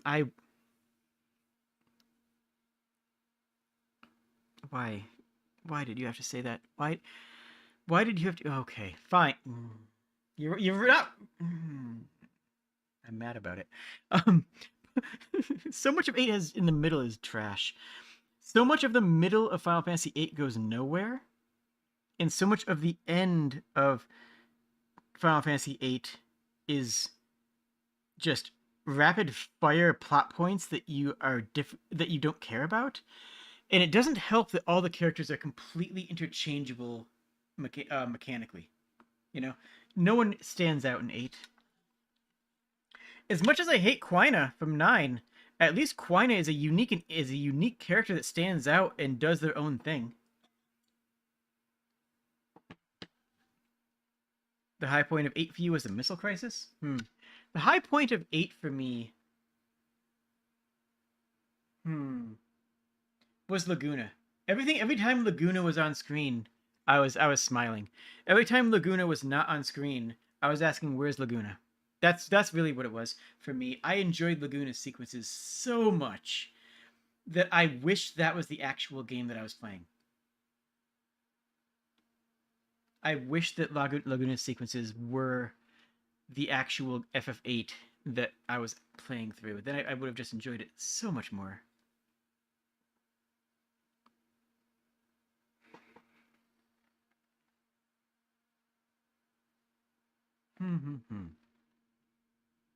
Also, Man with the Machine Gun is one of the best songs in Final Fantasy as a series. 8 had good music. 8 had really good music. I don't think there was a real bad song. I don't know if I could go that far. All of 8's soundtrack was good, and it was all it was all new experimental style Uematsu stuff, going with a more hollow, more earthy tone, and I loved it. 8's music is all fantastic, top to bottom. I really think that 8's music is some of the best in the series. 6 has some of the best individual tracks in the series, but 8's music is just solid top to bottom. And 7 music is really overrated. I'm sorry. One Winged Angel is not as good as you think it is. Go watch the original disc version of One Winged Angel. It's not as good as you think it is.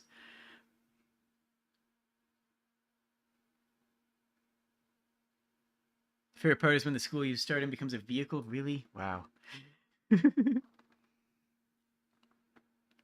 Maybe I'm a lion. Yeah, 8's music is exquisite. Real quick rundown of musical highlights for me in the series. I think 8's music is good. I think that 11 has some really good tracks for background music. Very little of 11's music actually takes front and center stage, but the tracks are very. Go look up Ronfair. Go look up the music track for Ronfair. It's good. It's just one of Uematsu's best pieces, in my opinion. And then 14's music, if you like the style of music that 14 has, which tends to be a bit more. It's heavy metal backed with an orchestra, which I love. I think it's phenomenal. 14's music is very good.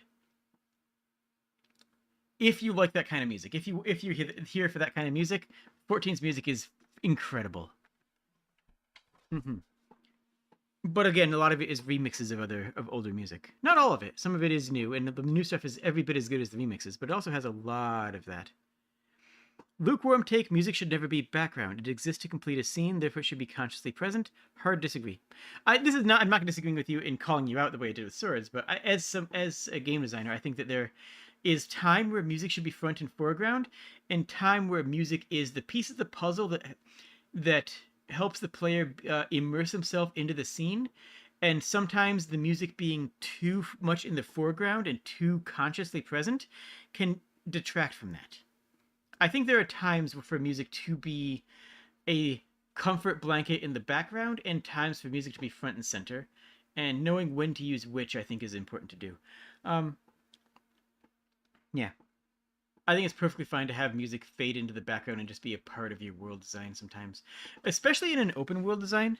Like, yeah, I'm not going to sit down and listen to Breath of the Wild's music, but I think Breath of the Wild's music really does complement what Breath of the Wild is going for.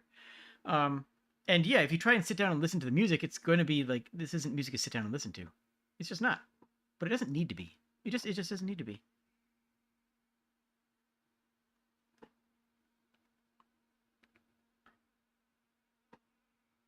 Music from FF8's Demolition Beach was really good. They changed it, but it sounded like too much close to a movie. That's a very common problem. Of music sounding too close to something else, and I could get into that as an entire stream. You often just loop Breath of the Wild's Hyrule Castle theme. Fair, it's good music, it really is.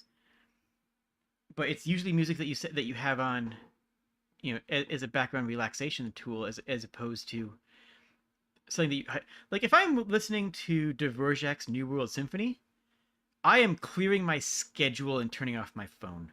If I'm listening to New World Symphony, I am clearing my schedule, turning off my phone, sitting down, closing my eyes, and just letting that music transport me to another place. If I'm listening to Distant Worlds, I'm crying. If I'm listening to Distant Worlds, I'm crying. Every time.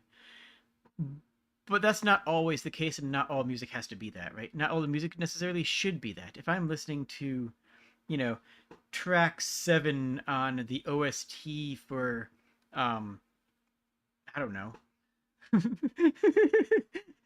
like Owlboy, then it's good music. Owlboy is really good music, but it wasn't a good example for it. Like, I think that background music is fine.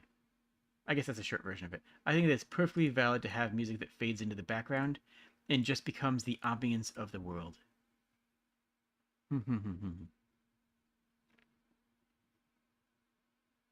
Yeah. I didn't even pay any attention at all to Cult of the Lamb's music when I was playing it. I never once paid a lick of attention to Cult of the Lamb's music. But when I went back and listened to it, I liked it. Like, it's good music.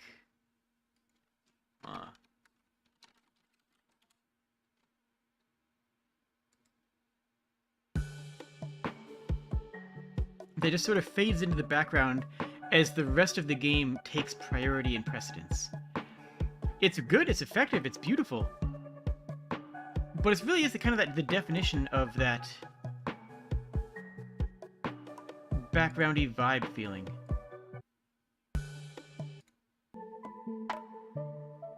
It's just calm. Another good example of music that is background and fades in is the music in Fallout. If you ever want a fun I'm not talking about the new ones. I'm talking about retro Fallout. I'm talking about Fallout 1 and 2. Go listen to the quote-unquote music tracks in those games. Quote-unquote because they're mostly ambient noise tracks. And yes, ambient noise can be considered music. Please don't call me out on that. But yeah, it really highlights how music that can fade into the background and simply exist as a function of the world. System Shock 2 as well.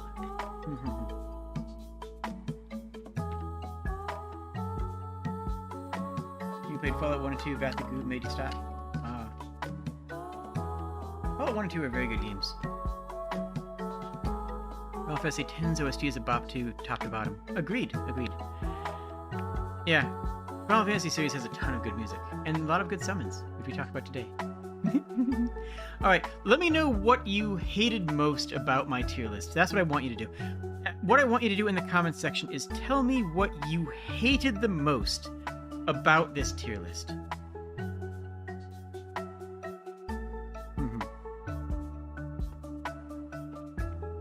And I will see you again real soon. I will see you tomorrow, in fact, as we go back to... Oh, we're doing Hades tomorrow. Heck yeah. I'll see you tomorrow for Hades. That'll be a good time. Tell me in the comments section. Please, I'm serious about this. I want everyone in chat to do this. Tell me in the comments section how much what I made wrong. Tell me in the comment section exactly what I did wrong here, and I will respond to every single comment in the comments section. I promise you that. There's no escape. I'll find a way to escape. I always do. Okay. Thank you all, and I hope you have a wonderful evening. Cheers, friends.